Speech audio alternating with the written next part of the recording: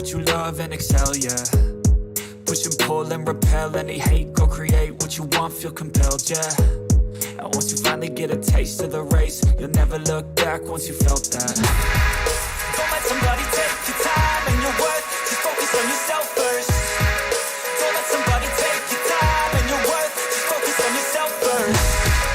Don't let somebody take your time and your worth, just focus on yourself first. Don't let somebody take your time and your worth, just focus on yourself first.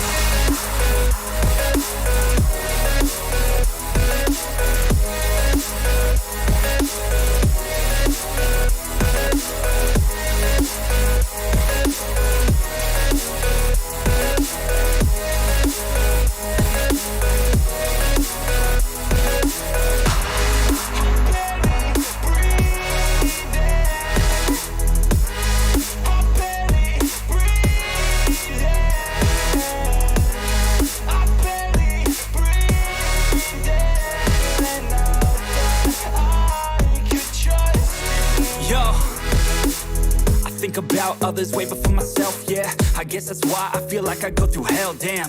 Wasting time on your dreams instead of mine, yeah. About to turn this franchise around on a dime, man. It's all about finding your right state of mind. It's all about turning the worst into fine. It's all about time and the work and the climb. From the thirst we will rise, I'm immersed in this life. Don't let somebody take your time and your worth, just focus on yourself first. Don't let somebody take your time and your worth, just focus on yourself first. Don't let somebody take your time and your worth, just focus on yourself first. Don't let somebody take your time and your worth, just focus on yourself first.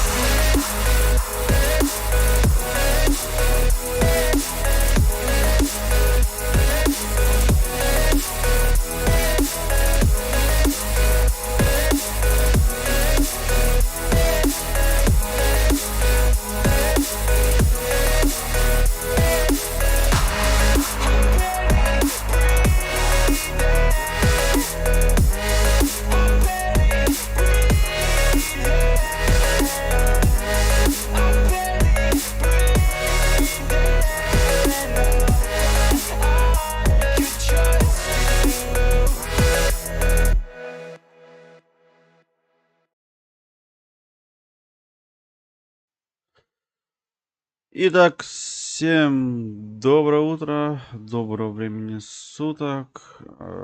Начинаем такой наш сегодня в среду, прям такой стримчик. Давно не было что-то подобного.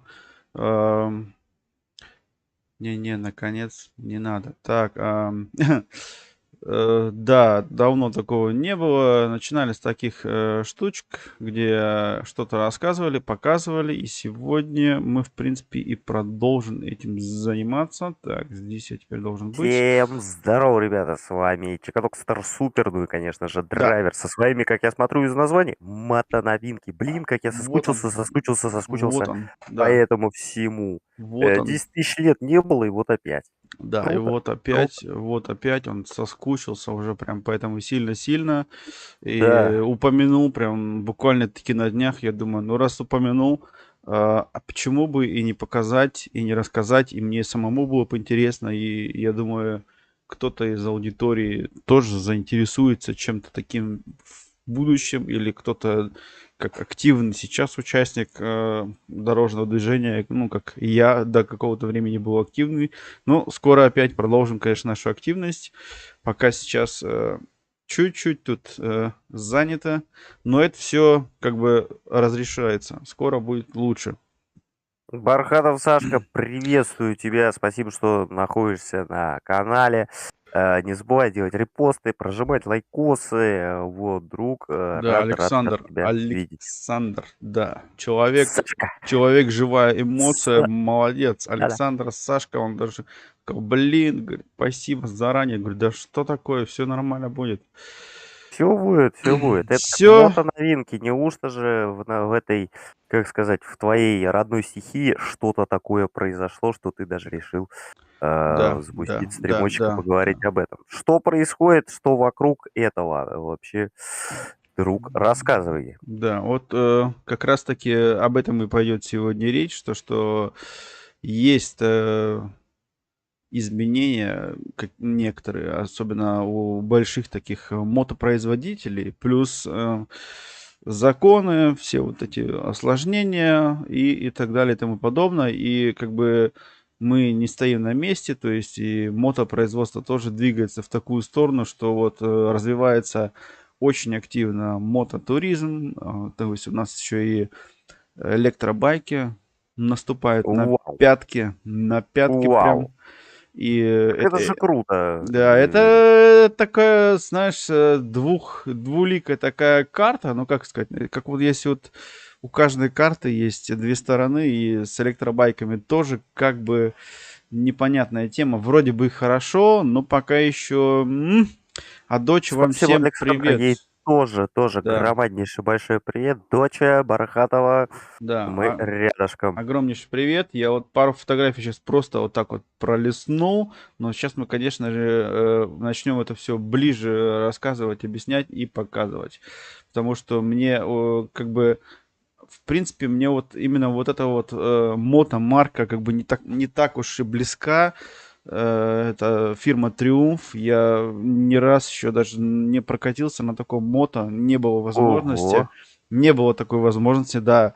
Кто занимается мототуризмом, те как бы знают, что это, ну, тема, да, это тачка, как бы, да. Но здесь, как бы, получается, они в последние годы прям идут во в ногу со временем и дорабатывают, то есть пытаются каким-то большим маркам, которые уже в этой теме намного дольше находятся, наступить, как бы, ну, на пятки, не на пятки, но такую создать конкуренцию, я бы даже сказал. И, в принципе, делают неплохие вещи, да, то есть вот эти вот, как мне сказал последний раз человек, ну, я такой вопрос ему задал, ну, Триумф. Говорю, да, почему Триумф? Я думаю, знаешь, что это Триумф, как бы марка мотоцикла, что-то такое триумфальное. Знаешь, как он мне сказал перевод от этого мотоцикла, как почему А ну, Триумф? Говорит, да, Триумф. Я такой говорю, ну и что? Он говорит, три. Три, ну, первые цифра. три буквы, да, это говорит такой Триумф такой, три, говорит, три цилиндра. Трехцилиндровый. Да-да, Ядрить. это трехцилиндровый монстр, и в наше время вот этот, я что показываю, у него мотор чуть больше моего, 1200 кубиков. Вот мощная, конечно, техника, да, но звук трехцилиндрового мотора, это, как сказать, на любителя, но кто занимается мототуризмом, они его оценят, как бы именно эта техника меня чем привлекает, то что трехцилиндровая техника это как пятицилиндровый автомобиль или трехцилиндровый. То есть, когда у тебя вот это вот неровное число, и на любую нажатие газа или ручки газа выкручиваешь, когда мотор реагирует совсем по-другому, чем ежели двухцилиндровый, четырехцилиндровый или шестицилиндровый, да. Юра, здравствуй. Спасибо Мгм. большое. Удачного стрима, пишет Юра. А, Спасибо огромное, Юр, тебе тоже взаимного да. приятного просмотра. Ребята, делитесь, бывали ли у вас двухколесные друзья, ездили ли сами, может быть, у кого-то из друзей, потому что, как Бархатов пишет, у него отец был чемпион Пензы по мотокроссу, царство ему небесное. Действительно, земля им пухом, царство небесное. Бархатов, Александр, мы Да, с тобой. мы с тобой, Это конечно. интересно, вообще круто. Да. Спасибо за теплые слова, дружище, это обалденно. Василий, привет всем, привет, Василий Кончий, здорово. Здравствуй, Василий. Юрец, братва, молодец. Вот он, человек, живые эмоции, молодец. Не падай духом, мы с тобой вместе, видишь, за несколько дней чего можно добиться. Так что у меня Suzuki 630. У тебя мотоцикл есть, это круто. Вот я бы тебе посоветовал, Бархатов, возьми телефон, запиши видео про свой мотоцикл. Мне было бы очень интересно его посмотреть. И думаю, Чикаго, еще много привет, кому. привет, дружище, привет. Здравствуй, здравствуй. Да, значит, вот это молодец, Олегович, я, кстати, тоже всеми руками и ногами за. Реально, сделай небольшой обзорчик на свою технику, если есть мотоцикл. Блин, да покажи, почему нет, нам было бы интересно, мы бы оценили. Итак, трехцилиндровый мотопель, как же ты их называешь?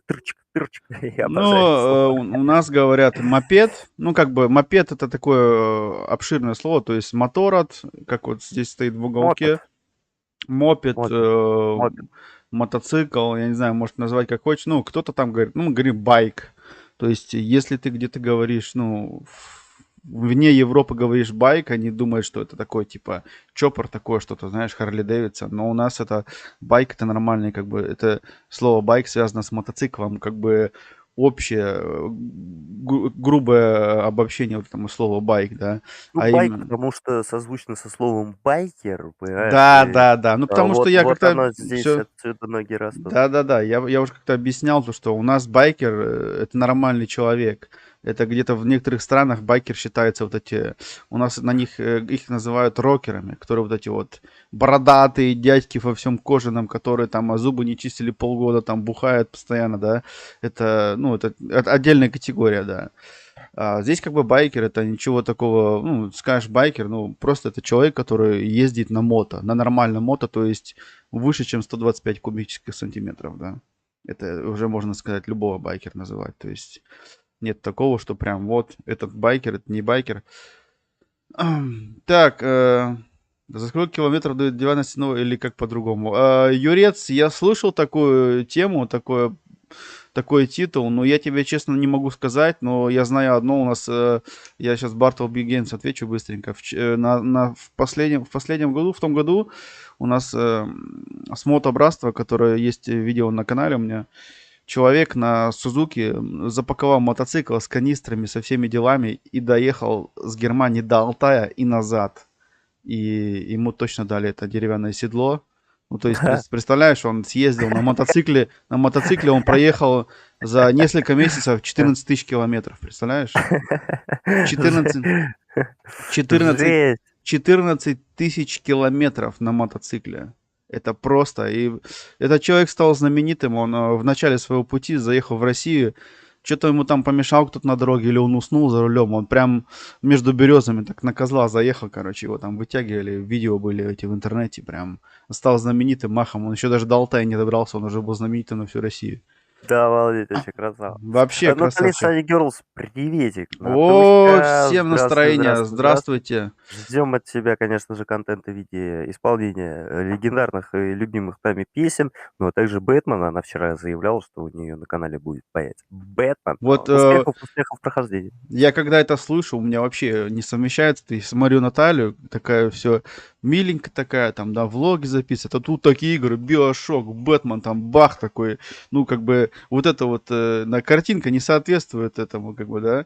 Такой, ну, я бы сказал, знаешь, я какие-то там... Девочки не могут играть в компьютер. Да, Это и девочки ненормально. не могут играть в компьютер, а здесь, получается, когда я контент смотришь, думаешь, это точно она играет, или это, может, дочка играет? Она, типа, ну, напишет название там. Дочка, ну, может быть, там брат, дед. Да. Ну, в принципе, Муж. молодые девушки, да. А может, там муж, кстати, да. Может, муж там играет. Муж дома сидит в Тетрис потихоньку, а Наталья тут Биошок режется. Ну, статистика такова, что как-то женщины создали сборную по и компьютерной игре, вот, и ни разу не выиграли. Да. Ну, Обидно, зато, обидно, но сделали. да, вот мы сейчас от мотоциклов к компьютерам перескочили быстренько. Я хотел, пока не забыл, я удивился, когда увидел, сколько на российской территории играют женщины в танки. Вот этот World of Tanks, я такой, Ну там же чего? У меня, стволы, я вот мужики. так вот прям за голову берешься, это как так бывает-то, да? Ну, Хорошо, хоть начнем бывает. работать после праздников. Вот, Ну, Александр, представляешь, мужик, работа, он и так в танки играет, да, а тут еще и на девушку посмотреть. да, Где? это вообще-то, как бы сказать, Э, одни плюсы, да, а? одни Ну, плюсы. ну, конечно. Так, ну что, перейдем назад 3 цилиндра. к 3 мото. цилиндра. Да, сделали эти товарищи, это, кстати, Триумф фирма с Англии, то есть англичане, да, мотоцикл. Они, в принципе, последние годы его прям хорошо модернизировали и сделали также несколько категорий, которые равняются для дороги, для внедорожья, для прям такого туринга, прям для дальника, я бы даже сказал, грубо.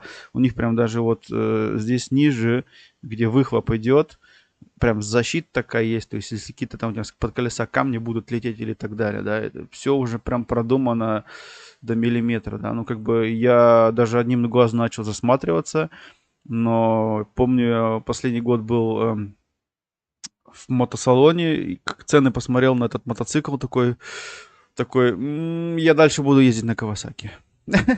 Потому что, как Ну, бы, да. они любят заворачивать сцены, и, как бы, знаешь, я с этими вещами аккуратнее, потому что, ну, как вот автомобили, которые производились когда-то, ну, на территории Англии, они тоже изначально ужасно дорогие, но потом и ремонт их еще дороже, и стоимость автомобиля падает в цене резко быстро, и я такой, нет, нет, нет, нет, нет. Да, и на вот это, допустим, фотографии То есть, подожди, очень... подожди. Кстати, извини, Олег, сейчас прям перебью тебя. То есть ты хочешь сказать, что мне казалось, что мототехника это такая техника, на которой цена никогда не падает. Мне кажется, с каждым Падает. годом цена, наоборот, возрастает, то есть она перерастает. Она вот падает, падает, падает, потом это как-то перерастает, вот этот мотоцикл, в классический вариант, там он опять и Да. опять повышается. То есть какой-то М, ретро уходит байк, да, с да. истечением лет уходит в ретро, и цена, мне кажется, только биу, и опять М, подскакивает. Не всегда, не на все мото, и у нас, в принципе, за 6-7-летний мотоцикл можно реально за очень мало денег, за адекватные деньги можно купить мотоцикл среднего такого, среднего, как бы сказать, размера мотора, да, от 400 до 700 кубиков, который, в принципе, будет ужасно дешево казаться для территории России. Но, опять же, М. там растаможка, все дела, то есть меня вот на днях прям, в принципе, вот до моего несчастного случая меня спрашивали с Москвы, там девушка моя знакомая, говорит, мотоцикл, именно определенная модель мотоцикла японского. Здесь она мне говорит данные, которые ей надо. Я ей говорю, сколько у нас стоит. Она мне показывает мотосалоны в Москве. И я просто в ужасе, да. У нас в этом плане цены падают резко. Есть, как вот ты подметил, есть какой-то вот этот порог, где цена замерзнет. Да, да, да, да, Есть да, да. такое, но здесь, как бы, знаешь, последние 2 года сыграло много там какие-то финансовые и вот эти вот бюрократические события с Японией, плюс вот эта вся инфляция и последние новости. У нас вот за вот годик-полтора вот это все вот как-то вот примерзло, и на некоторые вещи цена выросла. То есть я купил мотоцикл в 2020 году новый, и сейчас тот же самый байк стоит на 2500 евро дороже, новый. Представляешь, то есть за 2 года. У, Получается, самая фишка в том, то, что раньше, когда ты отъезжал 2 года, у тебя мотоцикл адско терял в сумме. Потом третий год не так сильно, и вот от 4 до 7 лет цена, в принципе, сильно не падала. Там уже надо было смотреть на состояние байка, на километраж байка и на какой у него мотор, соответственно, да. А здесь, получается, у них там какие-то были терки с Японией, там типа вот эти налоги какие-то там передвигали, да, потому что у нас они мотоциклы реально создаются в Японии, да, настоящие, ну, да, не как вот, да. допустим, Volkswagen, когда строят автомобили, они их где-то в Польше делают, в Чехии, а не в Германии. Только они пишут, что Германия, на самом деле, там настроится заводов по всему миру хватает, да. Не, это как, чтобы было еще более понятнее, это как кричат, айфоны делают в Соединенных Штатах Америки. Нет, Нет, нет, господа, нет. это производство Китай. В Китае, да, это, да, не будем сейчас так громко говорить, но все, кто понимает, о чем речь, то есть 90% вещей таких общего пользования товаров, особенно электроники, производятся в Тайвань и Китай, там вот эти Китай. все, та сторона, Таиланд, Да, какая-то да, часть, да. это все там, потому что это все делается из-за того, чтобы, ну, сэкономить деньги, рабсила там намного дешевле и т.д. и т.п. И получается, Рабсила, как ты это сказал, ну, осуждаю. рабочая сила. Ну, я сокращенно, Спасибо за рабочая сила. поправку. Рабочая сила, рабочая. Спасибо за поправку. Нет, нет, нет, А, все правильно, я тебе, чтобы, ладно, не буду. Ну, просто у нас так говорят, ну, как некоторые Это слова говорят. сокращают, Сокращенно. сокращенные слова, но они понятны. Но я имею в виду, это не в том смысле, что это Раб. рабовладельчество, оно уже отменено давно. Это здесь такого не самое, даже в Индии не приветствуется уже. Так, ну, а с вот этими вещами, как мототехника, автотехника, такая же тема, то, что получается у нас теперь за несколько лет цена подросла, то есть это связано не то, что там у них какие-то детали в производстве стали дороже, да, они какие-то там сделали обновления, которые стоили там 200, 300, 500 долларов сверх этой суммы, плюс налоги, вот этого все, пока его здесь привезешь, и, конечно, цена подросла. Но как бы сказать, кто-то на них хает, кто-то нет, кто-то любит. И мне в одно время сказал человек, говорит, если хочешь ездить на мотоцикле и типа не ремонтировать, а ездить и кайфовать, ну бери японский и забудь про всякие эти. Ну, потому что я много смотрел, хотел даже купить. Ну, как не ТОшечка, а ремонтные запчасти, детали. Все имеет. Да, не, как бы все есть, дело просто сам ремонт, он не так часто, не такой востребованный, как у других некоторых марок. Это меня тоже привлекает. Есть свои минусы, без минусов Мгм. никак. Везде есть минусы, везде есть плюсы, да.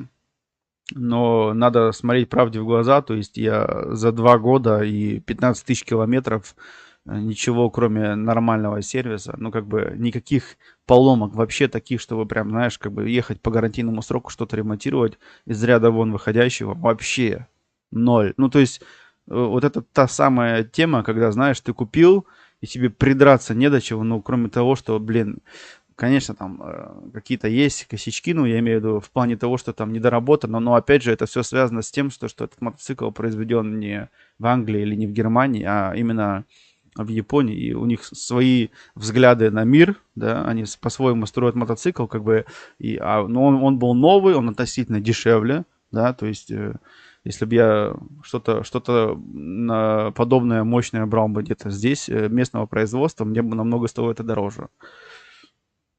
Ну, И согласен. как бы у меня по много лет опыта уже, ну, не то чтобы опыта, ну, опять же, много лет пользования техникой из Японии. Просто, ну, как едет и едет, ну, ничего такого, чтобы прям сломалось, что прям вот все, как вот у некоторых друзей, как посмотришь, там что-нибудь сломается такое, что глаза на лоб лезут, думаешь, Что, как что за так бывает? марки? Что за марки у твоих друзей? Разное, все, Разные, разные. все Но разное. не Япония. Не, ну, у которого Япония есть, они также ездят, как и я, и все, как бы нет таких проблем никаких, да, то есть. Ездит тихонечко, ездит. Да, вот ты же Хорошо. видел, вот, которым мы с Максом ездим вместе, как получается, времени сейчас пока в последнее время вообще нет, но вот в том году мы много ездили вместе, записывали, у которого мотоцикл наклейками желтыми обклеен, у него один в один байк, как у меня, Подожди, ездит, вчера я увидел, он еще такой, типа, драйвер, сигаретку тебе будешь? Я такой, да я бросил. Он такой, а что ты бросил? Да вот взял и бросил. да, И все. Вот это про него, да, говоришь? да, да, И да, куда, говорит, поедем? Кто, говорит, за мной? Говорит, давай, говорит, ты за мной. Не, говорит, я за тобой. Типа, еще да, такой да, момент. Типа, а почему, говорит, ты, говорит, когда с ним есть, да у него, говорит, эти трубы. Кто не смотрел, кстати, 10-часовой влог, ребята, это прям такая отметка, 100 ежедневных влогов у Олегыча на канале, 10 часов всего. Вот кто хочет узнать, посмотреть про него, это вот прям посмотрите. Я вас уверяю, 10 часов вы просто не потеряете. Включите на фоне, занимайтесь своими делами. Просто послушайте, как это клево на самом деле. Мне прям очень зашло. Спасибо огромное я, еще раз тебе за твои труды. да, да, не за что, самая большая скорость твоя на байке, спрашивает меня Юра. Есть об этом тоже видео у меня на канале Юрец, но могу сказать тебе вот на моем байке, сколько он там Да, зря, выжимает. зря, держи интригу. Да, Держи просто интригу. где-то скорость на автобане максималка. Посмотри, если есть, конечно, время, небольшой ролик. Я записывал. Мне кажется, это самая большая и была скорость на моем байке, но на более мощных мотоциклах я не ездил. Как бы была возможность, но нет. Мне почему-то в какой-то, ну, такое, знаешь, есть внутренние какие-то тормоза, которые меня от этого отдерживают. И сейчас как-то поездил вот последний раз перед тем, как с рукой произошел инцидент, ездил с другом, у которого вот этот мощный мотоцикл Indian, который прям, ну, он сделан, чтобы ездить на нем и наслаждаться, то есть там очень классно все, да. Да, И дело не в скорости. дело вообще не в скорости, и я вот, понимаешь, с каждым днем все больше, больше, больше на это начинаю смотреть, именно на этот Да, байк. Ну, то есть да. вот такого рода байк, и я тебе могу сказать, но в этом году нет, на следующем тоже нет, но через 2 года есть что-то такое в голове, что прям, знаешь, типа, ну, надо бы это куда-то в ту сторону двигаться, потому что я много в этом мотоцикле плюсов для себя сейчас нашел, и не только для себя. Юрец, я тебе сейчас ссылочку прям на видео прям в чат заброшу. Сейчас я его найду и обязательно тебе в чат брошу, пока я тут сижу, тут ля-ля тополя. Получается, с женой, чтобы я мог сесть спокойненько на магистраль и вперед, то есть поехать, покататься, прокатиться и показать вам что-то записать. Ну, вот в таком плане, да.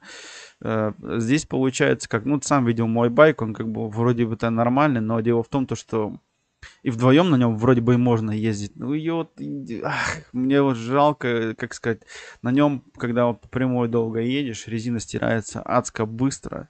Сейчас поменял я специально для этого, купил подороже баллоны, поменял за много денег. То есть переднее, заднее колесо новые, специально сделаны, туринговые, именно для того, чтобы я мог больше в путешествие вложиться, чем раньше.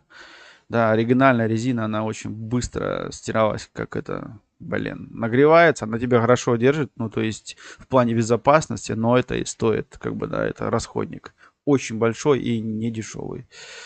И из-за этого в этом году я все-таки решился на этот шаг, чуть-чуть добавили, и теперь у меня стоит вот этот вот туринговая резина, но я вот на ней проехал 230 километров, и теперь как бы рука с гипс-шиной, и пока не до мото, надо теперь еще разрабатывать руку, колени и все остальное, а потом уже будем думать о следующем.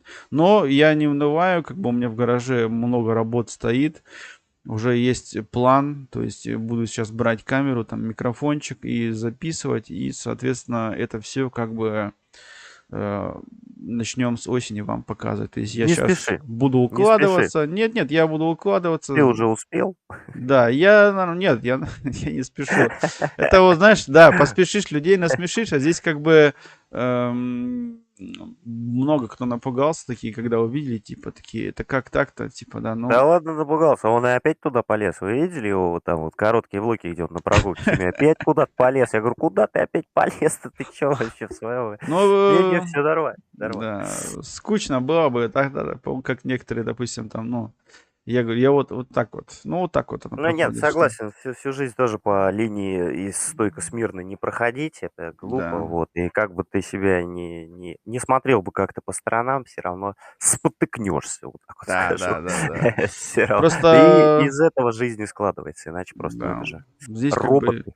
какое-то движение там, да, и вот это вот постоянно что-то есть, какие-то вот события, не знаю, теперь я еще События, приключения, да, да. приключения, да, теперь еще есть как бы вот такой огромный шанс, и хорошо, что вот смотрят, ну, очень рад, конечно, этому, и, соответственно, ну, вам показать, да, то есть и на память себе оставить, когда буду постарше там, или, ну, то есть дети могут посмотреть, почему бы и нет, то есть вот так вот как-то планы чуть-чуть такие наперед разложил, то есть я даже сейчас вот показал вот ночью, да, в определенный момент, кроме ботов, конечно, никто не смотрел, потому что все, понятное дело, ну, спать там туда-сюда, да, то есть все, отдыхать пошли утром, потом я удивился, какой актив был утром, всем тоже за актив, конечно, утром спасибо большое. Да, Я захожу да. на канал, а там чат течет, я такой, чего, нифига себе, говорю, доброе утро, всем проснулись, круто. А, Да, спасибо огромное, ребят, Спасибо молодцы, вам молодцы. за это, как бы это вот именно вот эти ваши действия, актив в чате мотивирует, как всегда. Что ты, мне представляешь, столько видосов, я теперь и сижу, ищу именно тот самый. Но я его сейчас найду, Юрочка, обязательно. Ах, Итак, тырчики, возвращаемся к теме да, тырчиков. возвращаемся. Трехцилиндровый тырчик, как ты говоришь, это не байк, это не мотоцикл, это скутер. Да не, нет, это А, мотоцикл. Мотоцикл, просто я его раньше, старые модели, не Сейчас, примите воспринимал. здорово. Я Так. старые модели так не воспринимал, как сейчас. Именно они делать начали уже, ну, как они там могут делать, и это совсем по-другому. То есть раньше... вот она. Скорее всего, я его М, нашел, видос. То есть мгм. раньше как-то трехцилиндровый мотоцикл, у меня было с ним такое, ну, не знаю, такое понятие, 3 цилиндра, это не техника, как бы, знаешь, такое. А на самом деле, как бы, время прошло, и техника на месте не стоит. В закрепе ссылочка, Бартл, посмотришь, Юричка. Я думаю, это как раз Мгм. тот самый видос.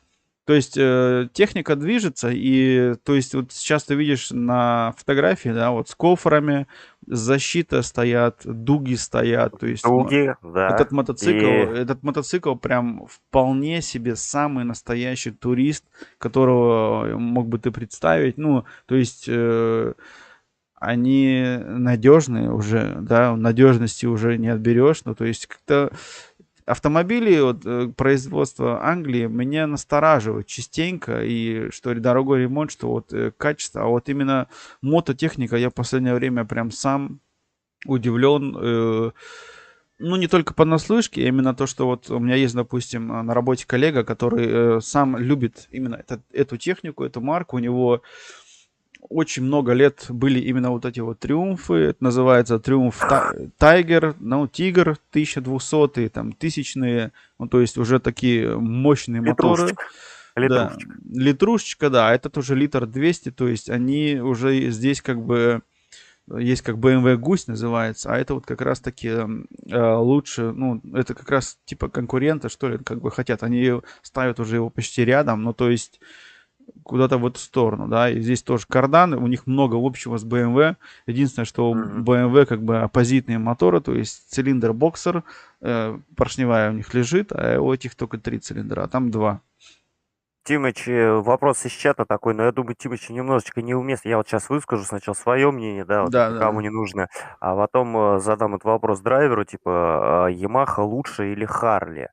Дружище, вообще это два разных класса, это как сравнить BMW C-класса и спорткар какой-нибудь, да, что круче, в принципе, и BMW хороша, да, в своем классе, да, там ехать где-то по автостраде, да, там в кожаном сидении и кайфовать. Но опять же таки, спорткар хорош именно на спорттрассах, да, на гоночных вот этих вот трассах, и никуда больше на нем ты не выйдешь. То есть здесь, как бы, друг мой, очень две разные категории, которые, ну, просто несравнимы. И тот хорош, на мой взгляд, и Ямаха хороша, и Harley Davidson хорош. Но главное, для чего ты сам себе будешь, ну, как ты будешь его использовать и для чего тебе мотоцикл. Потому что мотоцикл, дружище, для того, чтобы выжимать гашетку в пол и там сопли на руль, вот, ну, дружище, ни к чему хорошему это тебя точно не приведет.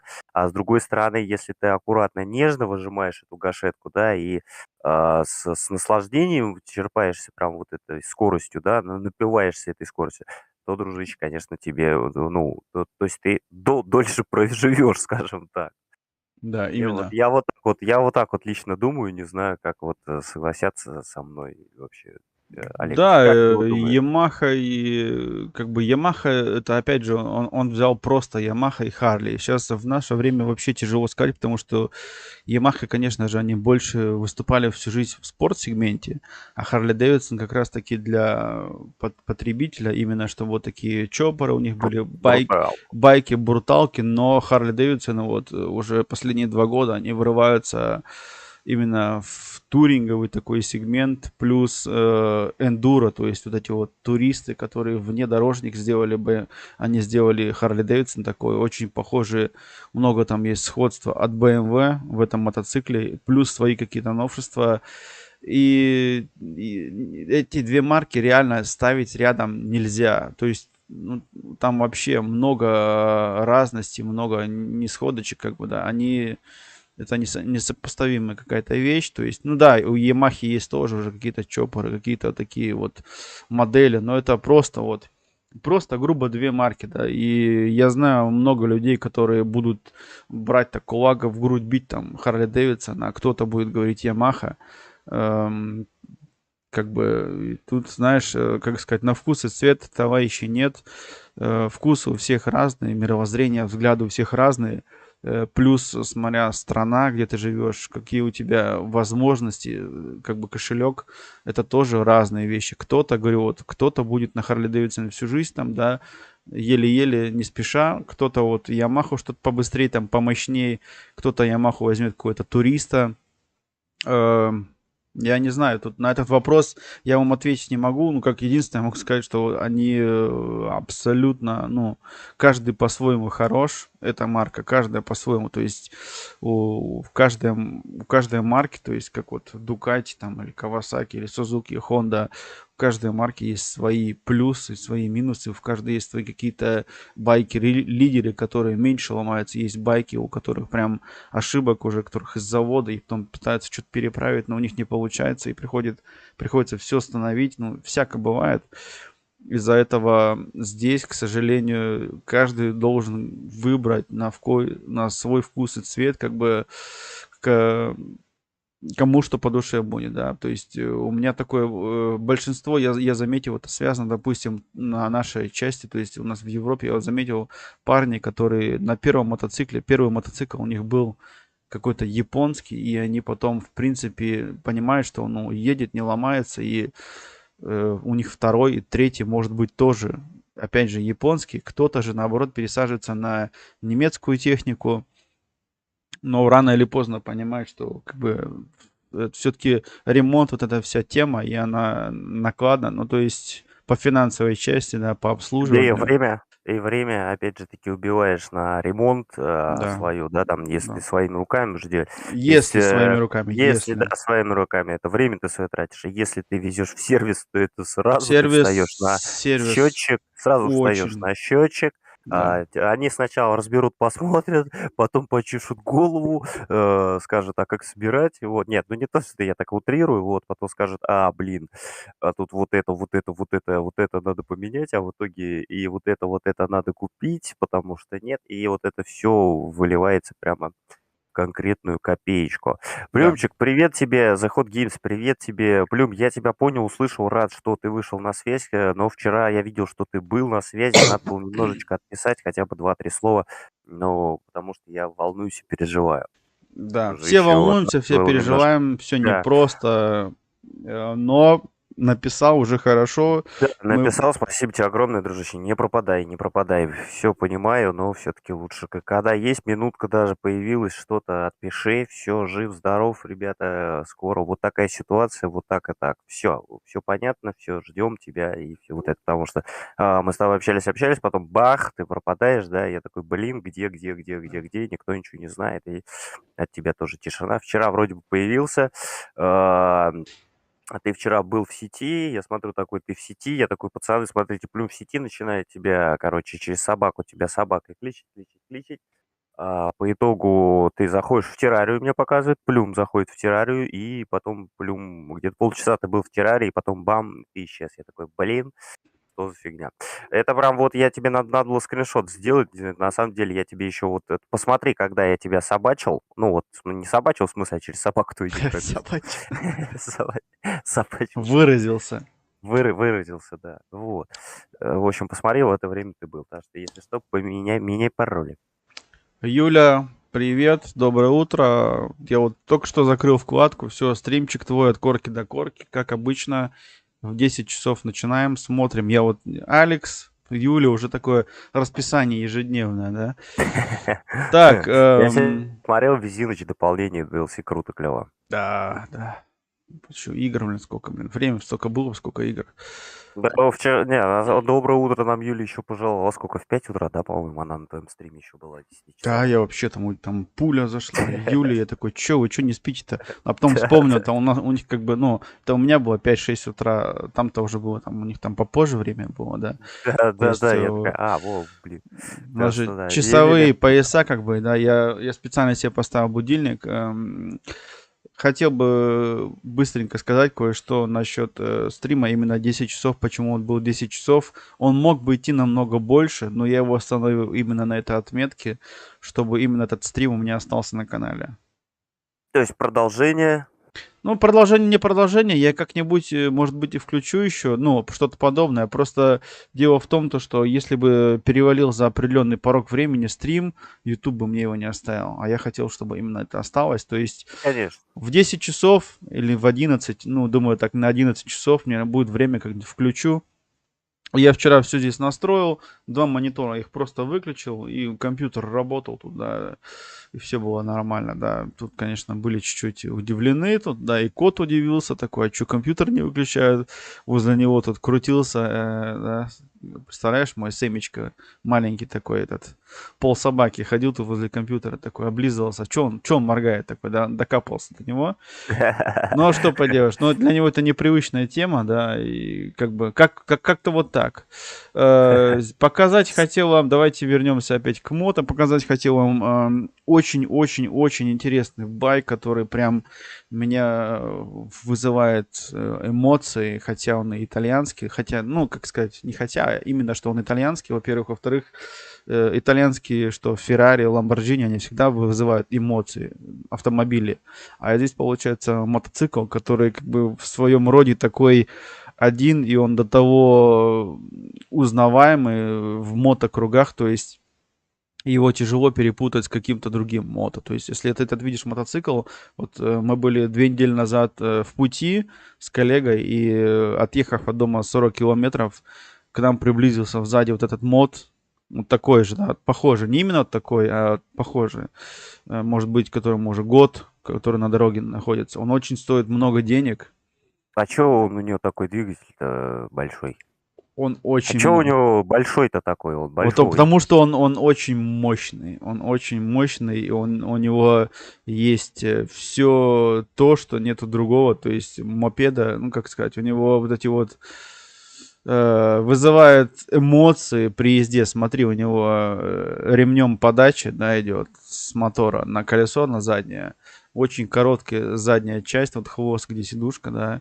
У него очень мощный мотор, то есть там 200 коней, представляешь, в этом мопеде. Он просто валит, и, ну, он узнаваемый. Я говорю, из-за этого у него вот это вот как харизма своя у этого мотоцикла. Его трудно перепутать с каким-то другим. И мы, представляешь, мы отъезжаем от дома, едем, и я смотрю этот мотоцикл. Я его видел на дороге, у нас общего пользования, может быть, раз 6-7. Но они не такие, не так часто их встретишь, потому что он стоит как хороший автомобиль. Он очень дорого стоит. Этот мотоцикл стоит почти как 2 моих, представляешь, по деньгам. И получается такая тема. Мы поворачиваем, я смотрю в зеркало, мотоцикл за нами едет, этот сзади. Да, я сразу, когда увидел, думаю, это что-то не маленькое, что-то мощное. И он не обгонял, не агрессивничал. Спокойненько. Мы ехали спокойно, и он спокойно. Подъезжаем на перекресток, и думаю, куда же он? Смотрю, так он еще поворотник не включал, ничего, мотоцикл. Мы поворачиваем налево, подъезжает этот мод, и я поворачиваю голову направо. И знаешь кто? Байкерша.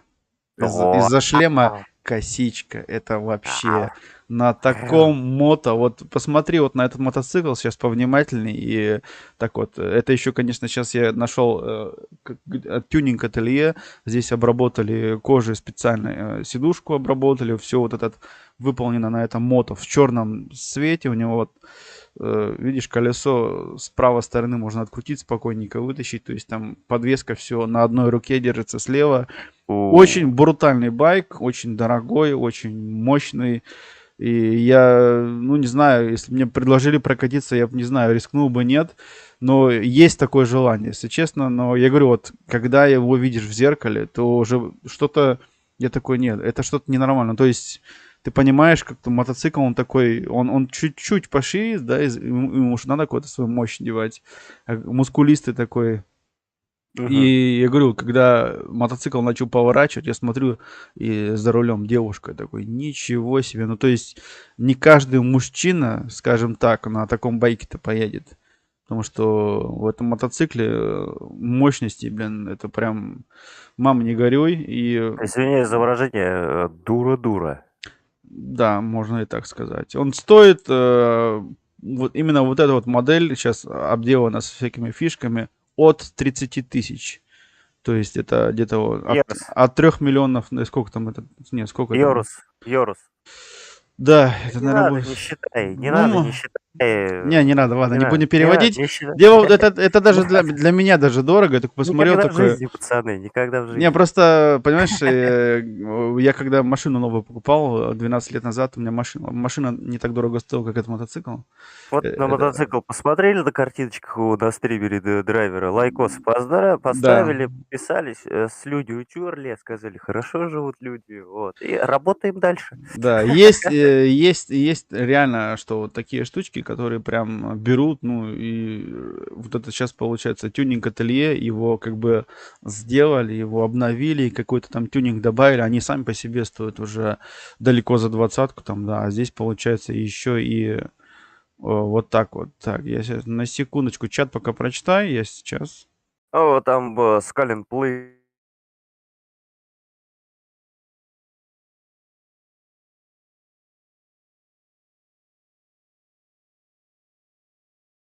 говорит тут про связь, не связь, вот, все.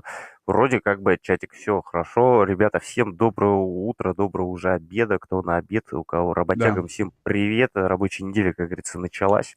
Вот, у нас тоже, как вы видите, рабочая неделя началась с такого стрима мотоновинки.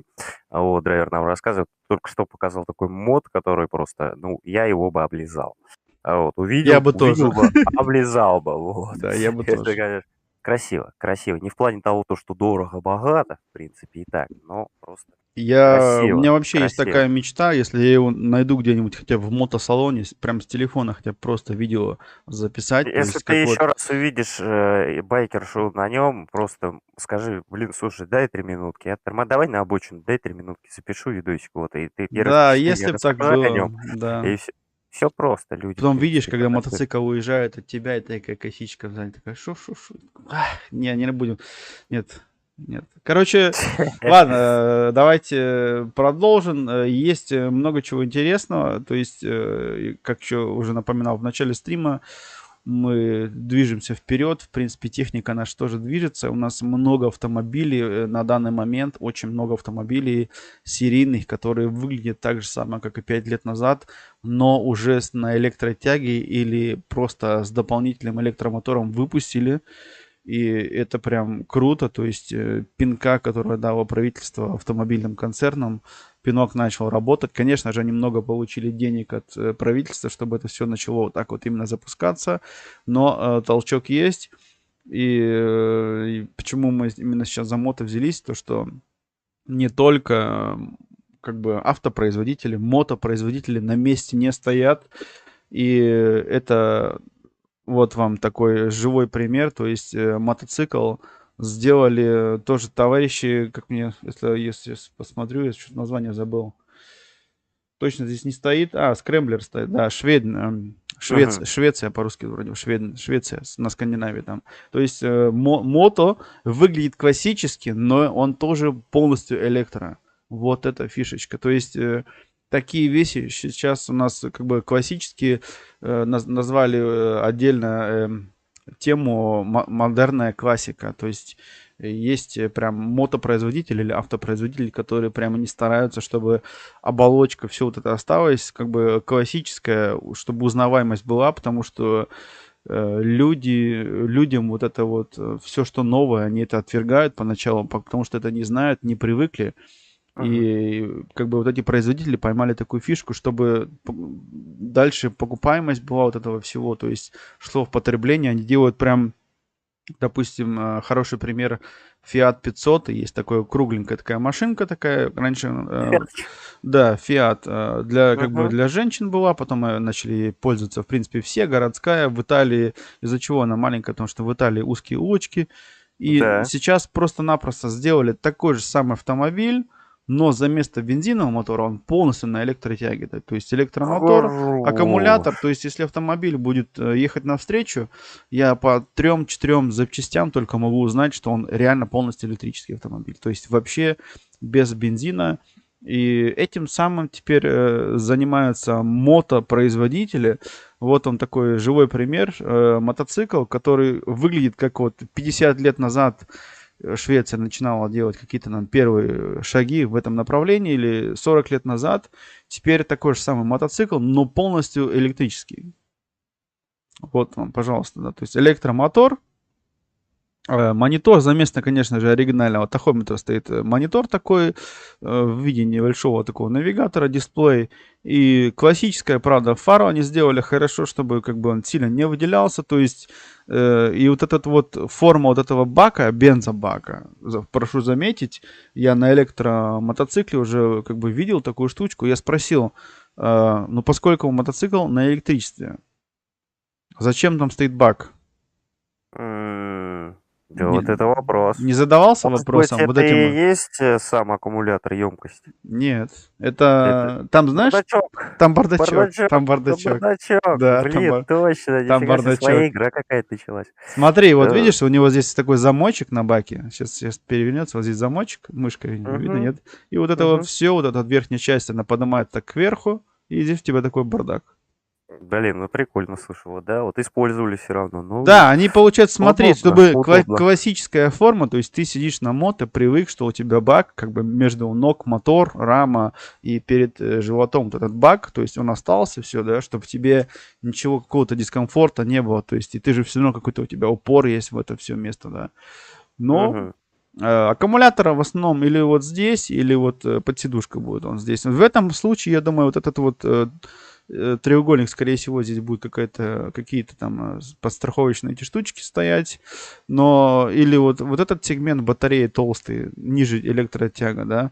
Здесь у тебя вот ярко-оранжевые провода, я их узнаю по автомобилю. У меня ярко-оранжевый автомобиль, на автомобиле ярко-оранжевые провода. Это где очень Мгм. мощный как бы ток идет, да, который может прям ава-ава сделать тебе. Если ты полезешь туда, будет больно. И я думаю, здесь тоже так вот в сидушку вот это все. Потому что теперь они научились очень компактно делать батареи. Это я могу сказать тебе по автомобилю Toyota Prius. Это не реклама, это просто факт, который я узнал несколько лет назад, когда искал этот автомобиль, смотрел его, когда он вышел новый, и у него была такая небольшая батарея, чтобы он по городу передвигался там 5 километров, что ли, мог Прикольно. передвинуться без бензина. У него батарейка была. То есть на старых Приусах батарейку прятали в багажнике, как на моем автомобиле теперешнем. А в новом Приусе, в последней модели, батарейку нашли другое решение, поскольку у него сзади было 6-7 место. Батарейку сделали до того компактную. Батарейка размером с твой ноутбук. Ого! И эта батарейка, ты тоже этого не знаешь, мало кто знает, я на днях рассказывал одному человеку, он тоже в шоке был, они не знают, ну, много кто людей не знает, где на этом Приусе батарейка. Батарейку вот так переворачивают, как ноутбук, и в подлокотнике у тебя в середине прям автомобиля она стоит. Офигеть. То Вообще, есть вот они сэкономили место японцы нашли и... этому обалденное решение, то есть Да. сэкономили место, у них получается. Олег посмотрел видос, хлопают стоя. Юрец, если посмотрел видос, значит ты знаешь, сколько я там ехал. Мне кажется, что-то там 200 плюс. Ты уже раз Да. посмотрел, ты должен теперь знать. Говорить не будем. Да. Оставь интригой для всех. Правильно, Такие да. вот дела, то есть Prius вот это вот решение сделали, да, и после того, как я видел, что они могут там сделать, и у нас есть в городе, я как-то записывал, совсем чуть-чуть в кадр у меня попало. Но, как бы хозяин этого магазина, я не знаю, я с ним пробовал, но как-то он насчет этого не очень хочет выделяться и показывать в Ютубе. У него здесь у нас в городе есть магазин, он один из первых начал этим заниматься. Вот эту вот маленькую технику, маленькие автомобильчики на электроприводе. Теперь у него есть там мототехника, скутеры, мотоцикл, полноценный прям мотоцикл, который прям турист, все на электротягах. И вот он как бы есть у него такое, ну, показывать, знаешь, иди покупай, да. Единственное, конечно, для меня в данный момент, ну, не единственное, а вот несколько минусов, и один из этих минусов, то, что ты много не проедешь на аккумуляторе, это раз. Второй минус, это долгая зарядка. А так, в принципе, мототехника, ездил у меня вот знакомый друг, прокатился, он говорит, вообще тяга просто сногсшибательная, то есть на автомобиле или на мотоцикле, там, допустим, тебе нужна оборот вот этого мотора всего, да, 248, ну, Ух, видел, ух, значит, посмотрел видос, молодец, ух, да, хорошо. да, то есть получается, как бы все это хорошо, говорит, но на бензине, на дизеле, говорит, надо тебе обороты, мотор, да, вот это раскрутить, и потом вот эта мощность. А на электро, если ты выкручиваешь газ, у тебя сразу же прям, у тебя такой пинок, у тебя вот этот вот момент, он идет сразу же Подрывает. от нуля и до упора, и прям, стер сообщение, окей, все, я тебя понял, молодец. Подрывает. Да, и Да. получается на электромоторе ездить прям, ну, удовольствие, конечно же, да, но опять же, кто покупает, вот я видел, несколько уже человек купили такие, ну, прикольно. Говорю, единственное, вот у тебя, получается, нету сцепления, и звука такого, как мотора-то тоже нету. Вот это вот, я в этом вижу большую опасность. Теперь у нас даже в автомобилях обещали ставить какие-то там динамики, то есть какой-то симулировать такой звук мотора, чтобы слышно было электроавтомобили в будущем. Потому что новые автомобили до того страшно тихие. Но я как бы, знаешь, я когда взял машину, типа, говорю, мне это не грозит, у меня хорошая музыка, я просто приоткрыл окошко, включил музыку, по музыке слышно, что Олег домой едет, да, как бы уже плюс. Ты сейчас буфер поставь, А у обязательно. меня есть он уже с завода. У тебя есть... Хорош. Хорош, я все продумал. Скоро домонтирую, как только. Я вот надеюсь, завтра мне эту шину больше не оденут, ее скажут, гуляй без нее. Год прошел. Я возьмусь за монтаж. Я уже наполовину ролик отмонтировал. Как он до конца будет замонтирован, то есть я вам покажу мой автомобиль наконец-таки. Посмотрите, что да как, да почему. Ну и будет потом какое-то свое представление. Ну, я долго вокруг этого всего бегал и все-таки взял, рискнул, пока не пожалел. А все остальное, конечно же, вы будете смотреть видео. Сейчас не будем ничего дальше рассказывать. Так, мотоциклов, здесь сам видишь, я вот кручу-верчу, я вот смотрю, чтобы показать очень много вот таких вещей, которые прям сказал бы, блин, вот это. Мне какую-то охота такую изюминку такую, что прям, знаешь, чтобы что-то интересное было. Вот, как, допустим, вот эту штучку, да, я сейчас покажу. Вот наши, точнее, ну, больше твои соседи из Китая, как бы, да, они не перестают удивлять людей во всем мире. Смотри, что они делают. Так.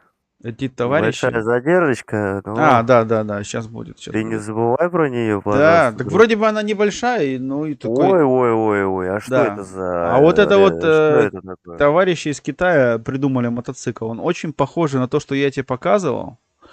Да, и вот они вот решили такой вот смастерить, смотри. Вот так покажу тебе его, да. То есть они, ну как сказать, копия не копия, но какие-то вот дизайнерские решения, которые уже в Италии сделали 10 лет назад, здесь похожи. Видно прям, да? Угу. Что я тебе показывал до этого. И эта вот штучка, она будет очень, описание стоит, она очень будет длинная, очень у нее низкий центр тяжести, это очень круто для поворотов, плюс у нее вес, как у моего Kawasaki, 235 килограмм. Чуть-чуть, Сколько? конечно, 235 килограмм. Это, слушай, это тяжело. Да, нормально, это еще легкое, это пушинка. Тяжело, когда вот, допустим... 235 килограмм? Слушай, нет, я понимаю, что это мотоцикл, и два колеса туда-сюда. Но, блин, а управляемость-то какая у него? Обалденная. Когда низкий центр тяжести, вообще едешь как на самокате. Это Вообще. прототип или это уже все, или это уже на дорогах можно Ну, вот встретить? это вот модель 3D, да, вот я тебе сейчас... Вот это уже как бы... Он будет, да, то есть он уже... В 2020 году они патент выписывали, представляли. И как они обычно это делают, то есть у них какие-то непонятные по разрезам моторы, то есть по вот этим вот кубическим сантиметрам они всегда какие-то из ряда вон, ну то есть нестандартные для всего мира, но они подстраиваются больше на рынок России и Индии, как понимаю, потому что в Индии очень жесткие законы по вот этим вот объемам в кубических сантиметрах, и то есть малокубомерные моторы, вот эти все, они прям там в ходу. И они как бы, опять же, мелкогабаритным мотором из Японии хотят сделать какую-то такую, как сказать, конкуренцию. Ну, то есть я могу представить, что где-то уже такой мотоцикл может передвигается где-то, но на пространство, на территории Европы я такой мотоцикл никогда не увижу.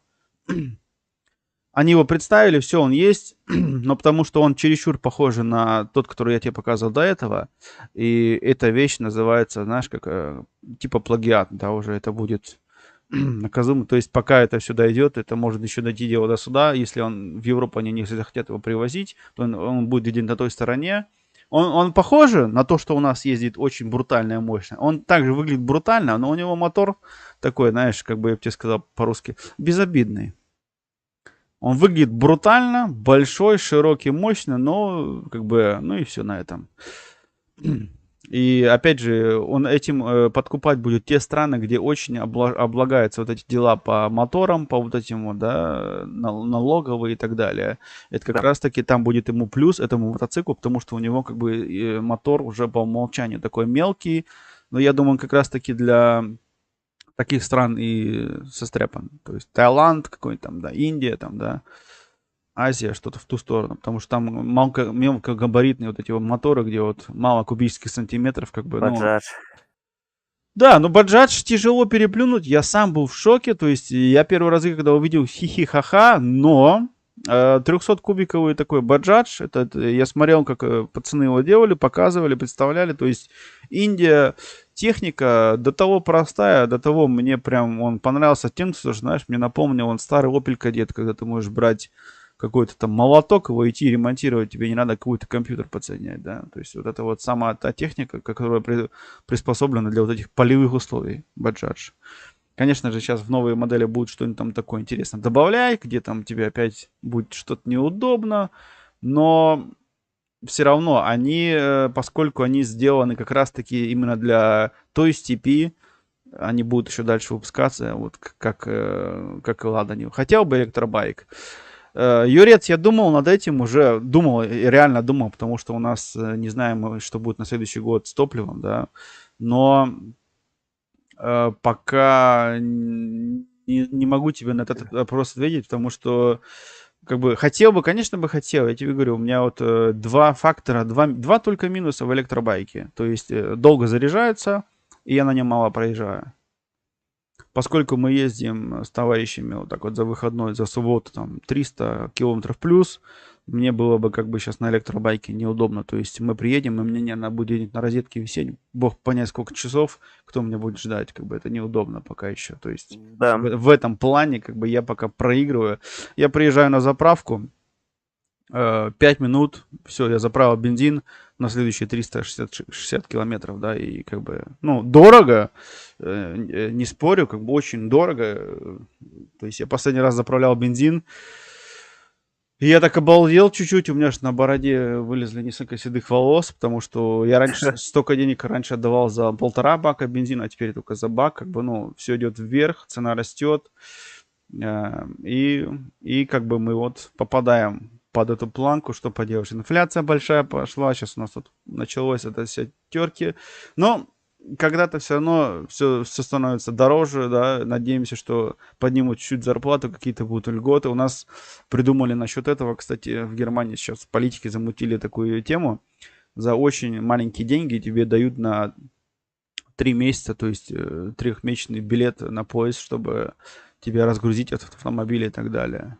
По всей Германии, как бы один раз платишь сумму на весь месяц, и по всей Германии на поезде кататься за, ну, как бы круто. Я такой, блин, слушай, если за такие деньги я возьму 3 билета, я могу с семьей, ну, конечно, проблема в том, что надо часто пересаживаться, потому что у нас этот не поезд, как бы по русским меркам это электрички такие, ну, они на электричестве в основном ездят, но дело в том, что все равно это будет в разы передвигаться дешевле, чем на автомобиле, но опять же, если ажиотаж поднимут, очень будет большая давка, спрос, и уже начинают люди себе задаваться вопросом, ну, немного они ли как бы запланировали политики, ну, знаешь, пускай делают что-то, потому что много лет инвестировали в автобаны, а про поезда забывали. Хотя когда-то было здесь все хорошо по поездам, а сейчас иногда печалька. Так бы я наоборот бы насчет этого рассматривал бы, чтобы, ну, инфраструктуру с поездом дальше рассматривали как хорошую альтернативу, как и в других странах, потому что где-то проблем нет,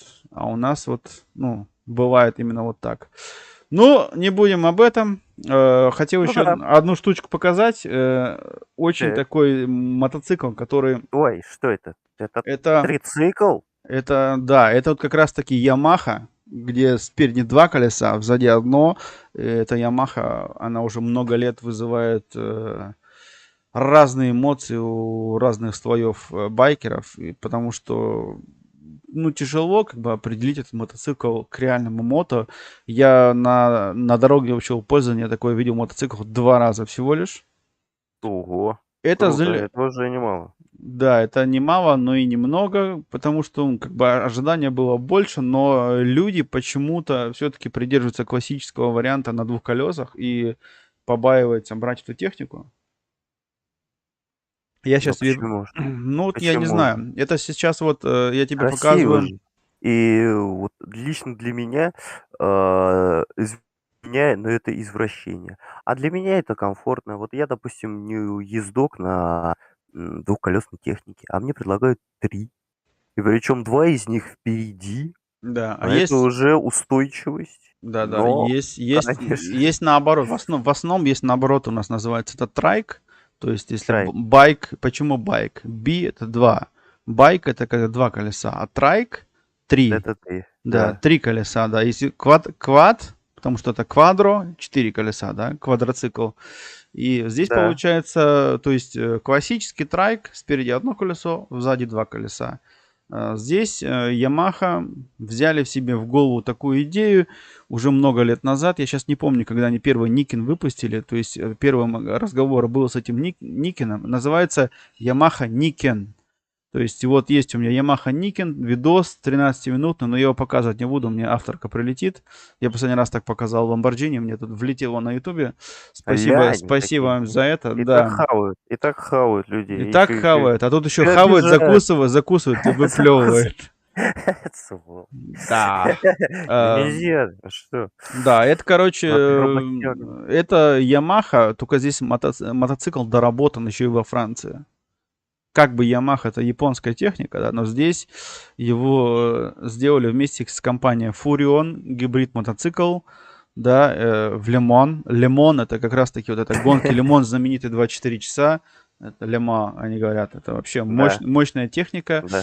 В этот раз здесь получается у него прирост сил, то есть у него гибридная установка стоит. Я тебе как-то год назад, первые разы, когда мы говорили на мотоциклах, что гибрид будет и в мотоцикле, не только в автомобиле.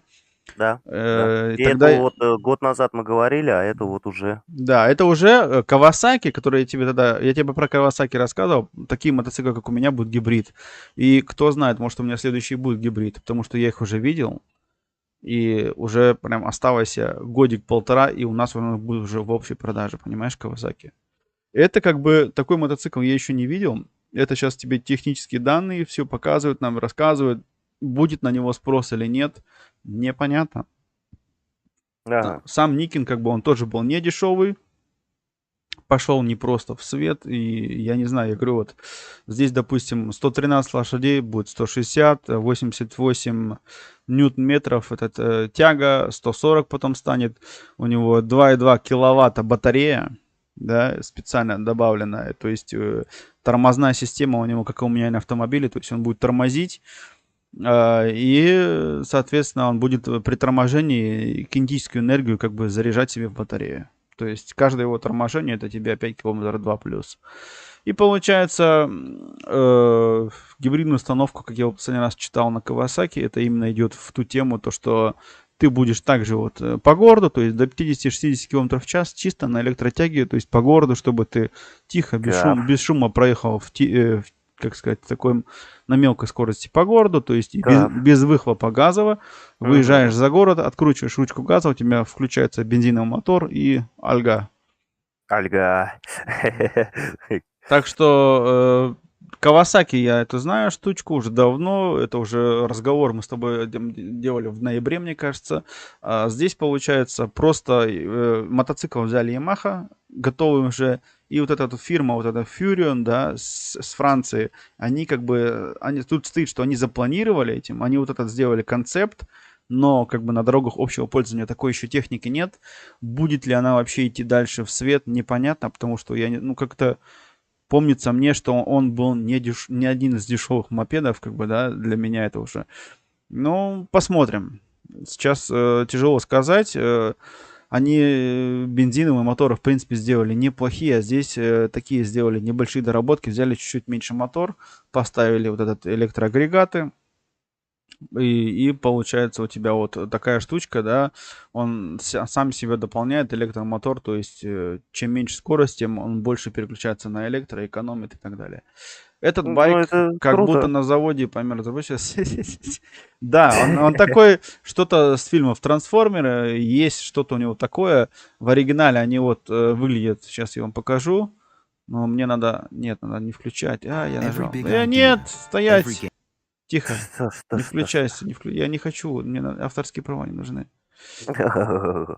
Я хотел вам показать, как выглядит, вот он, Никин. Как выглядит Никин в оригинале. Это просто вот тоже такая техника, что-то с чем-то. Вот это вот такой оригинальный Никин, не Nokia, а Никин от Ямахи, который, в принципе, вот неплохо выглядит. Смотри, на этом мотоцикле также вот под коленочку заваливают его прям, да. И как бы в целях безопасности я смотрел, то есть траектория у тебя намного меньше шансов куда-то улететь, потому что, как говорят, ну, инженеры-разработчики, если у тебя, ну, нормальный мотоцикл, если у тебя переднее колесо ушло, то все, ты полетел. Здесь как бы у тебя два колеса, у тебя на один шанс есть больше выжить. То есть если одно колесо где-то начало идти, второе тебя еще тормозит, да. Как бы, в принципе, неплохая тема. Просто это в голове еще не отложилось никак. То есть, я думаю, пройдет лет 5-6, и этот мотоцикл будет востребован 100%. Потому что он еще просто... Смотри, у него какая вот тут... Здесь вилка двойная, там. Конечно же, техника здесь замудренная мама мия. Если здесь что-нибудь пойдет... Ну, то есть, здесь, если дойдет дело до ремонта, вот здесь вот получается в этой вилке... Страдание, боль. Я вижу боль просто. Я вижу боль, я вижу... приезжаешь, и он такой... Финансовые Ой. трудности, боль в кошельке. Я чувствую вот этот, я прям, не знаю, банковский счет прям у кого-то треснет.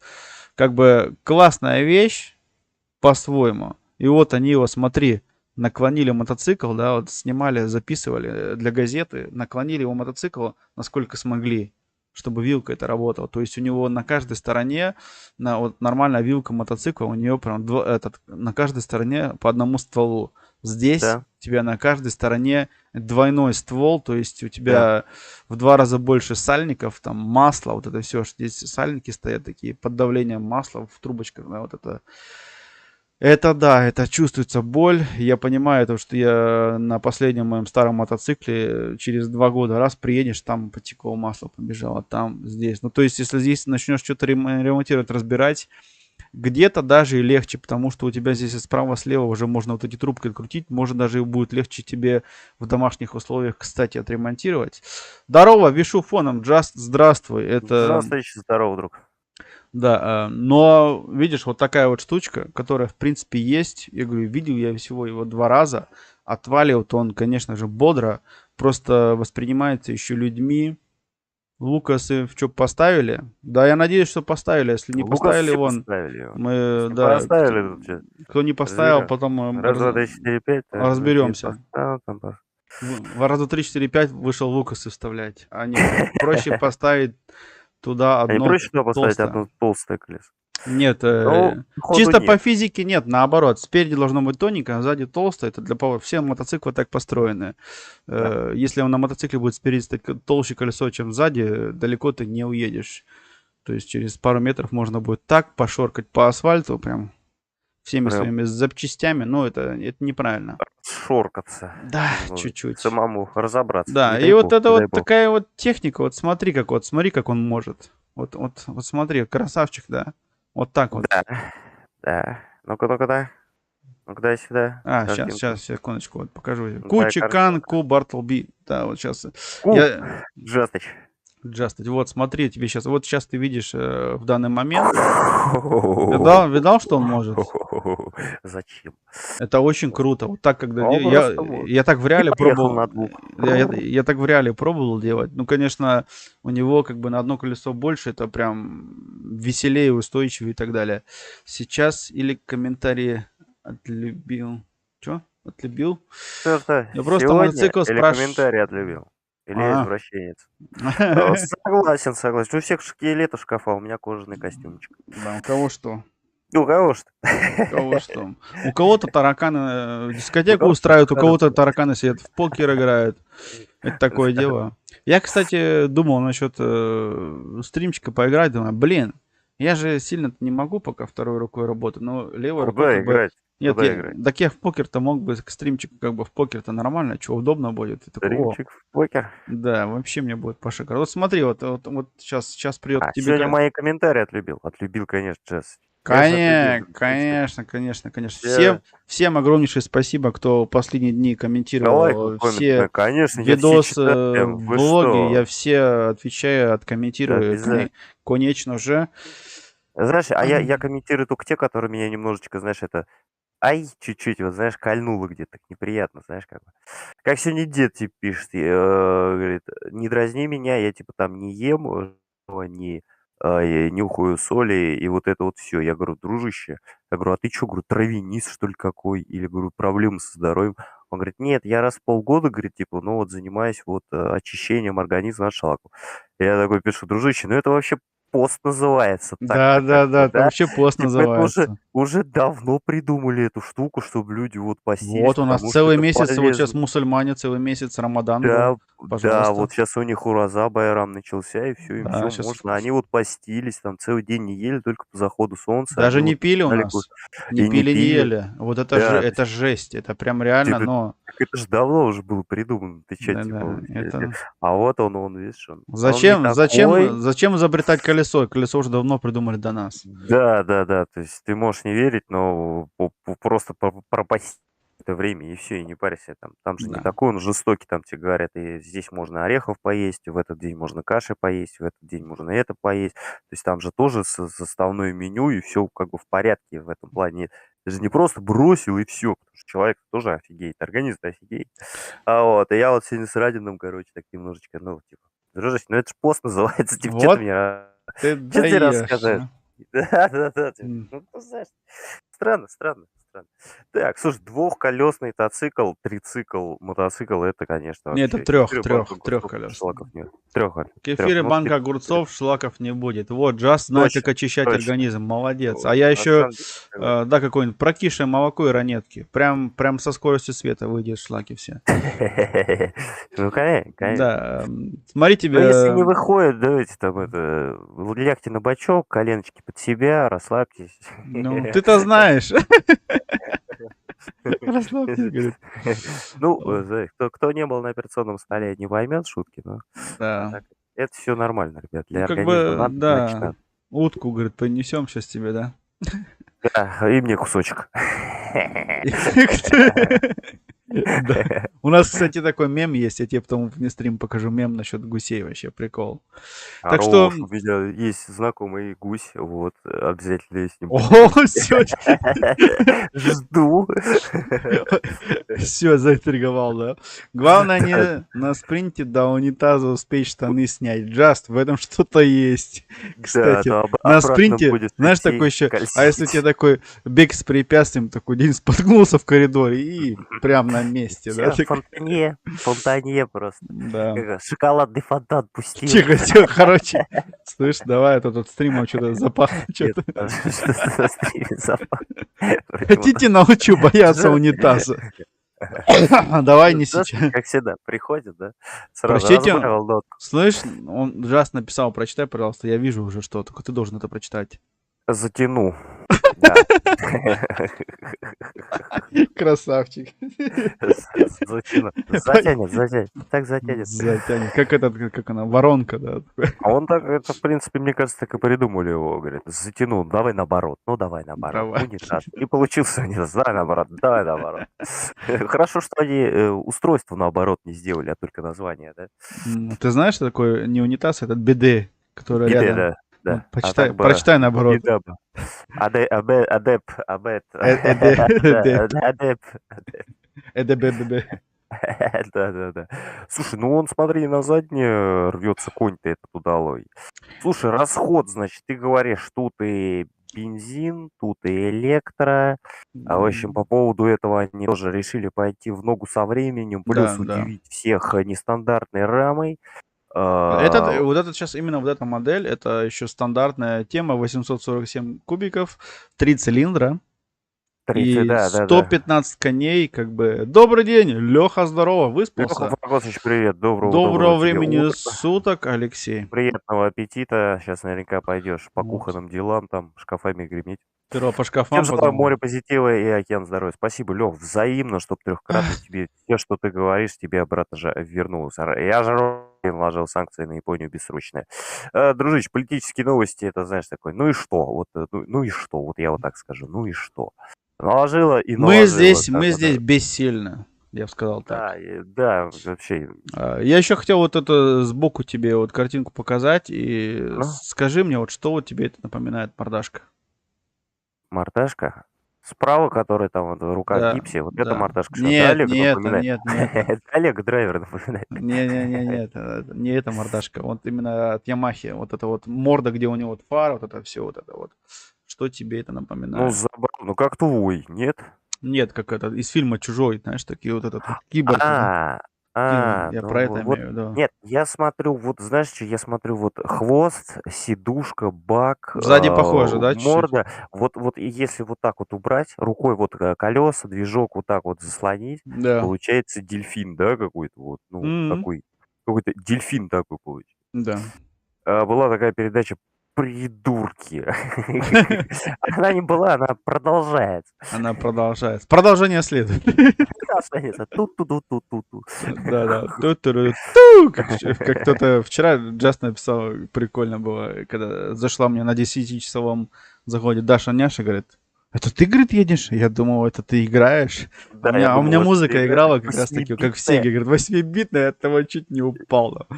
Я Обсуждаем мото, ты думаешь, я да. не был? Я был, я тоже думаю, Джастычу вообще, дайте поставьте памятник просто за шутки, это же Не, надо. Да это нет, говорит, это круто. 8-битная игра. А вот сейчас, говорит, все пошло, съемка пошла. Да, Не, не, вчера вообще прям жёг прям четко. Я говорю, смотрел чат такой, да ладно. Молодец, Спасибо огромное. молодец. А Да. я эту музыку давно вставлял, так Фарагос, не вижу понравилось. твоего лайка, не пойму, что такое, почему лайки не правильно? Так что, и у него еще, кстати, вот особенность этого мото, когда вот сбоку на него смотришь, чуть-чуть пугает, поскольку у него вот эта вот мордашка, вот эта У вилка, него она здесь какая-то большая, посмотри, где построение. руль, Это как я кажется. понимаю, там дальше прибор, панель, какая-то она вот, Ну, там не знаю. это все вот это вот так вот здесь выглядит, потому что вот эта вилка, конструкция вот этого всего, да, то есть ходовой части должно было сделано так, и они его подняли на один уровень, плюс огроменный в этом мотоцикле предлагаю, подожди, огроменный, ты сидишь за рулем здесь ровно, то есть ты не наклонен ни в какую сторону, ты на нем реально, то есть этот мод можно прям реально идеальный для дальников, да, то есть ты на него Ты сел. думаешь, как на табуретку, в принципе, да? То есть ровно сидишь и Да, все. вообще, да, то есть у кого проблемы с позвоночниками, садись и поехал, да, как бы проблем Садись и нет. поехал. Потому что Слушай, у тебя нет такого угла. Смотри, у него заднее колесо в диаметре больше, чем спереди колесо. да, оно видно. Заметил? Причем раза, наверное, на Не, ну 2. на Не, один на 2 там. радиуса, мне кажется. Мне кажется, на 2 радиуса точно. Да Кажется, не, впереди у него где-то 16 стоит, а сзади 18. и не, сзади 17, спереди 16-15, что-то такое. Ну, Сзади у него 17. ага, Это 17 у сзади нас 17. 17 на мотоцикле, это в принципе нормальная тема у Да. нас, да. У меня вот тоже 17-я тема, просто у меня они оба 17, а здесь получается из-за того, что эта конструкция вот этого руля, вилки, амортизации, всей этой заняла место, и им пришлось выйти из положения, сделать колеса радиусом поменьше. Но это его хуже не сделало. Ты видел на фотках, на нем отваливает гонщик, как бы прям закладывает его до упора и топчик, да. Мгм. Так, смотри, предлагаю строить похожую тему, только как Олег предложил, бег с препятствиями до унитаза. Все начинается без палева, с поеданием молока и огурцов. А остальные организаторы не в тему. Да, О, ништяк! да, Кстати, я да. бы с удовольствием, но я сейчас далеко не убегу, у меня колени болят, суставы не хуже, чем у Чиканогиуса. Теперь я полностью вошел в вошнее положение, знаешь, как бы перетранспортировался в вошнее состояние, я только таблетки меньше употребляю, а так, в принципе, мне тоже, Аккуратнее, не надо. я тоже это чувствую. Ну не очень приятно эта хрень, оказывается. Я думал, ты кайфуешь, а нет, больно, блин. Ага. Только и остается, что... Уверяю, супер топ контент, вилка в зад, мотоцикл. Я ж подавился, блядь. Жас тебе, короче, мы сядем, наверное, ты будешь писать нам великие цитаты, я буду это прям записывать, или вот сейчас вот с чата буду списывать, и Ты будешь так название стримов, вилка в зад да, мотоцикл я вот, едет назад. короче, пацаны, я правша. Я вот сейчас бы с удовольствием бы записал, что он там говорит, ну, себе эти цитаты, а в следующий раз во влогах бы где-нибудь вставлял, так, знаешь, ленточка, бегущая лента. Но я не могу писать, ну, неудобно так мне писать, как раньше, ну, надо подождать пару дней еще, скорее всего. Круто. Чат-то после стрима оставим. Может, я запомню, что зайти на мотострим и просто прочитать чат и выписать пару интересных вещей на А будущий чё, влог. ты это, как его, в комментариях оставляй комментарии, вот, и потом из комментариев копипаста, и все нормально будет. Кстати, да, пиши, Джаз, напиши мне потом под этим стримом пару веселых комментариев, чтобы потом прям так, хоп, я их прям выделю, как вот, знаешь, делают, допустим, пишут какой-нибудь там, да, Закрепил, нет, закрепил. пишут как цитаты великих людей, пишут цитаты, и потом снизу такие точка, там, Да. Just Go Game, такой, раз, снизу такая, Сейчас говори. да, Justich. Не, очень, очень интересно, чувство юмора, когда у человека есть, это прям... Так, ну вот, в мокрую погоду, видишь, что на этом мотоцикле можно спокойно заниматься такими вещами, как дрифт. И это прям шикарно выглядит, и он прям, на нем ты кайфуешь. Я бы даже сам так вот попробовал, если честно. Мне прям уж этот самый подгорает. Ну, классная тема. Меня как раз 2 недели назад мне так чуть-чуть закинуло, потому что все-таки на новой резине, когда ты выезжаешь, первые километражи это очень-очень-очень-очень скользко. Прогревать надо. Да, ну Прогревать надо. прогревать, умник сидит, прогревать. Дело в том, то, что, ну, рано или поздно настает такой момент, то есть дорога-то все это меняется, рельеф и так далее. Где-то на дороге было чуть-чуть грязно, там пыльновато, и так мне так раз чуть-чуть так занесло, но, слава богу, там электронные помощники есть, как бы на Кавасаки на борту, и так у меня так раз колесо, потом раз, и так, ну, я резко-то ничего не дергал, потому что учили в свое время, не паникуй раньше времени, а если будешь паниковать, и в панике можно таких вещей наворотить, Наделать. как бы, да, Да. если спокойно когда среагируем на ситуацию, просто чуть-чуть с газом аккуратнее, так раз мотоцикл выровнялся, такой, Упал, лежи спокойно. опять, да, пятая точка сузилась, прям вообще, лень пяткой по РД попадать, неудобно, и так экран треснул. Ну вот, Соболезную. соболезную. Соболезную за экран. Да, экран такая штука. Что еще хотел показать интересного такого, Чё-то прям ты что ещё стопудово я хотел прям показать. хотел прям такого легенда у нас будет, кстати, да. Вот. Еще одна такая же тема, опять же, со стороны Китая. Эти ребята умудрились взять, опять же, итальянский дизайн такой, агрессивный, брутальный. И у них что-то такое вот в этом духе, что-то вот такое будет когда-то. Намеки есть. Я уже смотрю даже они моторы какие, то есть они возьмут моторы, они придумали там какой-то вот этот вот дизайн брутальный, возьмут моторы прям от итальянские уже, которые ходовые, которые уже в принципе себя показали в своей долговечности. В этом плане они решили не заморачиваться, они здесь доработали кое-какие вещи в подвеске, назвали этот Это мопед. что такое? Это просто брутальная техника, причем с Китая, да. Называется этот мотоцикл циклон. Когда циклон приходит, в основном кости ломит, знаешь. Не знаю, трехколесный мод, думаю, не зайдет в России. Не-не-не-не-не. Just, это как раз таки трехколесный мод. Спасибо, Ольга Админовна, спасибо, Ольга Админовна. Мне кажется, я уже там в той стороне как раз таки уже и встречал тоже такие вещи. Они просто обрати внимание как-нибудь. Но единственное, конечно, да, это поначалу тяжело, но если ты один раз попробуешь, такие. У нас тоже с этим были такие смутные сомнения, но вроде как пошло. Так, секундочку. И пошло. Оля-ля, привет.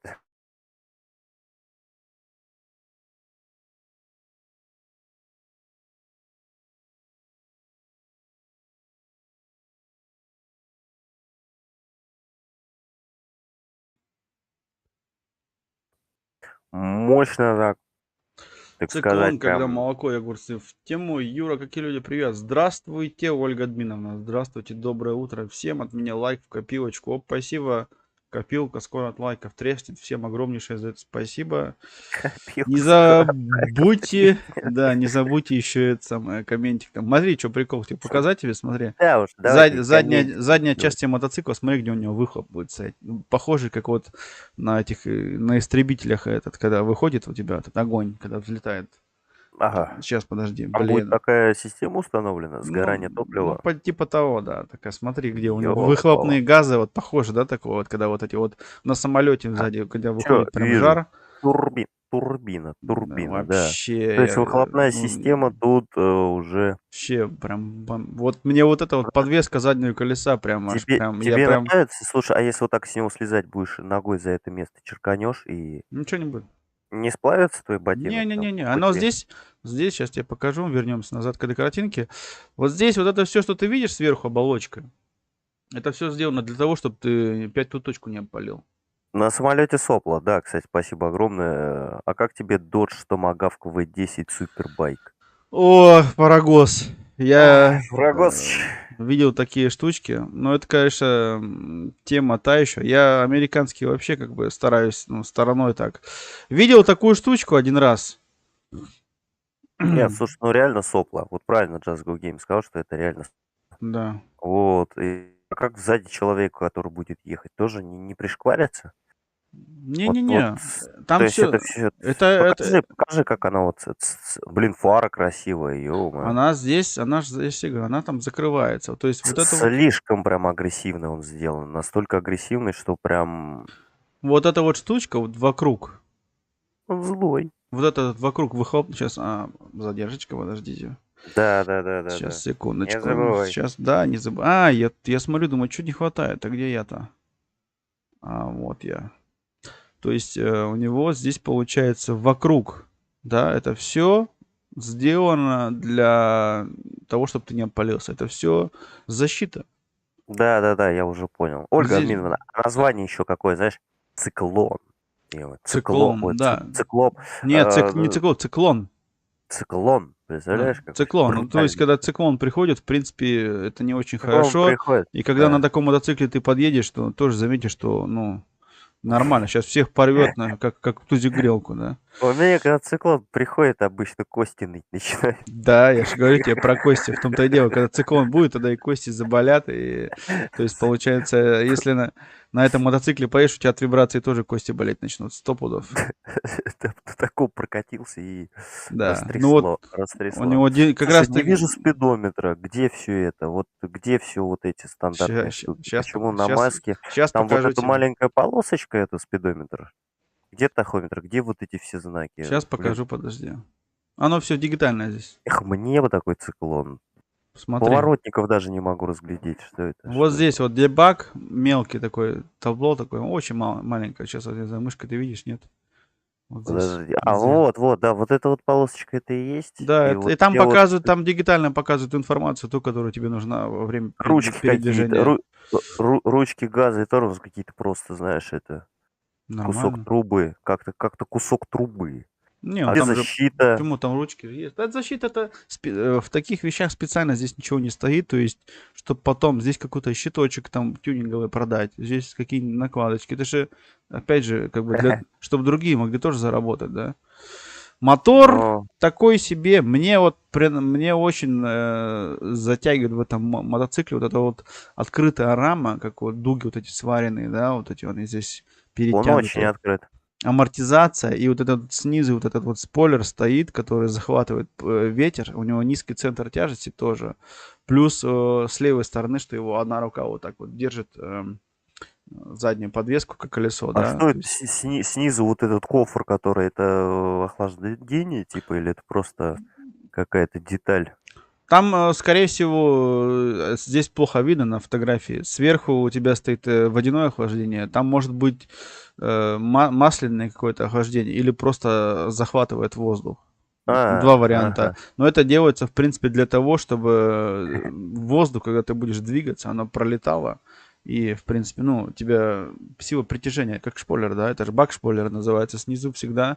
Если бы это здесь было открыто, все, здесь бы ветер бы как попало играл бы, тебе могло бы там еще болтать, Ну, то есть Ну да-да, аэродинамику соблюдать, в общем-то, Да, очень много. аэродинамика, вот, правильно. Аэродинамику Аэродинамика, то есть соблюдать, при вот да. этим, и вот эта штучка, его же как бы тестируют еще в этой трубе аэродинамической, да, как бы вот эти порывы ветра, как они проходят. Фарагосович пишет, что где-то такое вот похожее что-то видел на Harley Davidson Cosmic Starship. Вот. Это копию, типа, пишет прям копию такого байка Циклон видел в... Ну, Да. скорее всего, не копию того байка, а Циклон копия того байка. Априлия, да. Циклон это как раз таки вот это сделали китайцы, как бы очень похоже этот дизайн этого байка, который я показывал, Ducati Diavel до этого. О, кстати, да, Барин, здравствуй. Чиканок, Стар Супер, чувак. Чувак, Оля, у меня привет, есть ребят. циклоп, могу дать поиграть. Оля, у меня есть циклоп, могу дать поиграть, а там фантазия. У Юры предела нет фантазиям, это точно. Оценим. Осуждаю. Харли Дэвидсон, Космик, Старшип, да, дубль 2. Да, Харли Дэвидсон тема та еще себе-то тема, как бы, да, то есть хватает у них там тоже своих приколов, своих плюсов, своих минусов, но как уже до этого упоминал, то есть люди, которые прям, ну, все, Харли Дэвидсон навсегда, а есть как бы, ну, другая тема, которая, в принципе, готова и попробовать что-то новенькое или, да, ну, как-то идти дальше, да, развиваться. В ногу со временем, как бы сейчас Харли Дэвидсон тоже поняли, что не всем нужно именно вот это вот бах-па-бабах, вот это вот, да, а начали делать технику, где уже прям электроники стало больше в Харли Дэвидсон, какие-то примочки где-то там, что прям мотоцикл с телефоном начал соединяться, все это уже потихоньку. А что вот это за вот этот вот, блин, как бы тебе сказать, синенький, вот, да, вот этот вот. Вот этот вот, что это такое вообще? Сейчас? Андравер Банфум, да, вот это что такое? Что это? Это какой-то туристик? Это турист? Honda. Да, это самый настоящий турист, офигенный, сделанный на, как его называется? Сейчас шутку понял, шутка удалась. Для девочек это, конечно, дело вкуса. А для... Жестко. Нет, все нормально. Все нормально. Все здесь взрослые люди. Все взрослые люди, все Да, понимают. если кто-то здесь что-то не понял, можно нам объяснить. В принципе, у нас все чувство юмора есть. Большинство, кто в чате переписываемся за 30 лет. Так что нужно понять и простить. Да, нужно понять и простить. Выйди и зайди нормально. Постучись в дверь. Да, и повыкай. И на «вы», пожалуйста. Я тебе, знаешь, что могу сказать? Вот если бы вот этот мотоцикл, который я тебе сейчас показываю, сделали 3 года назад, я бы его купил тогда еще. То есть Honda, Да, взял Honda. Да, это Барин спрашивает, смотри, драйвер, на байк для начинающих. Ну, типа для новичка какой-нибудь байк. Есть такая штучка? Для новичка могу как раз-таки... Велосипед, мне кажется, первое дело, это велосипед. Ну да, на велосипеде, конечно, да. Если ты педали крутить не можешь, тогда, конечно... Не садись на байк вообще. Нет, тяжело. Для новичка, допустим, вот самое для мелких 125. Вот, допустим, за 700, когда неплохой мод, вот такой вот, как бы для новичка было бы прям норм. Какой, говорит, касается велосипед? Ну, если какой велосипед, я, наверное, Десну бы какой-нибудь взял, чтобы вот прям усилия в скрипении педалей вот этих ржавых. Чтобы понимать устройство, там, цепь накинул, вот, штанину порвал, чтобы понимать, что это не все так просто. Сейчас я найду именно, поскольку там спрашиваешь, какой посоветуешь. Ну, посоветуешь, советовать, как говорится, на вкус. Дело неблагодарное. Да, на вкус и цвет товарищей как бы тяжело, да. Я, конечно же, придержусь, может быть, какой-то более такой темы, как бы сказать, долговечные, как вот, да, но есть, допустим, вот от КТМ неплохая штучка на 2 цилиндра, 790 кубиков, прям... 7 тысяч евро, да, там что-то такое проскочил ценник? Да, где-то они в этом районе. Вот эти маленькие моторчики, они так стоят, 6-7 тысяч, 8. Так, вопрос, чтобы держать в курсе, ребят. Да, но это, в принципе, евро, ребят, слушай, для начинающего. Новый мод, понимаешь? Новый мод, дело в том, что это новый мод, конечно же, он для будет... начинающего. В другой стране будет он стоить подороже, подороже, это цены для Германии, как бы, да. Да, и еще подороже накиньте растаможку, вот эту Да, доставку, вот это но, допустим, поставить на учет, получить права. да-да, и это как бы такой небольшой, ну, он вроде бы небольшой мотор, там 790 кубиков, но по-своему мощный, 105 коней, как бы, это уже не тяп-ляп, я бы сказал, ну, даже я после только начинал ездить, это уже серьезная техника для начинающих. Джаз написал. Прочитай. Приятельно на сиденье лесопеда и пускаешь кататься в район бездомных собак. Супер быстрый курс. Я под столом. Короче, это я запенил все, короче. Это для тех, кто хочет. Кто хочет быстро научиться ездить на велосипеде, конечно. Ноги с того за 5 минут. Блин, ору. Вот сейчас я орать начинаю. Молодец. Слышь, говорит, круто. Я в кайфе просто. Слушай, ребята, поздравляем, вы в мотогонках просто. Представляешь, он такой выехал на велосипеде покататься, занял первое место. Просто 24 часа еще, да. Да. Пока от них удирал, там другие. Да.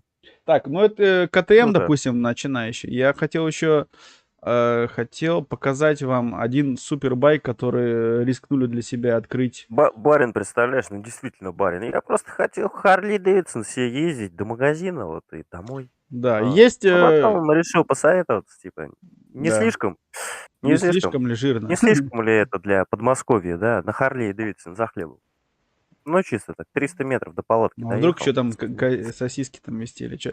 Так, уже кофры надо вешать. Да. Харли Дэвидсон сразу берешь туринговые.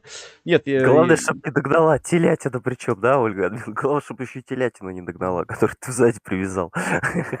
Именно. Ладно. Есть еще много разных моделей. То есть я просто вот КТМ, что с небольшим моторчиком увидел, сразу же показал. Есть еще намного больше разных вещей. Помнишь ли вот такой мод я тебе показывал? Помнишь? Сейчас покажется на экране. Мы с тобой разбирали его. Так. Главное, чтобы не догнала. Да, это круто. Я сам ржу с этого. Помнишь ли ты это? Илья? Да, фонарик, ё-моё. Наконец-то. Конечно, ну вот же тебе, барин, вот такую бери. Барин, короче, вот... бардачок сзади откручиваешь, батон хлеба туда хлоп, потом домой приехал, вытряс. Быстро не едет, но едет. А фонарик-то какой? А светит, зато как светит. У него, кстати, ключи вот как раз-таки сбоку стоит, как на Харли Дэвидсон. Ладно, хрен сидеть, зато как светит. Замок зажигания, да, вот реально фонарик. Вот додумались люди сделать фонарик. Индийская, кстати, тема. Молодцы. Таиланд, такое индийское. Таиланд. Тай. Так, точно, да, извините, это как раз там тоже вот у них тема вот этих. А он круто, кроликов разводит. Молодцы, всех в чате, блин, просто живой анекдот, круто, молодцы за вашу активность.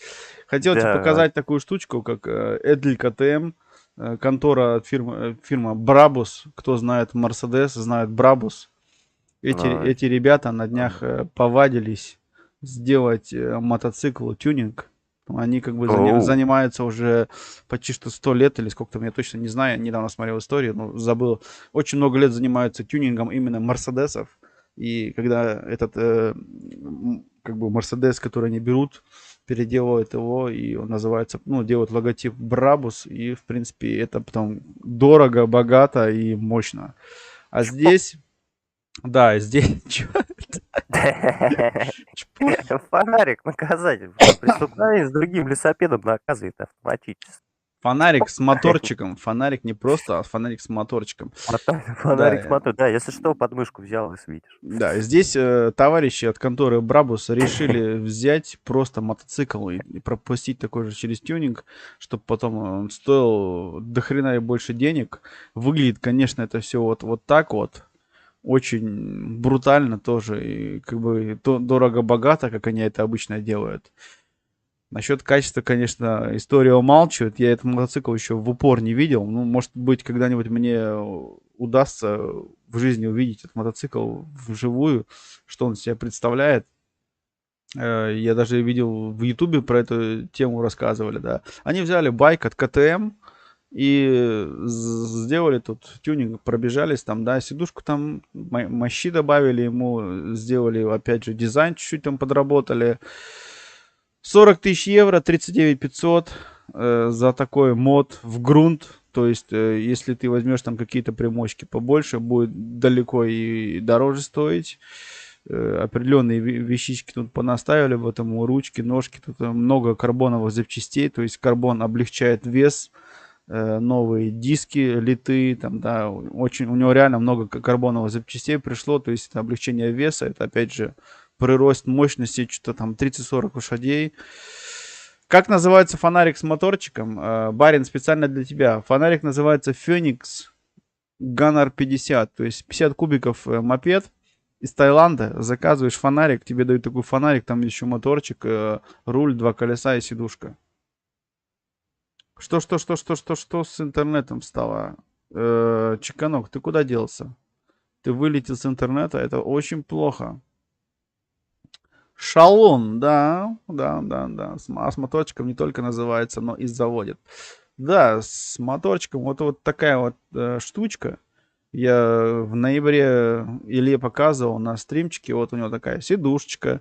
И вот эта вот вся рама от фары, вот здесь вот начиная после вилки дальше, это все бензобак сразу же, да, то есть там еще и бензин. Такой вот маленький карбюратор, маленький, все у него такое маленькое, но, как вы видите, эта еще техника может и передвигаться. Можешь скинуть в личку, плиз. Название моторчика? Он еще и задом наказывать может прямо от Трио Пати. Слушай, скинь ссылку на него, знаешь, куда? В Дискорд просто. На моторчик? Ну, на этот, как его, не на моторчик, а на, скажем, на фонарик. Ну, на фонарик. Да, на фонарик. Ну там про на немецком. И приделаешь. Ничего страшного, он переведет. Парень уже, в принципе, с интернетом. Парень взрослый. С интернетом на ты переведет. Парень взрослый. Название фонарика тебе перевести, господи. Найди. Подожди секундочку. Сейчас прям тебе название фонарика тебе прям отправим. Вообще без проблем. Фонарик я тебе отправлять, конечно, не буду. У меня самого нету. Распаковка. Вот если бы я вот такой фонарик нашел бы за неплохие так относительно деньги, я бы реально бы купил просто, чтобы поугарать по приколу.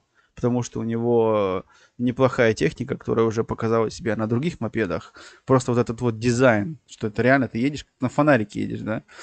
Такую же подобную штучку я видел от фирмы Duracell. Знаешь, Duracell, батарейки, которая делает. У тебя вместо фонарика такая батарейка такая. Ты сидишь на батарейке. Да, ну прикольный на самом деле дизайн такой необычный. Да, что-то необычное. Одноместный, вот взял себе такой, как купил, и реально, как барин говорит, за хлебом. За хлебом на нем вообще, я думаю, бак заправил и забыл вообще, если ездить за хлебом обратно, ну и там кружок по деревне, я думаю, забудешь, что такое вообще. Я думаю, с этим моторчиком, то есть сколько там бензина, пару литров влазит, но километров 100-130 километров ты проедешь спокойно вообще. За хлебом, то есть 2 недели забыл. 2 недели за хлебом просто на фонарике. Да, просто на фонарике. Там есть свет, там есть зеркала, ну то есть тахометр, все как положено. Смотри, самый прикол в чем? Тахометр, кстати, чтобы этот прикол-то смех смехом, тахометр, я показать-то хотел, барин-то его еще не видел, мы тогда общались-то с тобой, вот. Дигитальная штучка, барин. Прям даже с этими обороты показывают, да, это вот прям вам не тяп-ляп, я бы сказал. Так что это все здесь все серьезно. Формы. Он тебе ночью приснится. Ладно, сиденье есть. Да, а он сам весь как сиденье. Садись на него. Сядь на него. Сядь на него. Такие вот дела. Так, от фонарика... От фонарика давай перейдем к фонарика, к вот этому дорогому элитному байку, где вот много таких технических тюнинговых решений фирма Brabus приняла, где везде, что она поменяла, сделали, конечно же, логотип Brabus. Ах, как смотришь на вот эти названия, это просто мощь. У него 1300 кубических сантиметров. Это прям мощь. Там что-то Ольга Админова пишет, по кочкам на таком, да без сиденья. Ух, красота, мать его.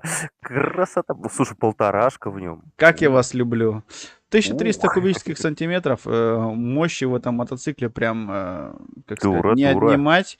Да, дура-дура. И как бы у него прям реально чересчур, как бы, ну, Мне я бы всегда сказал, нравится у них этот мотоцикл форма, не для начинающих, скажем так. То есть, эти воздухозаборники у него какие-то да, это все не стоят, просто да? сделано. Это не то, чтобы, да, это они у Это меня на все Кавасаки они все время функционирует. спрятаны, а здесь они получаются у тебя такие коробки большие, и там Ага, в определенном, то есть определенная ручка газа, когда смотри переворачивает на это. обороты, приоткрывается, получает мотор больше воздуха, и у тебя прирост мощности в 10-15 лошадей, как бы, да, это еще Ну, на старых ну, японских мотоциклах такие темы уже были, у меня было на старом, и сейчас на новом тоже есть, то есть когда-то получает еще больше прирост воздуха, как вот на спортивном Кавасаки Х2, да, вроде бы, да, у него есть компрессор стоит, то есть если ты нормально ручку газовую крутишь, или ты прям резко, у него открывается отдельно воздухозаборник, на компрессор еще идет больше воздуха,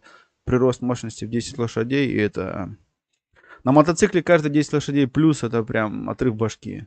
На автомобиле 10 лошадей, ну, как бы, знаешь, такое дело. ну, Но если на мешок мотоцикле 10... картошки загружу. Да, если на мотоцикле 10 лошадей, разница прям колоссальная, потому что у тебя, А да, тут уже все, в разы веса выход меньше. чувствуешь. Да, в Только разы веса держи, меньше. руки нужны, руки. Руки У меня, нужны. знаешь, такой, после такого чата, короче, таких шуточек, да, там про все про это, у меня такой вопрос. Каковы вибрации вообще сейчас вот у таких? Потому что раньше, я помню, и садишься даже на просто заведенный мотоцикл, он у тебя прям под тобой весь такой дур-дур-дур-дур-дур говорил.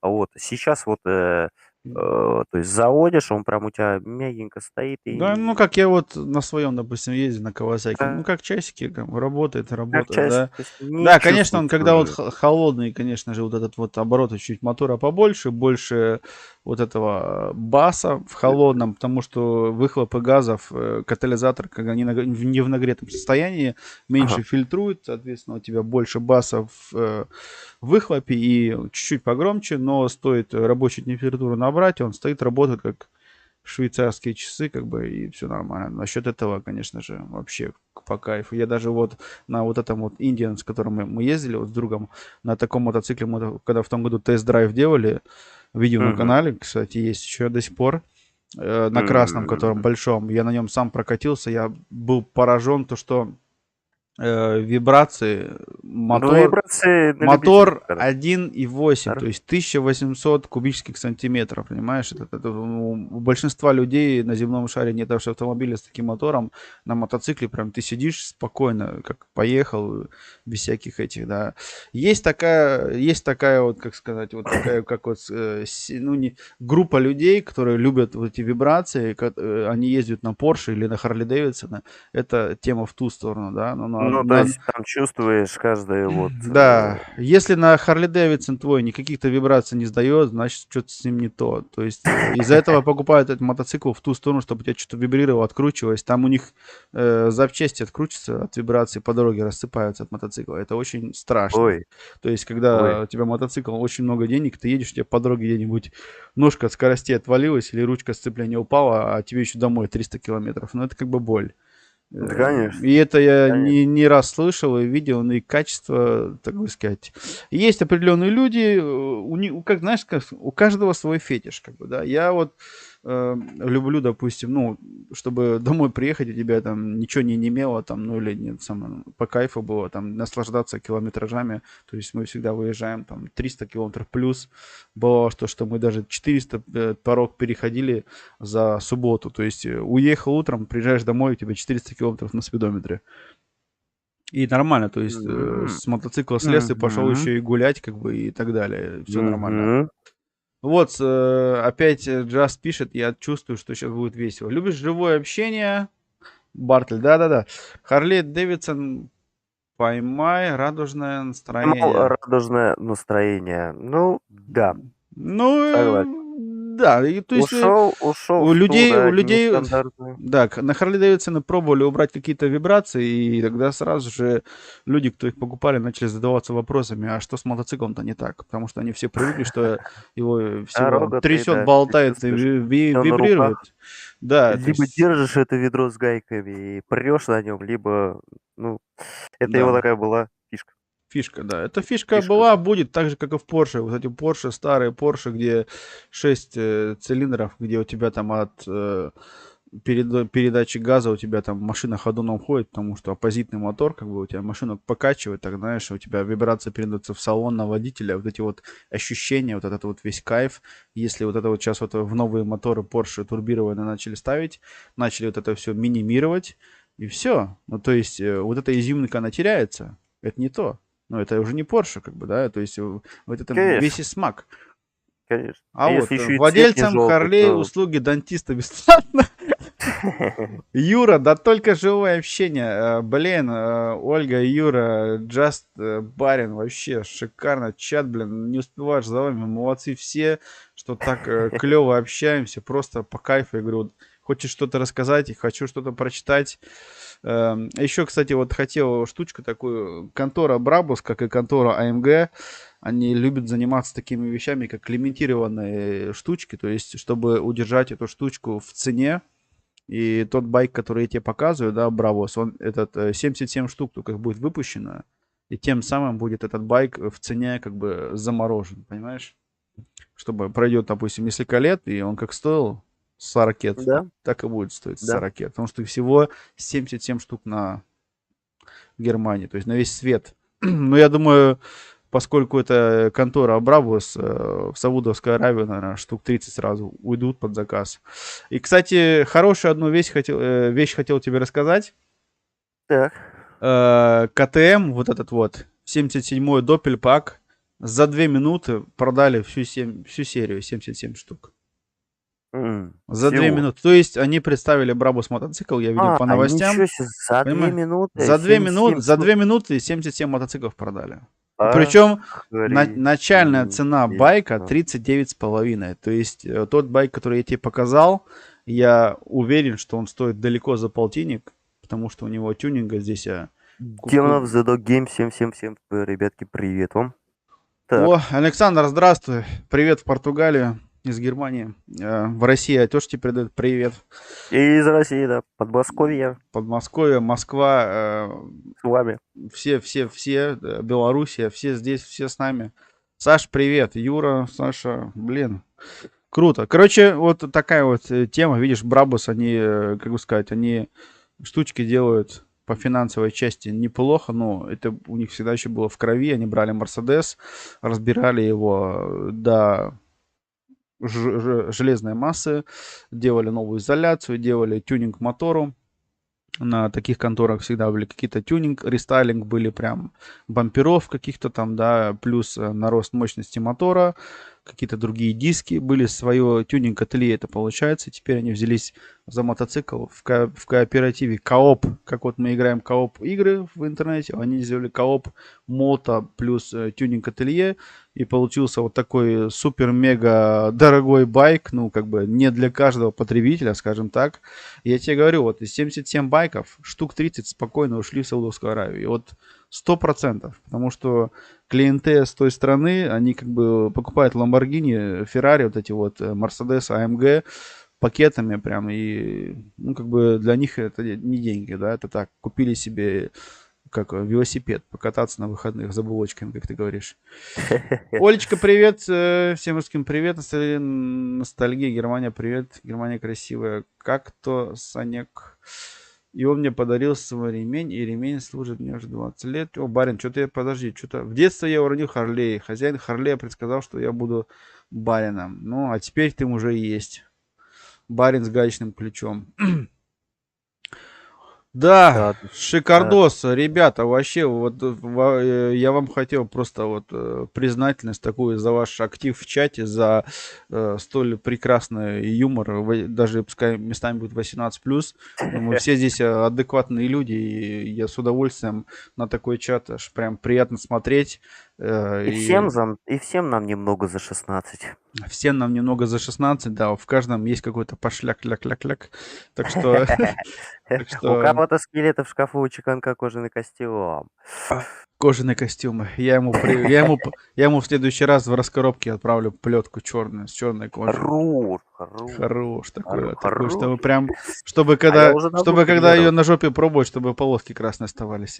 Хорошо, ждите шорцев. Ждите, там будут уже не шорты, там будут потом уже отпечатки. Да, снимаем шорты и прям кожаный привет. Юр, молодец, заслуживает Заслуживаешь быть быть модером. Да, у меня уже модеров везде. развелось. Я последние разы, когда раздавал модеров, у меня YouTube спрашивал, ты уверен в своем действии? Ну, я как бы был уверен, вроде бы я всегда веду стримы по трезвой. Просто я заходил вчера, когда объяснял во храму, где что и как творится. Я открыл настройки у себя в YouTube, и я охренел, какой у меня список модеров. Но, как бы, пусть будут. Пускай модеры следят за порядком, потому что бывает так, что я не успеваю что-то с чатом, или я где-то пытаюсь рассказать, показать, и поскольку там 1, 2, 3 присутствуют на стримчике, они гаечным ключом надают вот этим вот брызгающим товарищам по коробке, Да. и будет все ништяк. Это как Да. вот было на 10-часовом стриме, пару раз даже пришлось мне вступиться, то есть заблокировать. Да ничего страшного, Чеканок, в принципе, я обалдел, я такой сижу, знаешь, я тебя в чате вообще не видел, такой смотрю, бах, Чеканок заблокировал, красавчик, А вы никогда меня не видите красавчик. в чате, потому что я Да, не пишу. потому что ты на ютубе, а не на Трова, если бы мы на травушке-муравушке тебя сразу палят, а здесь нет. А здесь мы нормальные, адекватные люди, никого не палим. Да, я могу спокойно сидеть, наслаждаться контентом, а не вот это, ну чё ты, привет, чё ты не здороваешь? Сидишь, что ты не здороваешь? Да не хочу. Да. Просто хочу посидеть и посмотреть спокойненько. Спокойно. Как вот телевизор, я вам делаю такое телевещание, как мое телевидение. Мое телевидение Первый канал включаешь, а тебе говорят, привет, чел, ну чё ты там, что ты думаешь об этой точке зрения? Ты сидишь такой, да не, на другой канал перечу, привет, опять тебе рукой машут, и что-то от тебя хотят, да, там, поздороваться. Да. Нет, я понимаю, это какая-то там вежливость или то, или все, но иногда бывает, просто хочется включить и просто смотреть. Вот, ну, все. Вот. И музыка будет не с голубой улицы, а гачи, миксы. Я вспомнил голубой уст. Помнишь голубой уст? Это же это было полицейская академия, когда они зашли. О, все, точно. Они на эту комедию смотрели с семьей. Это вообще был отпад, блин. Когда они зашли, там тоже же байкеры были. Крутое мото. Да, Александр, я тебе могу показать мото, как выглядит вот в полном расцвете, да. Вот так вот. Это прям, я сам смотрю, я прямо смотрю на сам этот мото такой, ну, реально крутой байк. Сказать тут, конечно, нечего. Они постарались неплохо. Единственное, конечно, жаль, что его так быстро раскупили. И я, скорее всего, его, наверное, не увижу никогда. Но если я его когда-нибудь увижу, я хотя бы попрошу владельца записать пару минут с ним, может, какое-то интервью, вопросов пару ему задать. Это вообще было бы круто, потому что байк, я как сам, как таковой, КТМ как бы уважаю, но это мото не для меня. Здесь как бы именно в этом экземпляре мне нравятся вот эти вот тюнинговые, вот эти вот рестайлинговые решения, которые приняла контора Brabus, что вот это вот добавили ему какой-то этому мотоциклу индивидуальности, брутальности. И сделали, они специально это сделали, как они делают это с автомобилями, только лимитированные, то есть лимитированные штучки, 77. Мне нравится лицо справа. Вот тех двух незнакомцев Джастыч? Или все-таки вот чуть повыше? Да. Это соседи просто, Олег. Они тоже решили на стриме поучаствовать. Не-не. Я понял, что за лицо. Я думаю, что за лицо такое? Примерно так вы будете выглядеть после круга на максималке по МКАДу. Мы живые. Короче, так вареные. Джаз красавчик. Да, кстати, по МКАДу, да, слышал уже там всякие штучки такие.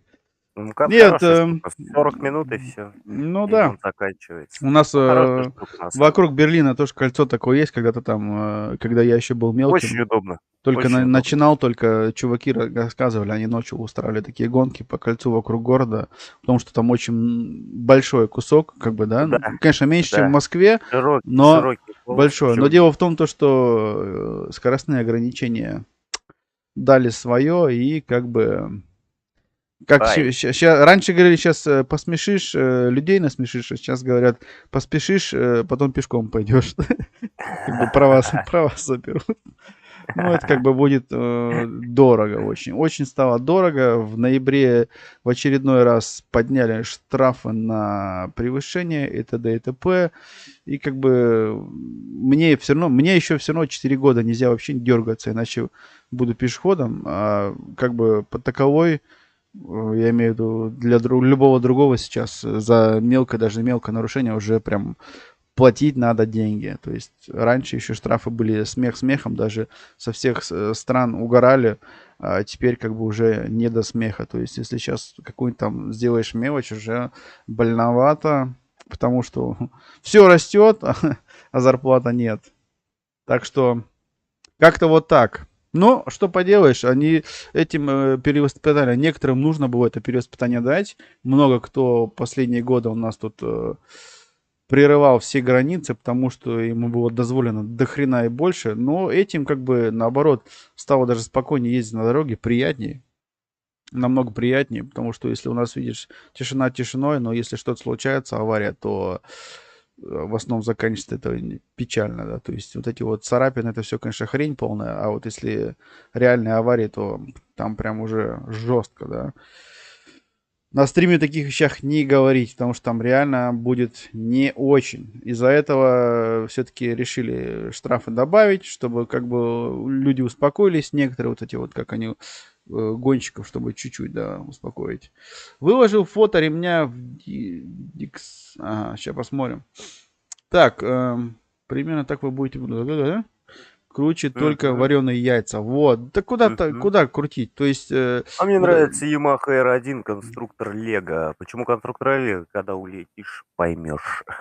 да, да, да, да. Да, это точно. Yamaha Берет R1, тебя. у меня друг ездил, друга теперь уже давно нету, но я тоже думал, что это будет с Yamaha связано, но получилось по-другому. То есть никогда из нас никто не знает, как он идет из жизни. Но получилось так. Yamaha это R1 мотоцикл очень мощный, очень агрессивный, да, и все, кто думает, что могут им управлять, и рано или поздно заканчивают очень плохо, это печально, да, потому Мгм. что за 80%, а то и 90% людей, которые уверены в себе, в своих силах, рано или поздно, ну, да, вот это вот чересчур их сверхуверенность, она дает знать, и заканчивается это очень печально. Это нехорошо. Потому что я вот несколько назад помню, когда купил новый мод, поехал на вот эту вот тренировку, где меня тренировали, как безопасное движение, да, на мотоцикле. Я был прям на седьмом небе, когда вернулся домой, потому что я домой летел уже прям с другим настроем, я уже по-другому чувствовал свой мотоцикл, то есть мне в течение там 6 часов или сколько мы там, 7 часов мы находились все вместе на тренировке, 10 мотоциклов, 10 разных возрастных категорий, 10 разных мотоциклов, и Клево. учитель показал, как бы, ну, то, что вот эти наши минусы и плюсы, плюс тому, что он говорит, ну, как бы это все хорошо, но дело в том, то, что большинство людей, они когда вот это чувство страха уходит от тебя, да, то есть даже такое где-то, я не помню, было, когда говорили, то есть страх сам по себе это очень плохо, но когда ты бесстрашный, это еще хуже, лучше пускай у тебя будет такая 10% страха, который будет тебя всегда от этого порога бесстрашия оттягивать, чтобы ты притормаживал, да, чтобы ты вот эту границу не превышал, чтобы, да, не Мгм. подписал контракт с чертями, потому что и рано или поздно, когда у тебя совсем бесстрашие начнется, и ты уже потеряешь контроль над ситуацией, а страх тебя оттягивает от вот этих вот необдумавших решений, от вот этого вот мусора, вот этого всего. И, ну, то есть, такое у меня присутствовало больше, потом владение на технике, правильное владение и правильно вовремя рассчитать ситуацию. Это. А большинство же, когда они проехались такие, о, типа, я могу, все, и все, у них там крылья выросли, Они думают, они царь и бог, типа там все могут ездить. А это всегда здесь как бы много ситуаций, много факторов зависит от этого всего. И вот вам живой пример. То есть я вроде бы на мотоцикле ездю, на автомобиле, на всяких там, на грузовиках могу ездить. Но рано или поздно вот так вот вышел, упал, очнулся, гипс пешком. На своих В двоих, трезвом, да. в Ни от чего трезвом, в никогда трезвом не состоянии, страхован. без Да, алкоголя и всяких там. Вообще, был воскресенье, нормальный день. Так что можно можно гонять, гонять, но но должен быть должен быть запас. запас. Джастыч вот пишет, смотрите, сейчас секундочку, прям вот всегда Читай. на всех видах транспорта использовал одно и то же правило. Нащупывал скорость, на которой теряется контроль, и отбавлял 20% запаса. Всегда должен быть запас. С Да, этим я соглашусь, но также, ребята, есть правила дорожного движения. Это он сейчас говорит про устойчивость и про удержание на себе, да, на руках, что вот он как бы вот, ну, как он руками чувствует, да, само транспортное средство. Но да. еще есть, ребята, также правила дорожного движения, без которых, извините меня, как говорил драйвер, правила Помнишь еще? дорожного движения написаны, ребята, кровью. Да. Поэтому И это, соблюдайте их. Это не просто сделано для того, чтобы, как говорят, плати налоги там, да, или ободрать вас на да, нитки. Нет, ребята, да, это все сделано для того, чтобы обезопасить, во-первых, наши жизни. да. Это действительно Потому именно что, для этого и сделано. потому что именно те места, где стоит, допустим, светофор, где какое-то кольцевое движение, где раньше был светофор, но там построили кольцо, где-то какие-то перекрестки знаками ограничили вас в скорости. Там происходили в то или иное время очень страшные, жуткие вещи. И я таких мест могу привести много у нас, только у нас в регионе, а такие вещи происходят по всему миру ежедневно, только не Да, везде по-разному на это реагирует администрация, государство и так далее. У да, нас, у да. нас насчет этого стали очень жестко реагировать в последнее время. Ну, то есть, если что-то Бывали случается, экземпляры. следят за ситуацией, мониторят и потом, соответственно, принимают меры, то есть ограничивают скорость вплоть до полностью изменения движения где-то в этом районе. В То есть другую сторону, да. всяко как-то разно пытаются сделать так, чтобы не было никому, ну, то есть в дальнейшем хуже, потому что как бы жизнь продолжается, и если сегодня здесь произошла одна смерть, кто знает, может быть, через 2 недели здесь опять что-то произойдет. У нас такие есть, как сказать, чертовы перекрестки, не раз, вот, то есть на одном и том же перекрестке, вот, в городе, да, каждый год случаются аварии, жесткие аварии, и причем очень часто.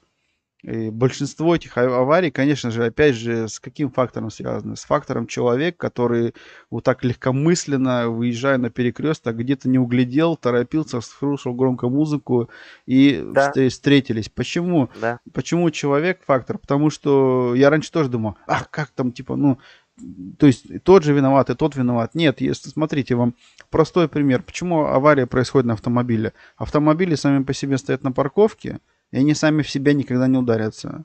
Если Да, не сядет человек тот за руль легкомысленный, который не обдумавший где-то ситуацию.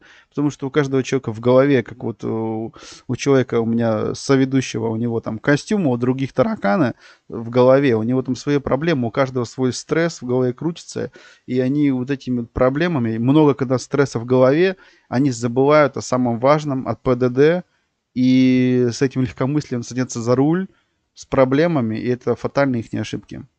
Нам также говорили на именно вот это вот мото тренировки. Если ты встал утром, не с той ноги, что-то пошло не так, не иди в гараж, не садись за мотоцикл. На автошколе такого тебе никогда не скажут. На мото он сказал, потому что у нас намного меньше защиты. И я последний раз помню, я сейчас, конечно, никого не хочу защищать, каждый ездит как может, как хочет. Ну, по крайней мере, правила дорожного движения учили все, но не все их соблюдают, это факт. И дело в том, то, что настоящие байкеры, то есть мотоциклисты, которые прям понимают, чем они занимаются, они намного больше мониторят всю ситуацию на дороге. То есть я как в 5-6 раз больше, а то и в 10 раз больше слежу за контролем, за дорогой, чем я еду на автомобиле. Я раньше этого не понимал, потом начал как-то это анализировать на своем опыте и понял, реально, я на автомобиле еду более менее расслабленный, меньше слежу за дорогой, меня больше отвлекает навигатор, какой-то там музыка, я там что-то там ковыряюсь, потому что ты сидишь в коробке закрытой, думаешь, мне ничего не будет. На мотоцикле у меня такого ничего нет, и я должен вернуться домой живым, есть цель, есть семья, и, соответственно, я вообще смотрю за каждым справа, слева, наблюдаю за движением сзади меня, спереди меня. Часто вот этот вот самый главный, как у нас говорят, учат тебя еще на мотошколе, блик-контакт, когда ты едешь, и тебе навстречу едут на автомобиле люди.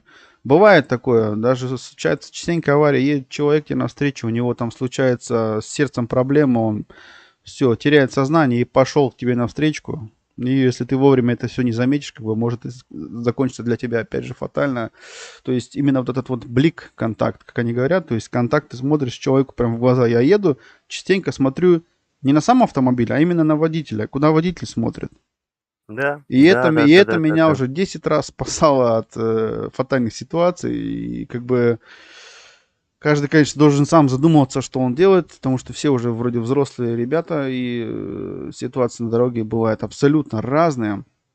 Но вот эта вот политика и вот это вот, как сказать, вот у нас, мне это, наверное, нравится здесь, то есть, что вот наши отношения водителей на дороге, вот здесь мы когда едем, все вот намного проще, вот это меньше вот этой агрессии какой-то. Мы были в других странах, где-то путешествовали, и ты чувствуешь, когда вот меняешь страну, как люди себя ведут на дороге, да, там где-то агрессия больше проявляется, где-то, наоборот, тебе больше уступают, да. У нас вот частенько такое бывает, такой феномен, когда едут и по автомобильному знаку видят, что ты не с того города или не с той страны, и к тебе уже автоматически уже больше приглядываются, потому что те люди, которые не местные, они как бы заведомо, они могут сделать какие-то резкие непонятные движения, потому что они едут, смотрят меньше на светофоры, больше на дорожные знаки, ищут, куда им повернуть, и на них как бы больше внимания и больше сконцентрации на них, да. Так Да. что как-то это все вот так происходит, и на технике, на мото, вот я вот ездил с друзьями, у всех тоже были разные жизненные ситуации, и ездим, я говорю, вот я больше сконцентрирован, и все, на машине вот сам себя уже за это уже гоняю, но стараюсь опять же возвращаться, но вот эта вот новая техника, она тебя расслабляет, дает больше уверенности на мото, и если я закосячил, то пиши пропало, да. Я должен как бы это соблюдать, все дела эти, и, соответственно, таких себе ошибок. Я один раз, единственное, себе позволил, вот на скутере поставил его на козла и как свечку сделал, и я его просто в сторону бросил. Это было один раз и все. Жестко. Было дело такое, Бежал это... пешочком. Пешочком. И вроде на мотоцикле ехал, а потом раз и пешочком. Да, это такое было, сколько мне было? 18 лет выпендрился перед девчонками, знаешь, ну как это бывает. И получилось так, что пересчитал чуть-чуть с газулькой и поставил этого мопед мой на свечку, прям сделал. Я видел одного такого, да. Колено нахрен все правое расхреначило. И я такой, ну и как тебе вообще? Он лежит, орет, ему больно. Я говорю, ну и как тебе? Я говорю, зачем ты вообще это сделал? Типа, Называется да понты, вот да? я, Понты? да, понтануться хотела, а потом просто показалось, чего, как бы, из чего у него коленный сустав состоит. Я говорю, прикольно. Да. Ну, чё, отправили его на носилочках в больничку, там подлечили немного, все. Зато потом сказал, все, я теперь даже аккуратно пешком хожу. Я говорю, ну, блин, ну неужто вот до человека надо вот пока Видишь, а есть много, по до голове которых не то с первого упадет, раза каску не надевать доходит. не будет, типа, да, пока вот по голове не попадет, каску надевать не будет. Да. Ну, почему вот так вот думают? Плохо. У нас даже, кстати, видишь, насчет этого на велосипеде передвигается, тоже одевают шлем. На Ну, велосипеде. правильно. Я поначалу такой, знаешь, всегда над этой фигней угорал, то есть, ну, как-то выглядит страшно, как-то так смешно, но пришло такое все-таки тоже до меня это, и я вот теперь вот думаю, реально, ну, в следующий раз мы поедем в магазин, надо будет мне уже, сына уже голова тоже подросла, я покупал детям шлема, потому что я в таких условиях учился ездить на велосипеде, ездил на велосипеде, как бы, у меня такое тоже выработалось со временем, такое бесстрашие, что мне на велосипеде ничего не может случиться. Но я видел здесь аварии, которые даже на велосипеде людей сбивали, то есть никому вину сейчас не буду я давать, просто, ну, авария с велосипедистом, да, и как это может закончиться, как это выглядит нехорошо, особенно если у тебя каски нет, а я аварии видел, где люди были в касках, и я так посмотрел на это все со стороны, знаешь, ну, как бы реакция тоже падает, мне уже не 18, и кто знает, да, то есть лучше один раз шлем больше одеть, да, лучше шлемом шоркать по асфальту, чем сразу же черепной коробкой, правильно? Так что, Шлем покрепче будет, чем коробка-то. ну, не покрепче, но, по крайней мере, шлем, Покрепче, пока, покрепче. пока шлем сошлифуется, ты уже остановишься, и как бы до коробки дело Да, найдет. А если начнет Коробкинс шоркать по асфальту, будет сразу распаковка. Так да, что, распаковка да, начинается. unboxing on the street. Анбоксинг, да. Так Это что, страшно, страшно. да, это страшно, это как бы такие вот дела. Но что поделаешь, я из этого в следующий раз говорю, поедем в магазин, опять же покупать новую атрибутику нам, как бы уже наперед, уже дети растут, и шлема, который покупал несколько лет назад, уже не подходят. Тем более сейчас еще годик, и наш третий тоже будет с нами участвовать на велосипеде, и надо будет Ура! ему, как бы растем, Ура! семья-то растет, все растут. И я думаю, в следующий раз буду детям, говорю, покупайте, я и себе просто возьму шлем, как бы уже, я говорю, и раньше я, шлем на велосипеде, говорю, да вы чё, а сейчас, ну, когда вот постарше становишься, все-таки начинаешь, я думаю, больше извилинами думать, чем какой-то другой херней, и, в принципе, дошло до того, что я теперь такой готов себе купить шлем и ездить на велосипеде, да. Никогда не думал, что это скажу, но это факт. Потому что смех смехом. Раньше реально я угорал над людьми на этим. Я думаю, вы что, типа, на велосипеде ездить не умеете, упадете там, да? Просто, ладно, ты едешь на велосипеде, но у нас есть такие же дамочки, как и в других странах, блондинки, или есть еще, ну, сейчас не будем на кого говорить, да, не обижайтесь сразу. Просто есть, всяко бывает, то есть любая дорожная ситуация, где-то кто-то не досмотрел, любой водитель, то есть ни на кого сейчас не говорю, может любая тема случиться, и зацепят тебя на велосипеде, ты упадешь и будешь шоркать головой об асфальт. Это больно. Это очень Да. больно. Я вот Драйвер, когда распаковки гипса? распаковка гипса, я не знаю. Завтра посмотрим. Компьютерная томография. Завтра придет ответ. И узнаем. Завтра мне скажет доктор, что будем делать дальше. Вообще, как быть. У меня что-то еще ноги побаливают. Рука так себе, и я не знаю, ну, то есть, я думаю, еще придется, скорее всего, больничный продлевать. Это как бы плюс. Я буду здесь больше на Ютубе. Да, минус, конечно же, на заводе там плачут. Я говорю, ну ничего, потерпите, мне тоже здесь не в прикол. Я вот эта вот штучка, которая мне помогает, чтобы рука зажила, я ограничен во многом. И последние 2 недели благодарочка жене моей, которая мне помогает в таких вещах, о которых я раньше бы не подумал. То есть я ограничен во многих вещах был поначалу, когда было очень больно, то есть чувствовал себя каким-то 80-летним, да, человеком. И это очень тяжело, когда тебе вот с сегодня на завтра вот так вот с минуты на минуту те или иные вещи больно делать, нельзя делать или еще что-то. И да, потому что я не привык к этому, да, и как бы все время еще и в движении. Для меня было вообще как бы мало двигаться, это уже наказание страшное, да, потому что я сколько в день передвигаюсь, это просто дичь. А Да, сейчас, в данный момент, полежи. Смоки Гейминг, спасибо за лайкос. в данный момент, спасибо большое. В данный момент, вот вчера, допустим, мы сходили погулять вечером, я дозаписал видео, много мы не гуляли, но сегодня я утром почувствовал, что это уже Что как я бы... стар. Спасибо за напоминание. Барин, тебе тоже спасибо за это.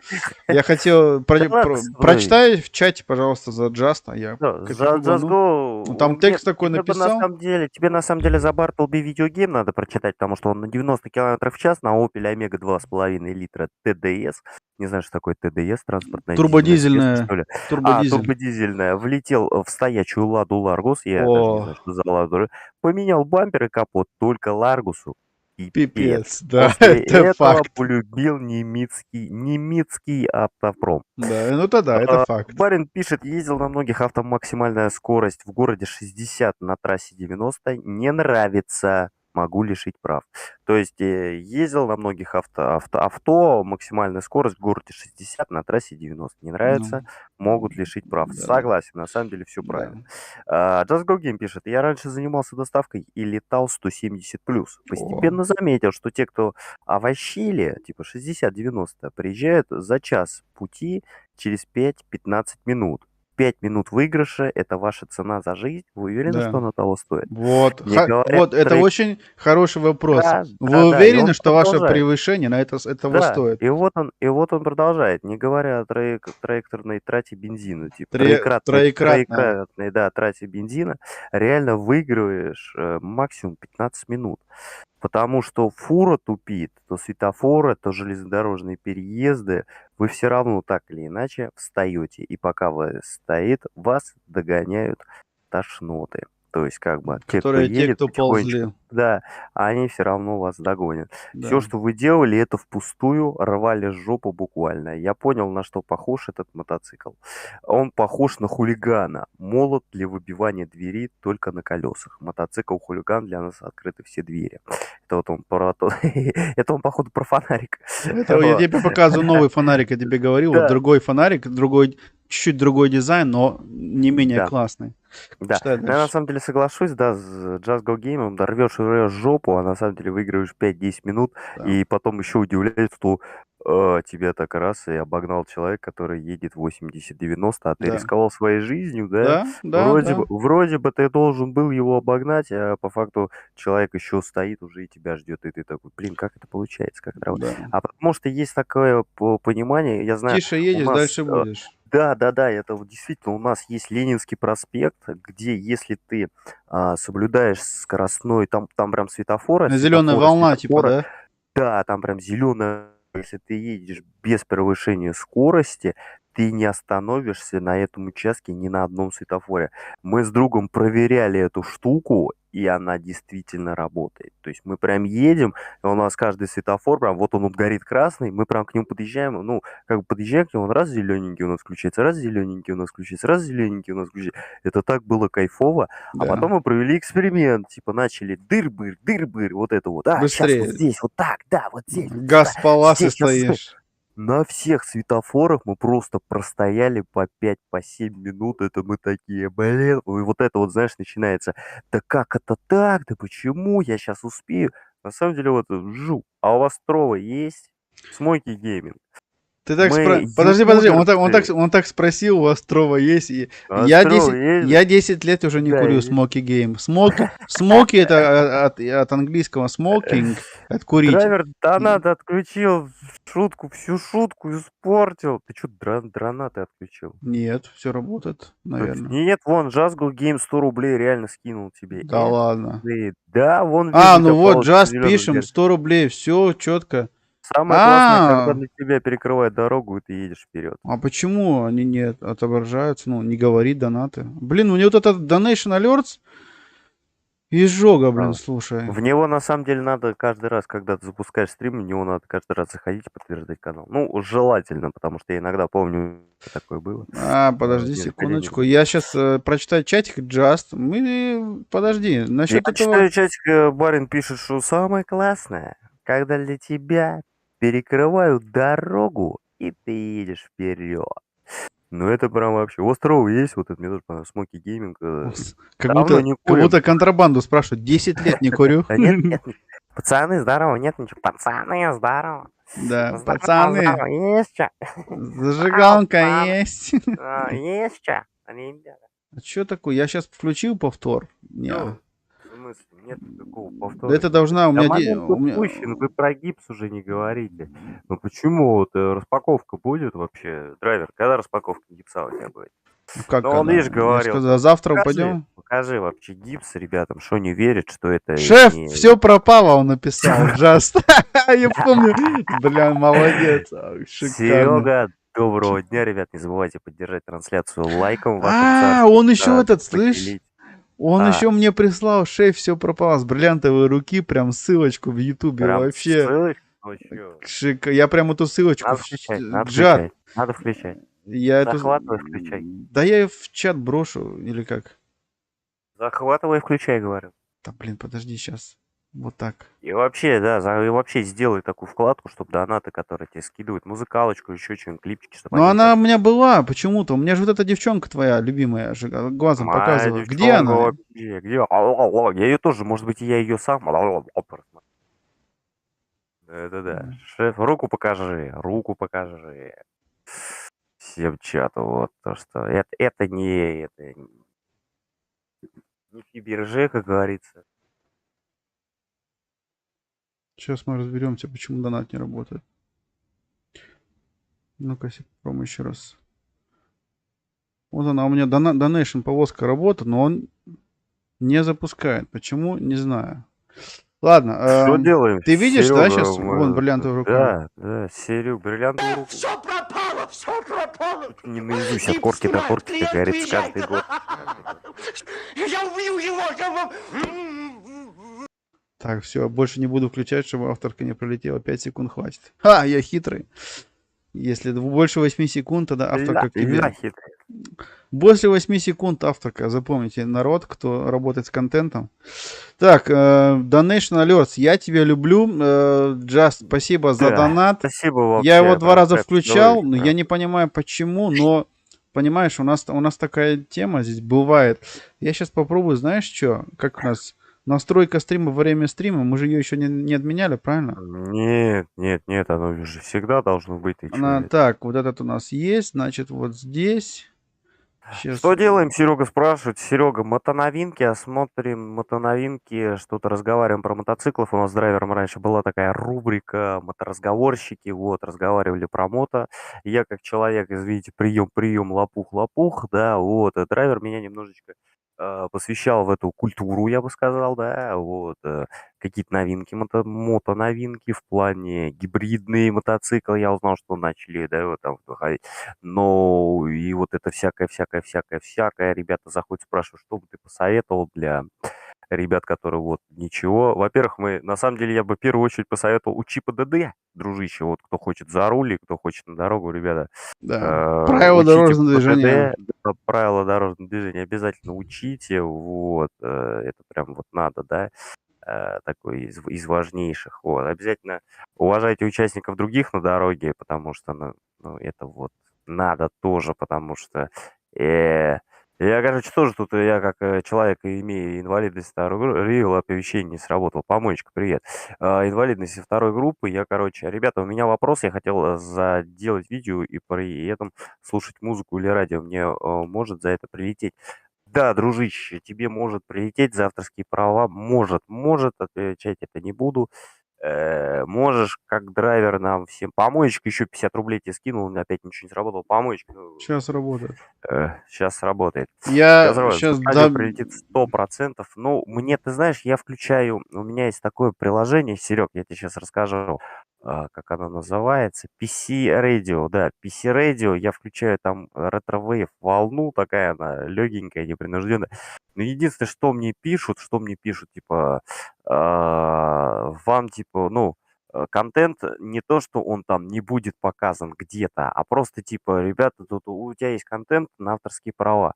То есть это я не знаю, как это влияет на мой канал, я ничего говорить не буду, может быть позитивно, может быть не позитивно, вот, но просто предупреждение типа вот есть. Но не то, что предупреждение, просто когда заходишь в монетизацию, вот захожу, да, в монетизацию, мне пишут, что у меня действующих предупреждений нету, и галочка стоит, и у меня все в порядке в этом плане. И, кстати, у меня, можете поздравить меня, у меня 3331 час. Ёшкин-кошкин, прям 33333. Ничего Красивый. себе, оно тебе надо?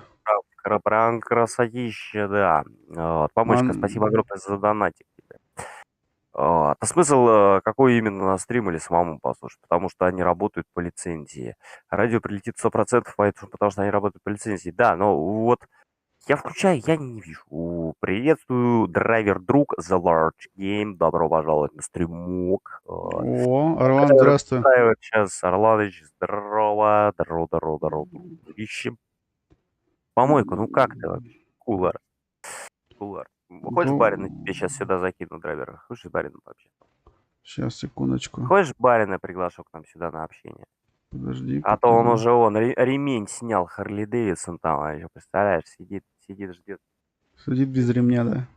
Ремня. Если что, он у него кожаный как-то. А как можно музыку вместе с моей видео записать так, чтобы не прилетело? Дружище, на Ютубе в творческой студии есть фонотека. Есть фонотека Да. музыки, где она совершенно бесплатна, где она именно придает, чтобы ты мог как бы, блин, а где это находится? Вот, цинь-цинь-цинь.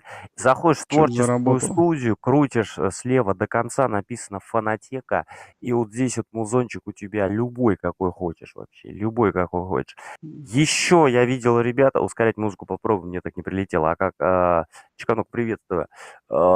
Нейм 5 евро, нифига себе, кто этот 5 евро тебе Да, киданул? это тест, наверное, может Ладно, быть. тест, Фу, конечно, ты тест. Вот напугал. Ты что, Данила? чего ты сразу опять пугался? Ладно, не боюсь. Подожди. Всякие разные штуки-дрюки, тут всякие разные стили, постоянно обновляется. Вот тут даже уже майское какое-то обновление, хип-хоп есть, Фэтмен. Вот. Неплохая музычка, все хорошо со словами, то есть бит качает, Эх, все нормально, можешь Donation. включить. А Помойка, тебе скриптонита, спасибо за донат. Джаст, скриптонитника, спасибо за дружище, донат. у меня были музыкальные стримы, я вообще насчет этого не парился. На следующий день я проснулся, и ничего не произошло, кроме того, что мне написали, что здесь есть авторские права. На каком-то стриме я включил какой-то не музыку. Мне прям, да, какой-то русский рэп. Вот, да, по поводу русского рэпа. Как раз-таки я какой-то русский рэп на своей игре. На своей игре, вот это помнишь, мы, да, с Фадеичем были? Да. Вот. А, там Мне было же вообще музыки выбили. много очень. Ты что, Да блин? нет, у меня не то, что... У меня вообще были стримы музыкальные, мы там слушали, просто мой ВК открывали и Ну да. слушали. Вот там Да, ребята еще... конечно.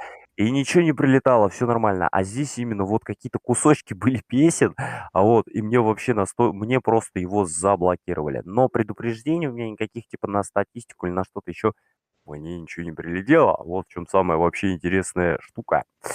Так что Да. не знаю, дружище. Все на свой страх и риск, но вот так советую, на самом деле. Да, Серега, Фонотека, просто заходишь, Ютуба, ютубовская фонотека, там да, бесплатная музыка, тем более да, вот я перед стримом включаю прям не просто музыка, а уже прям песни с текстом, да, где неплохо качает, прям берешь, ставишь, да, не стесняешься, это специальная да. фонотека, где тебе никакая авторка не прилетит, то есть если доживем до того, что у тебя будет монетизация, да, и как бы, ну, у тебя будет все нормально на этом именно видосе, да, потому что это Да. специальная музыка в открытом доступе, специально сделана для тех, кто строит контент, как ты, я, Чиканогиус и так далее. Такие вот дела. Это специально все для этого. Я во всех, ну не во всех, во многих своих влогах, особенно Нубы. которые я делаю, прям нубу, что знакомое? Нуб. Нуб. Нубы, Нуб. нубы, да. Типа забей в поиске NCT, не слушай их. Сейчас посмотрим. Ну, это наверняка прям вот именно авторские права, за которые прям трам-бабам тебе устроят. Да Вот, ты просто бим-бим-бам-бам, как говорится. поставь себе Рамштайн или Металлика, тебе сразу же такого пинка дадут, что ты, блин, Да, ты сразу да, такой, блин, да. не надо мне пинка, мне так колени болят, отстаньте. No Corporation, это вообще No Computer Sound, это вообще, типа, нельзя ее копировать, типа, Да, музыка не для копирования, типа, не смей топ-20 популярных некопированных треков, да. ёшкин матрёшкин. У меня есть такие вещи, мне даже было Вы... в соцсети 2 года назад, я записывал историю, представляешь? И истории же, они там до 15 секунд как бы вроде бы нормально, они скрипя зубами с тобой общаются. А я включил на запись и держал. То есть у меня записалось 3 подряд истории, а играла в радио музыка, в радио. Мгм. Меня забанили эти все истории, там такие петиции прислали. Ёпрст это. Да Это вообще, сервис No Copyright сервис. Да, все правильно. Copyright это такая штука. Сегодня я с утречка прям в радио это, говорит, слышал. бесплатный контент, это прям бесплатный контент. А почему no copyright? Илья, Что? А? хрень не нести. Илья, хрень не неси хрень, типа. А чё, я просто не понимаю. Я вот вбей в поисковик. Я в поисковик ввел, и здесь вот, NS. да, no copyright sounds, типа, ну, и как мне это воспринимать? Мне пишут, не копируй этот саунд, типа, не А, копируй этот звук. Label The основан на Believe так. 2000 был создан как средство, позволяющее бесплатно слушать музыку, которая также может быть использована в создании видео для YouTube или Твича. При использовании исполнителя соответствует ссылка в описании к видео. Здесь только надо будет указывать еще и ссылки. Нет, Да. нет. Такие, Всё, я понял, кстати, такой музыкальный контент есть и в фонотеке, то есть есть определенные Да, треки на да. Ютубе, если что, если кто заинтересован прям сильно, мы в следующий раз будем все равно Вахрам сейчас, я думаю, пару дней у него мозг покипит, как он отойдет, и мы с ним опять посидим на пару часиков. Ты вчера... Мальчишку Ты вчера... вчера Не вчера, а позавчера же. А ты говоришь такой, говорит, что он устал? Я говорю, ну ладно, я пускай отдыхает. Праздничного настроения. Спасибо большое. Слышу, Заля, не знаю, где он. Но копирайт, Слышу значит, звон, нету не копирайта. знаю где он. Ну да. Но no copyright, значит нету копирайта, а значит можно. Блять. Короче, Ладно, пиндосиновые две ходячие. Все, я загуглил, правда, загуглил, все нормально, я понял, да. Но не можно было и попроще, а не вот это нельзя. мне бы сказали это, бы можно, это да? можно. Можно, да, было. Да, ну, чё вы мудрите-то, ё-моё, чё вы мудрите-то? Скажи, можно, все, можно, а не вот это, нельзя, но надо. Типа, и пожалуйста. С приставкой нет такой. Блин, вроде бы запрещено же, да, такое? А потом вроде и нет. Ну, как Всё, бы вот заискрил. такие вот дела. Заискрил. Что-то мы потихоньку с мотоциклов передвинулись на ютубовскую фонотеку, но Барина сюда беру, нам цепляю к нам барина. давай, я хотел бы еще один такой же фонарик показать, только теперь уже это ракета от компании Soul Motors, Барин специально Pocket Rocket, и это ракета на электроприводе. Ого, и с педалями? Ого. Нет, там просто ножки и все. Получается, вот что мы до этого фонарик видели, там был нормальный мотор, одноцилиндровый, однопоршневой, один поршень, бензин. А здесь чисто вот два колеса, батарейка, руль, зеркало, фара сзади там стопа. Электричество, плюс стопак, ко всему, электричество, да. экологию берет. Здесь прям в прямом смысле слова розетку взад и поехали. Чисто удлинитель за собой. Чисто удлинитель за собой, да. Барин, здравствуй. Бесконечный. Всем привет. Привет. Короче, самый прикол этой ракеты, то есть это такая чисто вот городская стильная ракета, потому что он очень-очень-очень худенький. Ну, то есть можно сравнить с велосипедом, и он очень быстрый, передвигаться по городу на нем просто кайф, да. Я просто вот сидел тоже, на фонарик тебе, я смотрю, тебе фонарик зашел, да? Да, вообще класс. Да? А ты видишь, вот ноябрьский стрим посмотри, когда Чеканок первый раз увидел, какие там эмоции были. У меня там стримчик где-то есть, я ему показывал еще в ноябре, да, это было зимой, помню, уже на улице было свежо, там все дела, я ему показывал. Я просто раньше ездил на Ижаках, ну, и Юпитер 3, и Юпитер 5, и Планета 5. Восход, да. Кто не ездил на Восходе, это вообще что тут? На Минске ездил. Ну, Минск вообще. На Минске, я помню, мы ехали. Когда начали тормозить, их не было тормозов, тормозили сандалями. Да. А потом, короче, друг типа говорит, ну давай, ты уже поездил на разных мотоциклах, давай садись за Урал. Да. И мы, короче, ехали, благо небольшая скорость была. И там был небольшой наклон, и у меня Урал чуть не перевернулся. Совет Сереги в чате, Just Go Game посоветовал Сереге в чате, так что вот да. Я думаю, это хороший совет, в принципе, согласен. Смотри, расклад такой, типа... После этого я начал задумываться. Ну а что? Конечно, надо думать нужно всегда, особенно перед тем, как ты летишь на поворот, у тебя скорость большая. Войду, не войду. Поэтому люблю общаться с ребятами, потому что делятся опытом. Молодец. Я, кстати, от фонарика быстренько перелечу на звук по Ютубу. Я так с одними парнями разговаривал, зашел на стримчик, а там музыка играла, довольно-таки знакомая всем, и знакомая Ютубу. И я его спрашиваю, говорю, а что ты это? Тебе же завтраку прилетит. Он говорит, а я все равно захожу в студию, типа там же ты можешь сделать, чтобы тебе звук заглушить, как бы потом в обработке. И потом, типа, после стрима звук глушит. Прикинь. Да. И я такой, ну, представляешь, и то есть ты заходишь на повтор стрима, а там как рыба в аквариуме. Я Да, такой, ребята, поиграйте понимаете, в знаете, это как бы... Revelation, и вам там прилетит завтраки, либо Да, в это как GTA бы поиграйте, и вам там плюс, прилетит. минус. Я не знаю, кому это в прикол, но как бы это некрасиво. То есть я некоторые стримы в повторке смотрю. Вы вот включите просто реально вот фонотеку Ютуба, там реально не маленький список, очень Я не даже пойду. большой. Я прям стяну эти треки, которые мне очень нравятся на компьютер, потому что я частенько ими Да, пользуюсь в обработке. То есть, да, чтобы мне не да. И заходить там каждый прям раз на YouTube, написано напротив каждого трека скачать. Это все прям вот да, свободно. просто скачал бесплатно, включаю потом себе вот медиаплеер, плейлист включил, то есть, да, ты можешь его так фоном включил, на минималке музыка играет на стриме, и тебе за это ничего не будет, и у тебя все равно фоном музыка есть, и Да, потом будет не стыдно стрим оставлять, и красиво, как бы, да, ну, Я нашел сайт с бесплатной музыкой. также вы можете сделать свой бесплатный бит у Дани Битса, ссылочка на него в описании, напишите ему а просто реклама, 5 да. Я его сегодня в комментариев. комьюнити показал, этого человека молодого, так Да, что заходите, общайтесь. да, и я еще такой, блин, а чё ты не пользуешься этим битом? Я не понял, что драйвер, ведь нормально В же он смысле я не там, пользуюсь? Пользуюсь, да, это всему свое время, да, успокойся. прям бум-бум-бум, Ну, все бум-бум-бум. будет же, все будет, что ты. То, Мне что... как раз таки у меня вот он мне бит сделал, там 2 минуты, да, 3 минуточки. Мне как раз этого времени хватает настроить, включите, запустите, настроить чат, сделать рассылку, проверить, все ли в порядке, и все, и Ну так поехали. ты пользуется Да, зомбачок пользуется, и собачок типа я пользуется. такой, блин, Да, ладно, да. что я Барин, буду... барин теперь пользуется, потому что барину мы тоже сделали. Чувак! Вот, У и будет и меня, барин Да, пользоваться. у меня да, да. в начале стрима стоит в ОБС уже. Да, вообще шикарно, Супер, вообще супер. шикарно. То есть, Супер, супер. Так продвигаемся, что, помогаем. Молодец, молодец. если фонарики Молодец, такие молодец. когда-нибудь я увижу, тоже мне будет очень интересно. Я видел уже у нас такие разные электрические создания.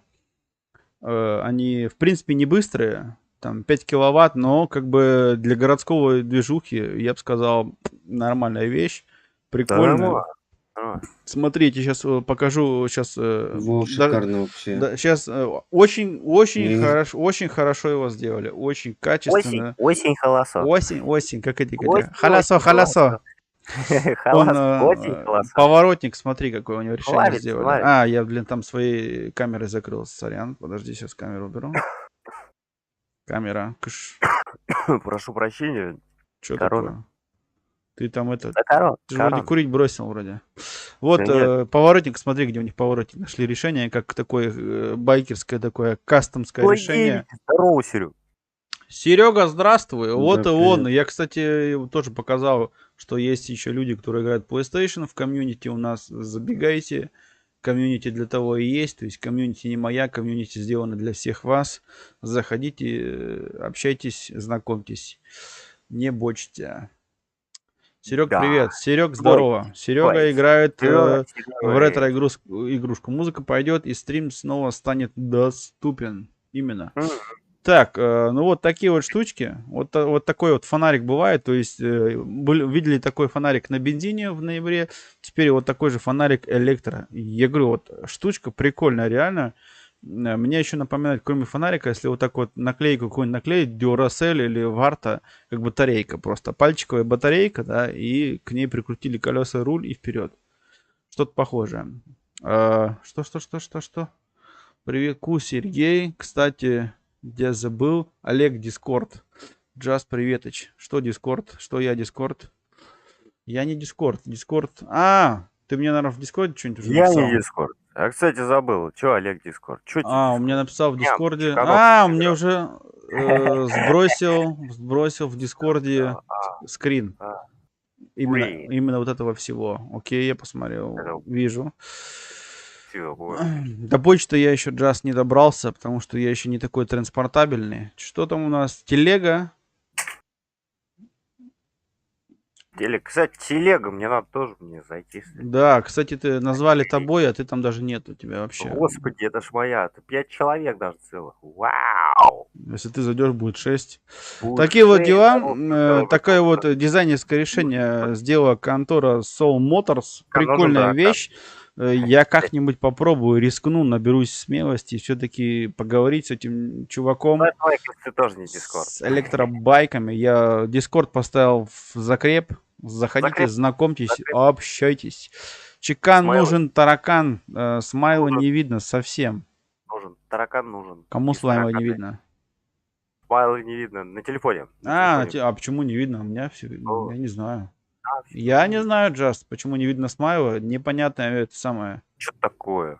Что это у тебя там? Я вчера в Ахрама, когда увидел компьютер, я обалдел, что у него там все черное.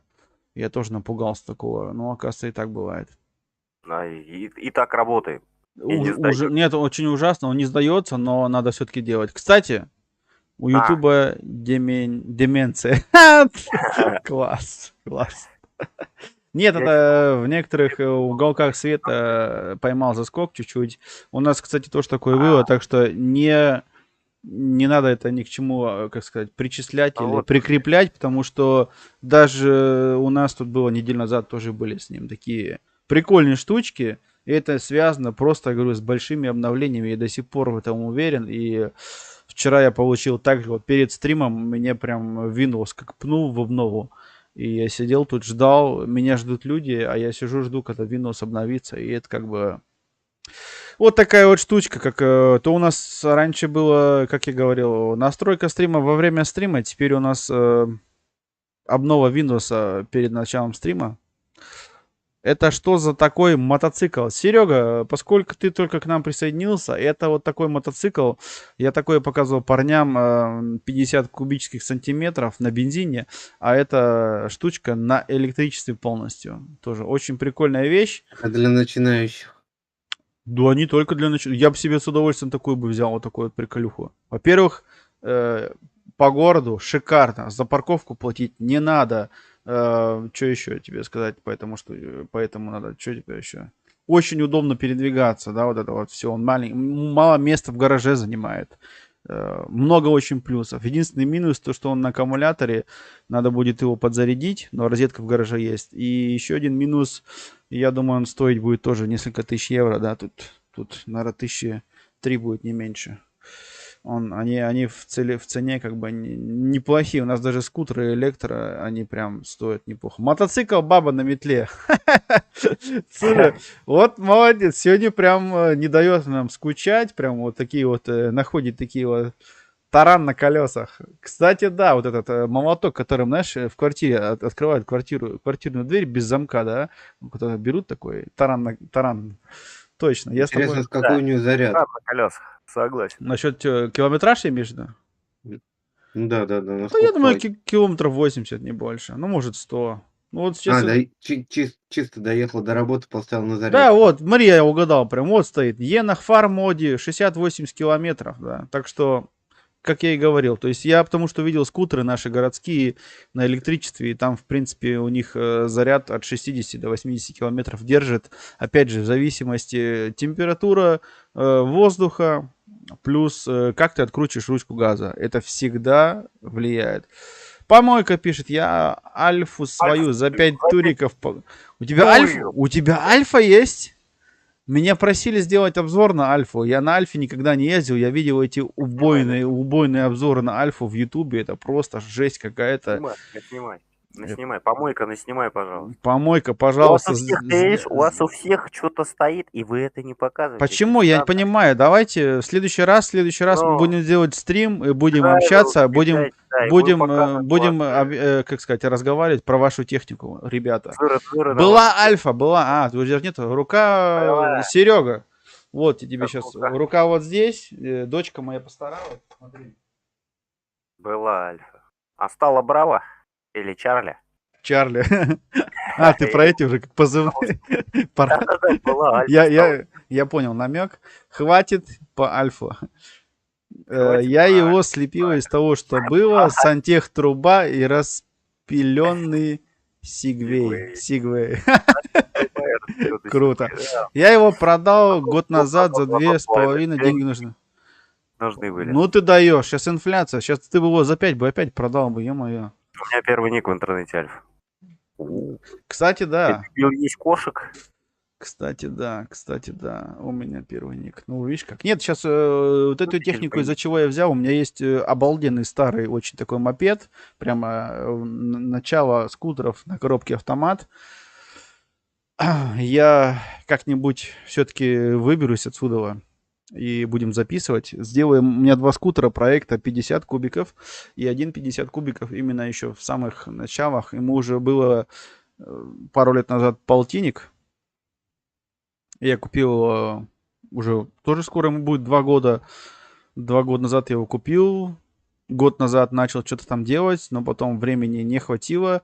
Он стоит, ждет своего часа. Так что летом контента записываю, зимой насмотритесь, реально. У меня вот есть вот мопед, я его специально взял, и мне было по кайфу то, что у него есть какие-то вот эти вот документы, вот это вот все, да. Такая, знаете, как сказать, кусочек истории. Представляете, мопеду 50 лет. Да, и он еще в оригинальном состоянии. Ну, как бы выглядит для оригинального состояния довольно-таки еще транспортабельно. И я когда его покупал, мне еще человек дал 2 новые покрышки к нему дополнительно, да, чтобы уже сразу. И такой, ну, круто. И надо там несколько запчастей поменять. Как заведется, это вообще будет кайф. То есть вот вам контентище. Это как раз будет тот контент, где ты можешь передвигаться и где дело абсолютно не в скорости, да, а в передвижении. То есть движение объекта с А на Б. Вот у меня уже такие есть планы, но всему всегда есть свое но. Я сварщик, и я сам сварить могу такой. Во, Серег, давай сварим. Берем старый аккумулятор от Nokia 3210 и будет у нас электробайк. Каждый раз упоминаю Альфу и подпрыгиваю. Да. Когда по кочкам ехал, летал, провод со свечи, искра пропадала, он глох. Кстати, да, с вот этим надсвечником, это еще та история. Серега. Бабу парить можешь? Бабу. Так, Юрец уже делает реально такие запросы, которые прям, как сказать... Осуждаю. Не то чтобы осуждаю, но как бы заказ на будущее. Осуждаю.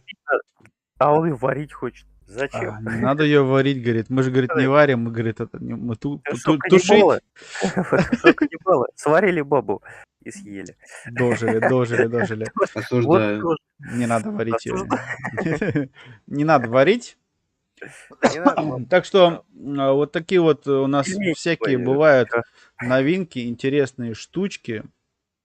И все больше и больше и больше вот этой вот техники, где именно заряд аккумулятором, да, то есть где вообще без бензинового мотора все больше движется к нам в любых формах. И много людей, много фирм стараются это преподнести, опять же, в таком ретро-дизайне, чтобы людям было привычнее как-то взять, чтобы, ну, тут реально, вот как вот, допустим, вот этот скутер, который я сейчас вам покажу, что он напоминает вот абсолютно классическую форму вот этого скутера, что ни на есть, мотороллера. И как бы дизайнеры нашли этому решение, ну, чтобы не привыкать к чему-то новому. Тяжело народу привыкнуть к какому-то новой вещи и посмотреть ее, или тем более купить. А здесь получается вот у тебя абсолютно такой стандартного, на первый взгляд, скутер, как бы, да, ничем не отличающийся от других, но если приглядеться поближе, то ты сразу же увидишь, что нет выхлопной трубы и еще кое-какие вещи. А так, в принципе, по передней части мопеда сразу не поймешь, что это какой-то электроскутер. И в этом направлении движутся почти все. Вот таких, кстати, у нас уже ездят здесь по городу, хватает. Самое страшное, я говорю, вот начинают уже делать такие как бы прям мото-штучки, байки, которые прям наваливают мощно и быстро и очень тихо, и это страшно, потому что когда вот какой-то тебе байк навстречу там пролетает, и ты не понимаешь, да, то есть они очень быстрые. Вот такой вот, как сказать, вот вам такой пример, который у нас, в принципе, есть на дорогах общего пользования уже. Сейчас вот прям вот покажу. Вот мотоцикл вам от компании Zero. Я такой же самый мотоцикл уже видел вживую. То есть, когда мы ездили в том году на тест-драйв с моим коллегой, и один коллега, ну, еще один купил такой мод. Зарядка хватает так, что-то в районе 180 километров, да. Ого. от до, то есть 180 километров дистанцию проехать. Но опять же мне сказали, что если хорошо ручку выкручивать частенько, то есть газ по лаз, как по-русски, да, и можно, конечно, и на 150 километров можно уже все это дело закончить, а то и на 140. И это как бы такое дело, но если ты где-нибудь остановился, лес, электричества нет, ну и все, да, и как бы приехали. Будет как бы печально. А так, в принципе, байк сам по себе выглядит очень прикольно, ну, то есть много общих таких черт с нормальным мотоциклом. Единственное, что, конечно же, сразу же мы здесь же, на этом же Zero видим, они все так вот пугают тебя. Нет выхлопной трубы, и вот этот вот баг, который мы видим, что это как бы баг, это на самом деле здесь такой как бардачок получается, да, и все, в принципе. Вот у него здесь в этом модели, кстати, вот бардачок вот тут открывается и вставляется розетка как бы на аккумулятор, там, то есть адаптер на подзарядку и, в принципе, европейский стандарт, и как бы у меня такая же зарядка на автомобиле и вперед. Просто что, да, тебе не каждый раз. Вот здесь, допустим, это маленькая модель, которую нам показывают здесь вот эти вот репортеры. Он 146 километров проезжает, как бы, и готовченко, и заправляется. Потому что там осталось совсем чуть-чуть. Кто пробовал, я спрашивал уже людей, кто пробовал на таких электробайках прям передвигаться. Говорят, все круто, тяга супер, да, то есть ты улыбаешься, каждый раз он просто набирает в момент очень мощно. Ну, то есть у него там, как бы относительно, если ты возьмешь мощность, тяжело сравнить с бензином, да, просто у него вот эта вся мощность, она есть сразу. На бензине пока у тебя там обороты мотора, то все, а здесь ты ручку выкручиваешь, чем ты сильнее ручку крутанул, у него все. Сразу схватил. А здесь сразу схватил. Единственное, здесь что минус, да, то есть вот эти вот частые выкручивания ручки прям хорошо до отказа, чтобы он прям отваливал, когда тебе весело, это все влияет на состояние твоего аккумулятора, да, то есть чем ты чаще будешь так вот играться с газом, тем быстрее будешь себе искать розетку, да, это факт. А так, в принципе, по городу пацаны ездили, они говорят, блин, по городу... До работы нормально. По городу вообще расход очень минимальный. То есть я ездю на автомобиле, у меня электропривод, на автомобиле батарейка маленькая, тоже как вот на этом мотоцикле. И я прям кайфую, потому что по городу ты едешь плюс-минус 0, потому что тормозишь, при торможении кинетическая энергия заряжается, и, соответственно, рекуперация, да? Да-да, рекуперация идет. Вот, такие слова знаешь, смотри-ка себе. Рекуперация идет, и, соответственно, заряжается, опять же, батарейка, как динамо. Папа физик, мама физик. Все. Я эти слова выучил 3 года назад, когда я начал с этой техникой ближе общаться, с рекуперацией, как бы, вот как эффект такой динамо, то есть начинаешь тормозить, заряжается твоя энергия кинетическая, то есть ты тормозишь, и кинетическая энергия заряжается, автомобиль как бы делает свое торможение, плюс твои тормоза, где настоящая тормозная система с колодками, как мы знаем, это в классическом состоянии, она почти что не востребована. Вот я вот недавно, буквально перед моей маленькой аварией, менял зимние колеса на летние на автомобиле. Автомобиль проехал мой 35 тысяч километров, и тормозная система просто в шикарном состоянии. Так, прочитай чатик чуть-чуть, я сейчас отойду на буквально секундочку, там с почты пришли. Я сейчас подойду к вам. Я тоже на секундочку отойду. Посмотрю. Барин, оставляю тебе стрим, как говорится, читай чат. Ребят, оставляю вас с Барином. Кто не знает Барина, тот не знает меня. Все Барина должны знать. Привыкайте. Барин, давай, тебе прям вот... Кстати, как дела?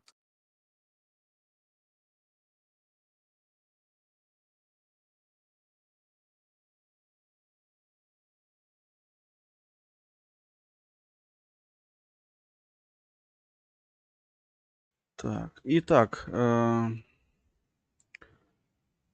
такие вот изменения у нас происходят потихоньку, шаг за шагом. То есть движемся в этом электронаправлении, все, техники больше и больше, розеток больше, как инфраструктура растет. Были уже у меня такие недавно мысли, но я думаю, если автомобиль найдется, который будет по цене меня устраивать и проедет более 500 километров, то уже можно будет пересаживаться. А пока еще автомобили, которые в данный момент продают, у них очень маленький запас энергии на расстояние, ну и как бы Нет, сейчас есть автомобили, которые проезжают там и 800, и 1000 километров, но они я, очень дорого я стоят. не знаю таких. У нас, которые я знаю, у нас в продаже продают, столько не проезжает ни один. Tesla Не, Model S, не, она не проезжает столько больше. P1000. Она 800 не проезжает никогда. Ты что? У нас вот эти вот Теслы, которые я знаю, продают сколько? 470, 520 километров, и все, и потолок как бы. Нет, это старая модель, значит. Ну, так а новые стоят как дом в деревне. Как бы это, ну, я имею в виду по нормальной цене. Ну, я говорю, Смотрел. что они стоят очень дорого. Да-да, это очень Тесла чересчур завышено. И Тесла у нас очень печальные такие столкновения с Теслой. Очень плохое качество обработки автомобиля. И Тесла, у меня друг работает пожарником. Ну, как бы, М. если Тесла попала в аварию, приезжает бочка с водой, тогда машину в бочку опускают в воду и все. То есть эта М. машина уже ее это невозможно транспортировать. После аварии это очень опасно, то есть возгорание может там произойти, где-то там замыкание. Это печаль. Это очень нехорошо, это больно, это дорого. У нас, кстати, вот Tesla, вот мелкие варианты, там Model Dry, которые, да, такие гражданские Мгм. версии подешевле, прям в городе стало сейчас прям за год штук, наверное, уже 8-10 купили точно в разном цвете, вкусе. Прям, да, прикольно. Я посмотрел их, ну, когда они мимо тебя проезжают, конечно, прикольно, ну, так скучно, если честно, скучно. Для меня скучновато, потому что они внутри пустышки такие, да, и там, то есть такой iPad стоит у тебя посередине, да, руль, а так больше ничего такого интересного нету. Которые вот что-то поинтереснее, они уже стоят намного дороже, и опять же, да, я говорю, у нас что вот Model X, там, то есть Tesla, вот эти вот, которые больше, знаешь, такие с Мгм. размером, я в деревне за такие деньги могу хороший дом купить, так что нет, спасибо, но нет. Такие вот дела. А если когда-то что-то в этом роде будет, что прям доступно было в гражданском варианте, ну, то есть, чтобы мне кредит на 50 лет не брать, то я думаю, это вот Toyota уже нам намеки сделала, сделать небольшой SUV, он скоро должен выйти, где будет 500 километров. Ну, думаю, еще пару лет пройдет, и уже будут как бы гражданские версии, где будет по 600, уже будет нормально, да. Ну, то есть, я имею в виду не в таком сегменте в ценевом, как Tesla, а именно чтобы прям нормально было, да. То Нет, есть, все уже придумано еще в 30-е годы. м, Но фишка в том, что так как пришли нефтяники, они не дают нам да-да, идти это дальше. Это уже, это понятно. Нефтяники, они как бы, ну, деньги хотят зарабатывать. Это все понятное дело. В том-то и дело. Здесь этим многое и задерживалось постоянно, да, все. Опять же, сейчас большие вопросы стоят именно, чтобы выработать столько электроэнергии, что если у нас, допустим, вот этот автопром в электрическом сегменте, он идет вверх, вопрос стоит в том, то, что столько вырабатывать энергии, чтобы, да, чтобы можно Во-пер было обеспечить автомобили, плюс, опять же, вот эти телефоны, все, электротехника выросла, и, соответственно, нужно. Я в своем Жопинске тоже Тесла видел красный седан. Мимо едет, а тишина. Я так офигел. Да, Денис, такие вот дела. Когда мимо тебя проезжает, конечно же, дико первые пару раз. Да, мне, знаешь, я Тесла, допустим, видел после аварии, как они выглядят. Это очень, очень больно. Ну, то есть качество вот этого металла, оно не очень такое, ну, свои минусы. А так, в принципе, вот по техническим данным вот этим всем, по скорости, по разгону, в принципе, по приколу, да.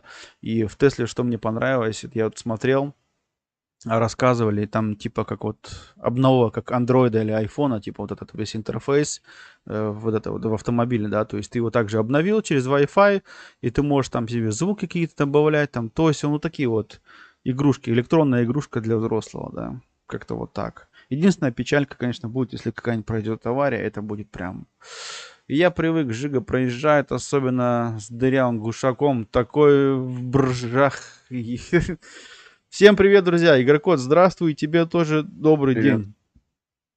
Это да, у нас вот эти вот сейчас в последние дни я вижу часто Peugeot 208 на электроприводе. Opel на электроприводе, это вообще, они мимо тебя проезжают прям. Вот ты смотришь, что это Opel, ты видишь, что это Opel, понимаешь, он хотя бы на Opel И не похож. веришь. Нет, не, почему я верю-то? Где я нахожусь, как бы, ну, здесь это все прогрессует, и это все видно, и все верю. Просто единственное, я сейчас последние 4-5 месяцев О, лапочка.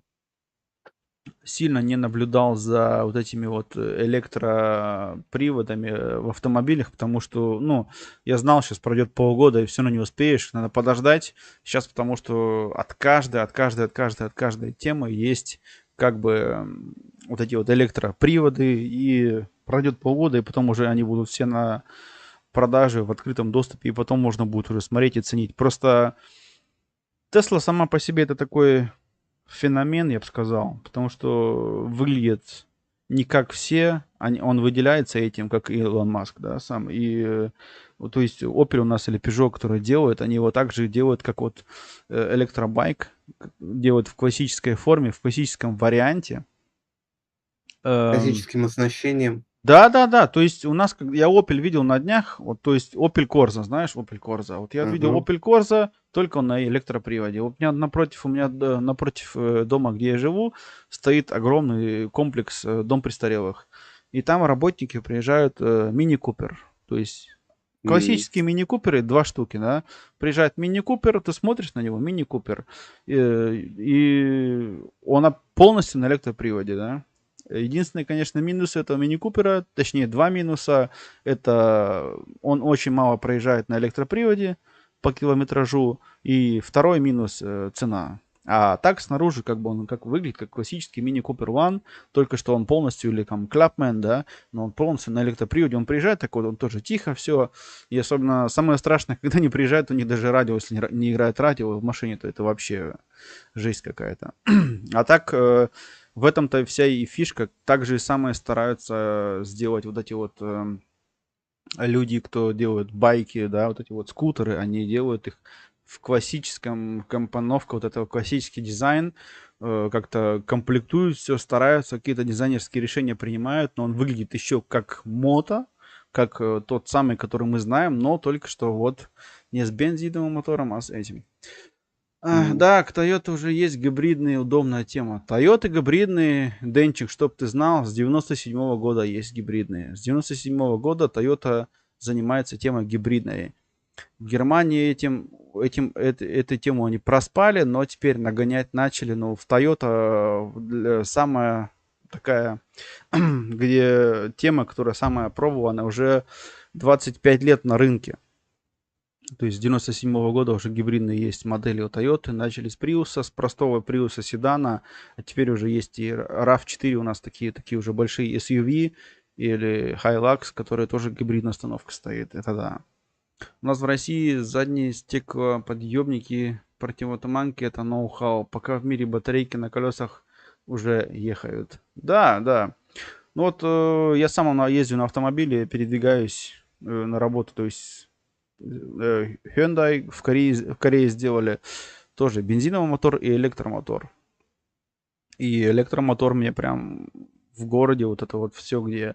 Не знаю, я не согласен. У нас очень разношерстные, разноплановые Ну, смотря где находишься. Если ты где-нибудь будешь находиться в России, где-нибудь в глубинке, где Денис живет, там, допустим, не в Москве, а подальше от Москвы, где-нибудь в глубинке уже Денис живет, и там как бы, я его понимаю, все в принципе так оно и есть, потому что в большом городе где-то развивается что-то, а где-то вот в маленьких, да, подальше от метрополя, это, к сожалению, тяжело.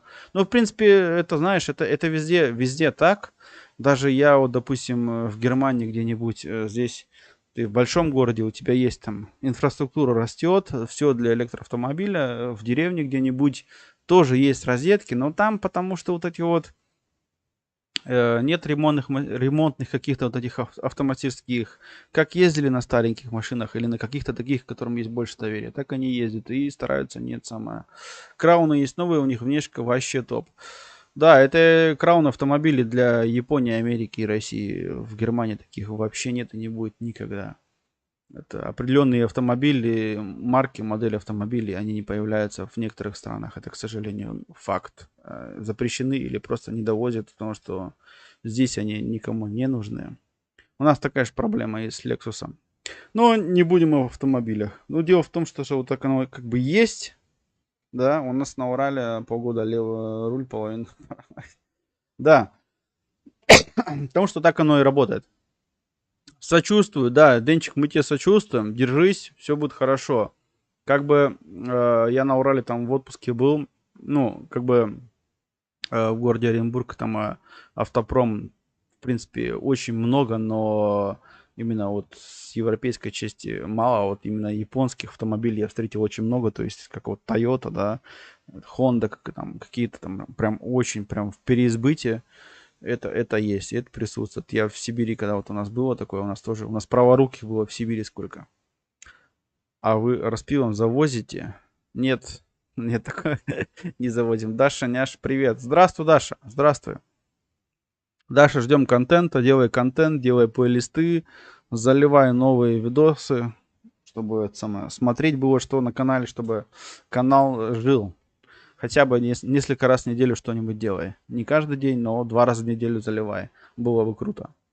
Ребят, по поводу ноу-хау и немножечко хочу сказать, заражка немножечко хочу сказать, то, что, ребята, батарейки все хорошо, но наши великие умы и ученые все-таки тоже не сидят без дела, вот, и, в общем, у нас уже ездит, сейчас так скажу, 5 образцов, ребята, на водородном топливе. Смысл водородного Это уже топлива в этом. давно. Подожди, барин, успокойся. Я знаю твои настрои, я знаю, лишь бы только похейтить, а что-то хорошее сказать, как всегда, ты язык в одном месте. Ребята, короче, прошла, не то, что прошла такая, но сейчас запустили российские наши ученые, мои, ну, вот эти российские ученые, не знаю, как лучше выразиться, но все-таки взяла гордость меня за них. Вот, что они наконец-таки сделали двигатель на водородном топливе, не просто сделали, а уже выпустили не выпустили, а сделали 5 образцов. Смысл водородного топлива был в таком, то, что его было невозможно хранить, потому что оно очень сильно разъедало всякие металлы. Но все-таки немножко поднапряглись, короче, вот свои пердячие жилки напрягли, поднялись, немножко в руки себя взяли, нахлестали себе по щекам и создали такие баллоны, короче, которые могут это водородное топливо удержать. Итак, ребята, уже ездит на территории университетов, на их, да, 5 образцов такой техники.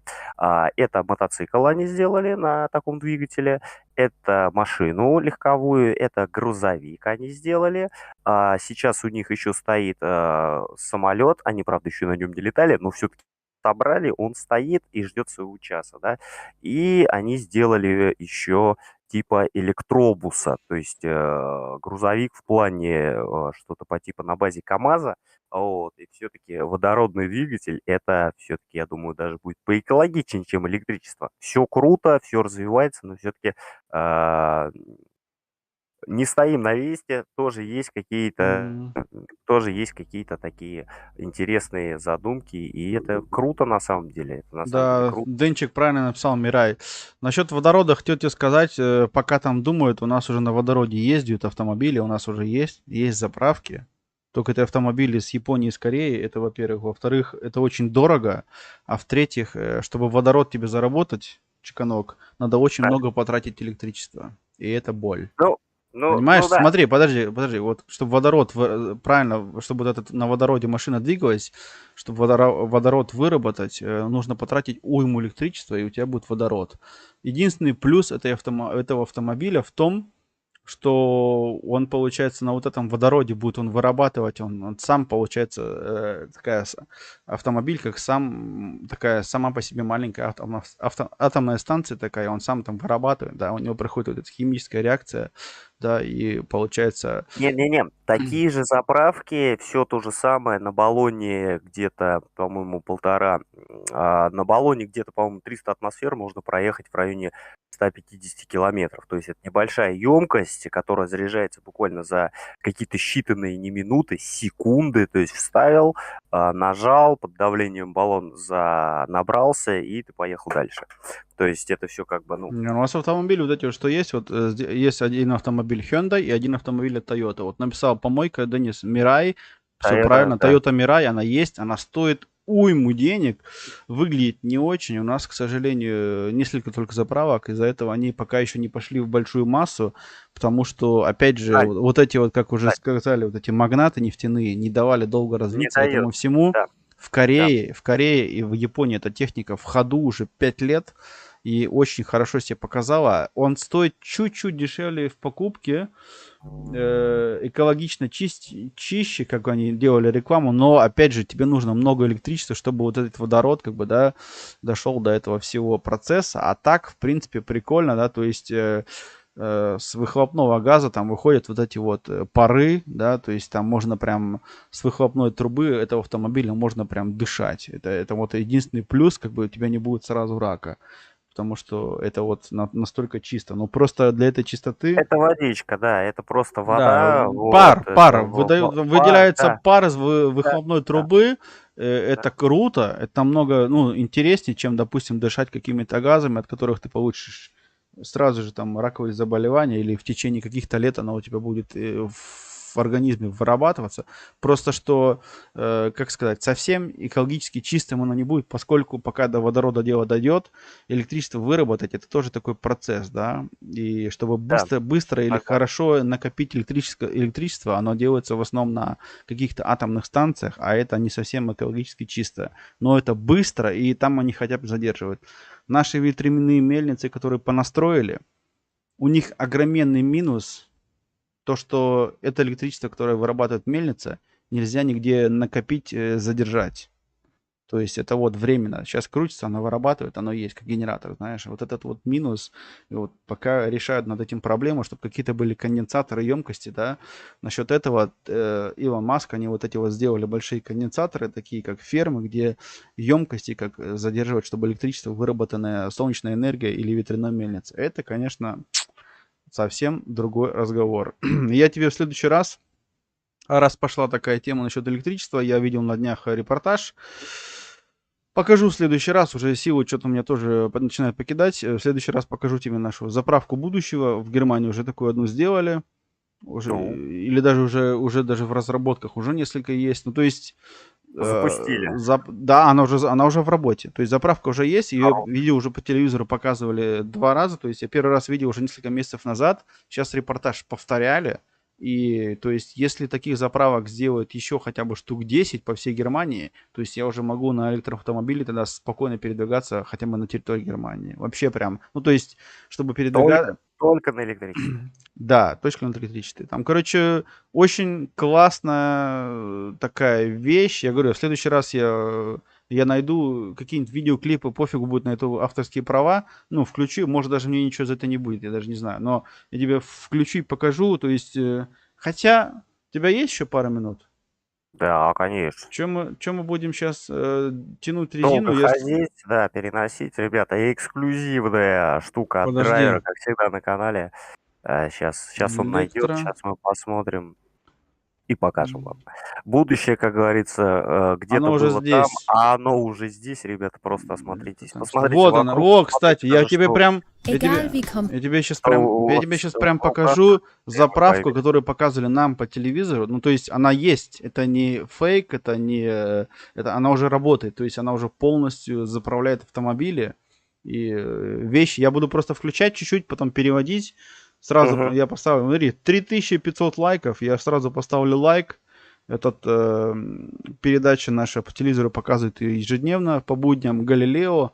Знаешь, Галилео вот этот. Да, естественно. Вот, у нас называется такая передача Галилео. Вдруг зайдет медведь с пивом, у него сегодня ДР. Кстати, медведь с пивом, я сказал, чтобы он сделал стрим. Так что я надеюсь, что он сегодня запустит стрим, иначе я, пивом его лишим.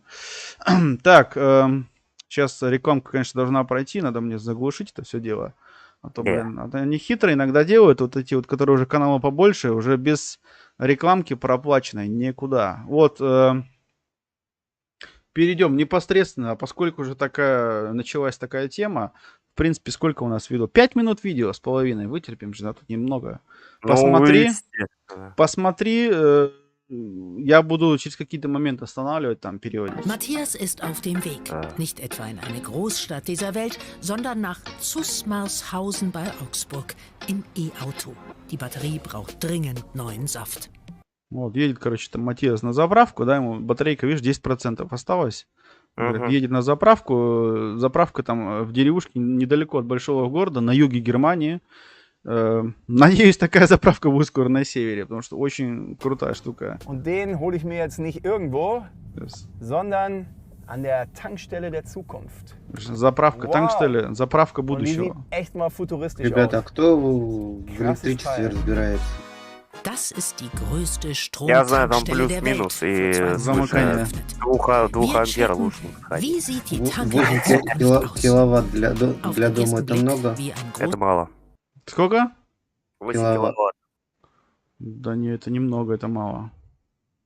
Это мало, потому что у тебя может быть в какой-то момент стройки, и банально ты даже не сможешь сварку включить. Да. А сколько в дом у тебя будет? Двухфазный или трехфазный? И двух, и трех. Вот если трехфазный, то можешь себе даже станок ставить, но какой-нибудь там Циркулярку. фрезеровочный, да, фрезеровочный для хобби какой-нибудь там, вот, Да-да. можешь поставить себе не париться. Но единственное, что, ну, это мало. Это мало. Так, Großer поехали. stylischer Busbahnhof mit großen Pilzen. Hier Вот kann man заправка, видишь, ausschließlich какая? Strom tanken. Провода вниз Да. висят для заправки, да, электромашин. So, jetzt wird's spannend. Ну, вообще шикардос. В советское Das ist время mein такие aller- бензиновые allererster были, как бы, да, где вот такие Да. тоже шланги Können wir с einfach mal потолка was hier висели. и so- всё Были, такое. видели по Есть? телевизору. Да, Да, вот давай. это было круто. это было Вот, где-то вставил там все, как-то. заправку, видишь, So, кабель, Licht leuchtet. Die Frage ist nur, lädt der jetzt schon? видишь, говорит, вставил, Das говорит, rote работает Licht ein или нет. gutes Zeichen Теперь ist? пошел на кассу сейчас. E-Auto-Neuling Matthias ist skeptisch. Also merkt er sich die Nummer auf dem Ladeschlauch und geht einfach mal nachfragen.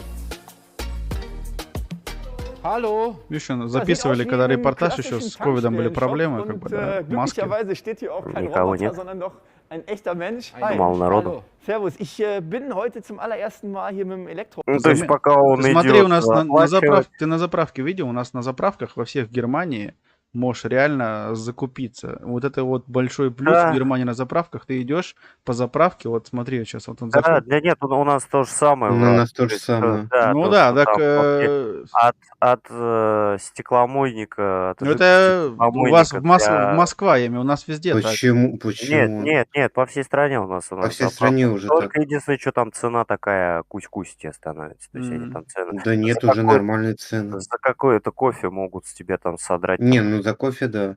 содрать себе. То есть У нас они на- на кофе там навариваются. Так они на кофе Glücklicherweise зарабатывают. steht hier auch Да, kein да, Roboter. Это кофе, зарабатывают. сигареты Echter у них. Mensch. Нет, Hi. сигареты хотя Hallo. везде одинаково. Servus, ich Сигареты bin везде heute zum одинаково. allerersten Везде, Mal да, hier то mit есть dem на пачке. Я к Elektroauto. бабушке, Okay. когда Meine езжу erste на там Stromladung. город Was muss Шуя, ich da tun? Also wir geben jetzt da die Ladesäulennummer ein. рядом, Also Nummer merken, genau wie bei einer там же normalen Tank. офигенная заправка, я не помню, как она называется. 51. Там местные Okay. пирожки покупаю. Und Sie können Все время, jetzt auf когда den назад еду. Bezahlvorgang starten. О, самые Jetzt kommt вкусные ein пирожки. großer Unterschied Да. bei der Tankstelle der Нет, Нет, самое Zukunft. вкусное Gezahlt wird im еще Voraus und бабушка и digital. мама. Mit Karte oder PayPal. Безусловно, безусловно. Здесь я с тобой спорить не буду. Я имел в виду из разряда продажных. Да. Из разряда Wie вот lange wird das этих, ungefähr да. dauern? Was sagt der Profi?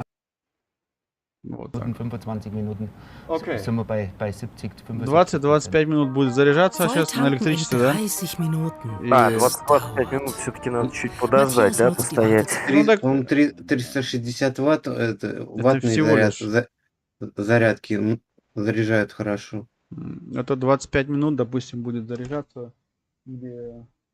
Ну, где- ты знаешь, если 25 минут заряжаться, можно было там и диванчик какой-нибудь поставить. Так для там водила. все есть. Ресторан же есть где Dabei отдохнуть, fällt ihm есть auf, интернет mit в herkömmlichen заправке, да, Tankstellenrestaurants бесплатно. hat dieses hier wenig zu tun. Сел, покушал, то есть это, в принципе, очень Schön, удобная oder? штука. Мы, So если, schöne допустим, Raststätten kenn ich путешествуем, eigentlich gar смотри, nicht, wo so Wert вот так auf- вот мы на in- заправке останавливаемся, у нас час улетает. В туалет сходил, покушал, отдохнул, там, когда далеко едешь куда-нибудь, да, и час на заправке вообще махом. А если у тебя за 25 минут 350 километров зарядился, и ты еще там отдохнул, там свои дела сделал, там, да. Сейчас у нас тоже Einrichtungen belegt появляются wird. такие Вообще, заправки. какие проблемы? Ну, вообще не вижу. Я наоборот только за, если бы оно так было. Потому что вот эта заправка чем хороша, я сейчас вам Schauen, расскажу. was die Karte kann. Ob ich meinen Magenakku То, hier что auch там есть, это auflade. еще полбеды, знаешь. Viele Сейчас тебе самое интересное будет. vegetarische und vegane Gerichte. Eher ungewöhnlich an der Tanke, ne? Ich glaube, hier finde ich was. Hier wird sogar am Platz bedient. Vielen Dank, sieht toll aus. Dankeschön. Danach hat Matthias Fragen an Tankstellenchef Klaus Emmler. 475 kW, das ist ja ordentlich Wumms. Gibt es da auch Gefahren? Muss ich irgendwas beachten als Kunde?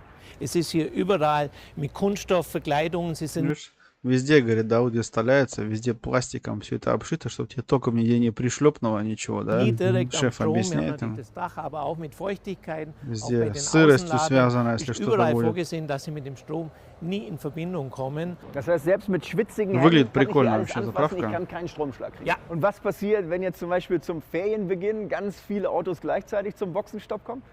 Wir sind gut vorbereitet. Wir haben auch genügend Strommengen zur Verfügung, dass wir bis zu 4000 Fahrzeuge im Endausbau auch beladen können.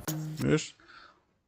До 4000 могут машин зарядить, да, то есть у них хватит электричества, там стоят в земле прям такие эти конденсаторы, вырабатывают, там много рядом солнечной энергии заряжается. Заправка, то есть не то, что она получает откуда-то, да, энергию, она еще сама вырабатывает электричество и, соответственно, тебе его и продает, да.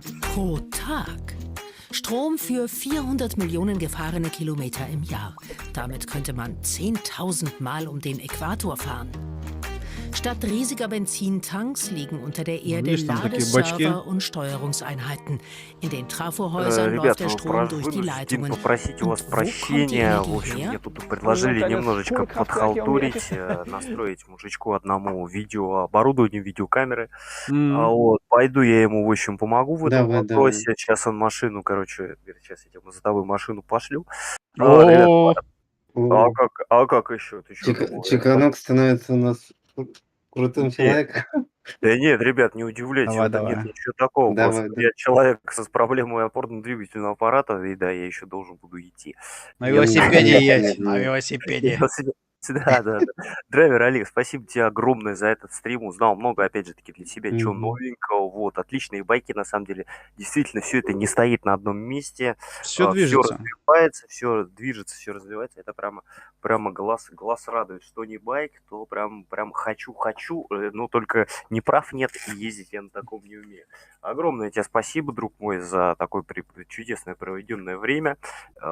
Всем подписчикам огромное, опять же таки, спасибо. Друзья, не забывайте про Дискорд. У кого-то, если что-то, где-то что-то выходит, какой-то контент или есть каналы, ссылочка у драйвера в чате в закрепе. Обязательно делитесь. Вот, потому что иногда оповещения действительно посылают, балуются, вот, а с Дискордом мы не балуемся, видим, кто-то что-то скинул, обязательно прошли, зашли, заглянули к вам, вот, поддержали. Опять же таки, так, ребят, поддерживайте друг друга, вот, смотрите контент, всем всего самого хорошего, ребят, увидимся, когда увидимся, всем пока-пока. Ну, все, Давай. давай, до вечера. Такие вот дела, видишь, как заправка, то есть работает, и таких заправок еще, говорю, понаштампует несколько, и будет прикольно. То есть до 4000 автомобилей так они там в сутки могут зарядить, тем более у них там еще Тесла стояли, чарджинг, это у нас отдельная тема есть. На таких парковочных стоянках вокруг магистрали Тесла свои понастроила на халяву. Ну, то есть автомобиль Тесла стоит очень много денег, и у них там какая-то несколько лет заправка бесплатная. Как я понял, прикольная вещь. Нет, у нас сейчас в тестовом режиме не такие красивые заправки, но тоже между Москвой и Питером уже тоже появились. Да, но только там. Ты дальше туда, от Москвы 200 километров отъедь, и все закончилось. Потому что я был в Сибири, там, Урал, там, таким этим еще вообще ни одного электромобиля, ничего не видел. Нет, я такого. говорю, это сейчас тестируется, потому что все электромобилисты России тоже не стоит на месте, все появляется вот этих электрокаров все больше и больше. Но они так быстро не дадут разогнаться, потому что нефти очень много. Ты сам Да. знаешь, нефтяные компании хотят золото лопатой гребсти, чтобы человеку было хорошо. Так что Это, к сожалению, такая тема непонятная. Ну, у нас здесь тоже долго автоконцерны боролись с этим, но рано или поздно, ну, как бы цена растет, и как бы очень много сейчас отдаешь на автомобиль, на заправку, и больно, как бы, да, у тебя столько зарплаты нету, и решаешься на какой-то компромисс, и этим самым я же сопутствовался, когда я покупал себе автомобиль на гибридной установке, плагин гибрид, у меня аж мотор бензиновый и электро, только в целях экономии, чтобы реже заезжать на заправку, и все. Ну, не то, что не для того, чтобы там, конечно, экологически чисто я бы тоже его не назвал, потому что батарею, чтобы произвести вот эту батарею, все, да, электромотор-то ты его сделал, это хорошо. Электромотор, он меньше в обслуге нуждается, чем бензиновый мотор, да, точнее, вообще не нуждается. А вот батарею, чтобы создать, или батарею как бы рецайклинг, да, как-то переработать ее как вот в сырье, это вообще отдельная тема, отдельная проблема. Нет, там это очень большие проблемы. Да, в том-то все и дело. Из-за этого экологически совсем чистым это назвать нельзя. Кто это так говорит, они не разбираются в материи, потому что сама батарея, построение батареи это очень такой комплексованный, тяжелый Но они процесс. имеют в виду то, что сам вот произведенный сам электромобиль, он они не учитывают факт производства, понимаешь? Да-да-да, но это глупость. То есть тебе надо полностью от А до Я, то есть от начала чертежа вплоть до того, что ты начинаешь им пользоваться. А дело в том, то, что пока его построят, то есть много запчастей, там, конечно же, такие же, как и на автомобиле с нормальным, с мотором сгорания, но дело в том, то, что вот эта вот вся батарея, да, это же тоже такое дело, как бы. Да, ты его в использовании, ну, конечно, будут у тебя первые 5-6 лет хорошо, но батарея больше 8 лет не бегает. Сам знаешь, по смартфону. На смартфоне после 2 лет батарея начинает тоже хворать. И такая же техника происходит здесь. Ну, то есть на автомобиле 8 лет тебе дает даже гарантию с завода, и потом все.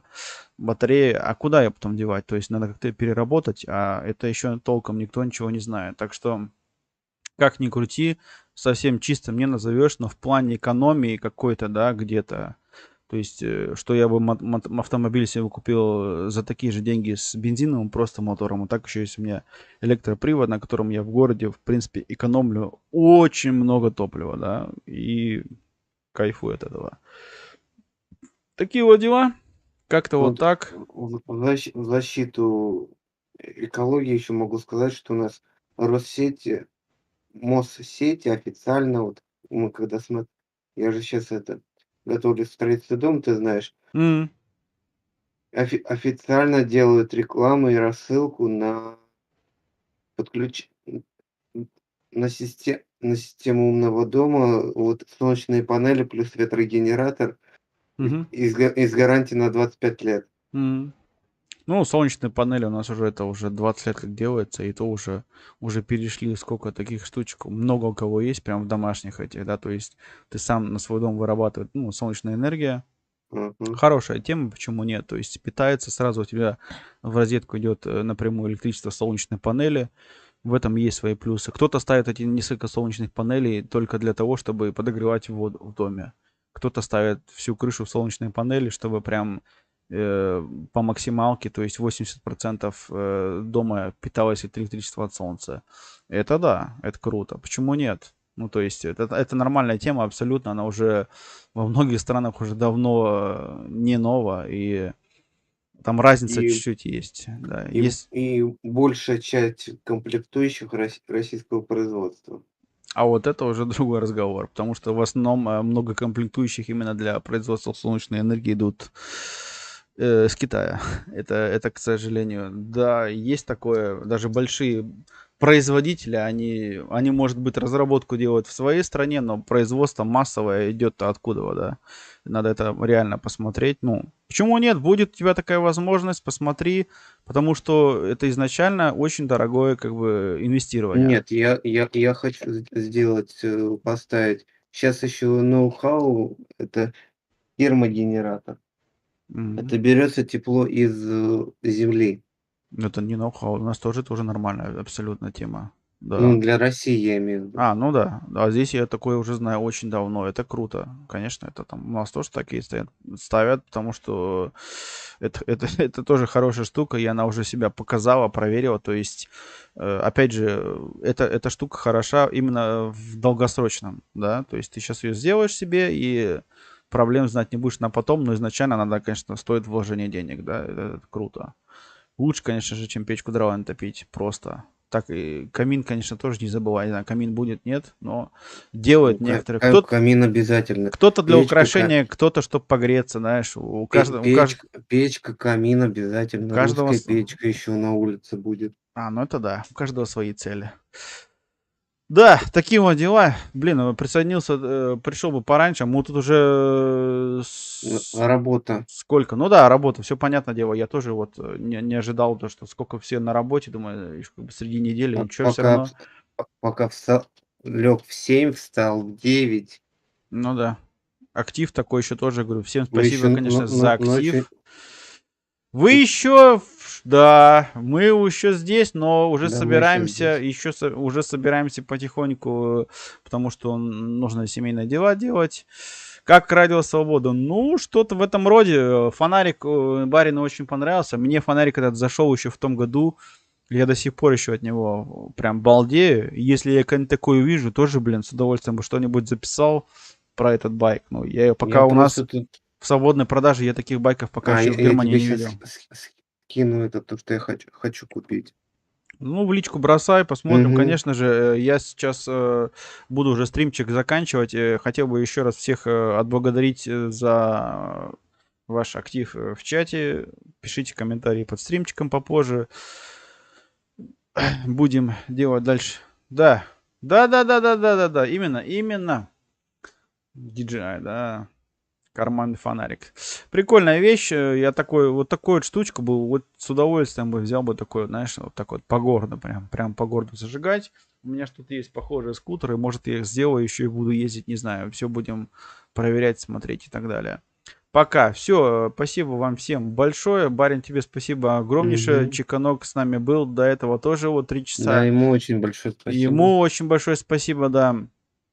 Всем вам спасибо огроменное. Канал на Дискорде. Соединяйтесь, будем общаться, разговаривать. В следующий раз, конечно же, у нас еще одна будет тема с Вахрамом.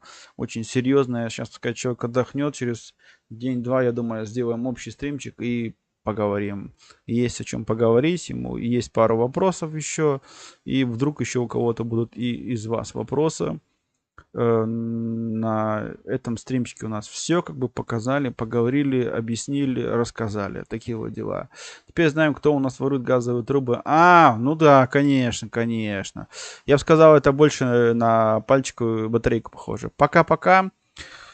Юрец, Дынчик, Джаст, Плюмчик, Чеканок, Игрокод. Всем. Ольга Админовна, тебе тоже. Кто еще? Large Game, Серега был здесь с нами. Я вот так вот быстренько чатик перематываю. Демофф ТВ, Александр с нами тоже был. Ему тоже за это огромнейшее спасибо. Всех вроде бы перечислил. Фарагос. И еще один наш модер тоже здесь был. Так что огромнейшее спасибо.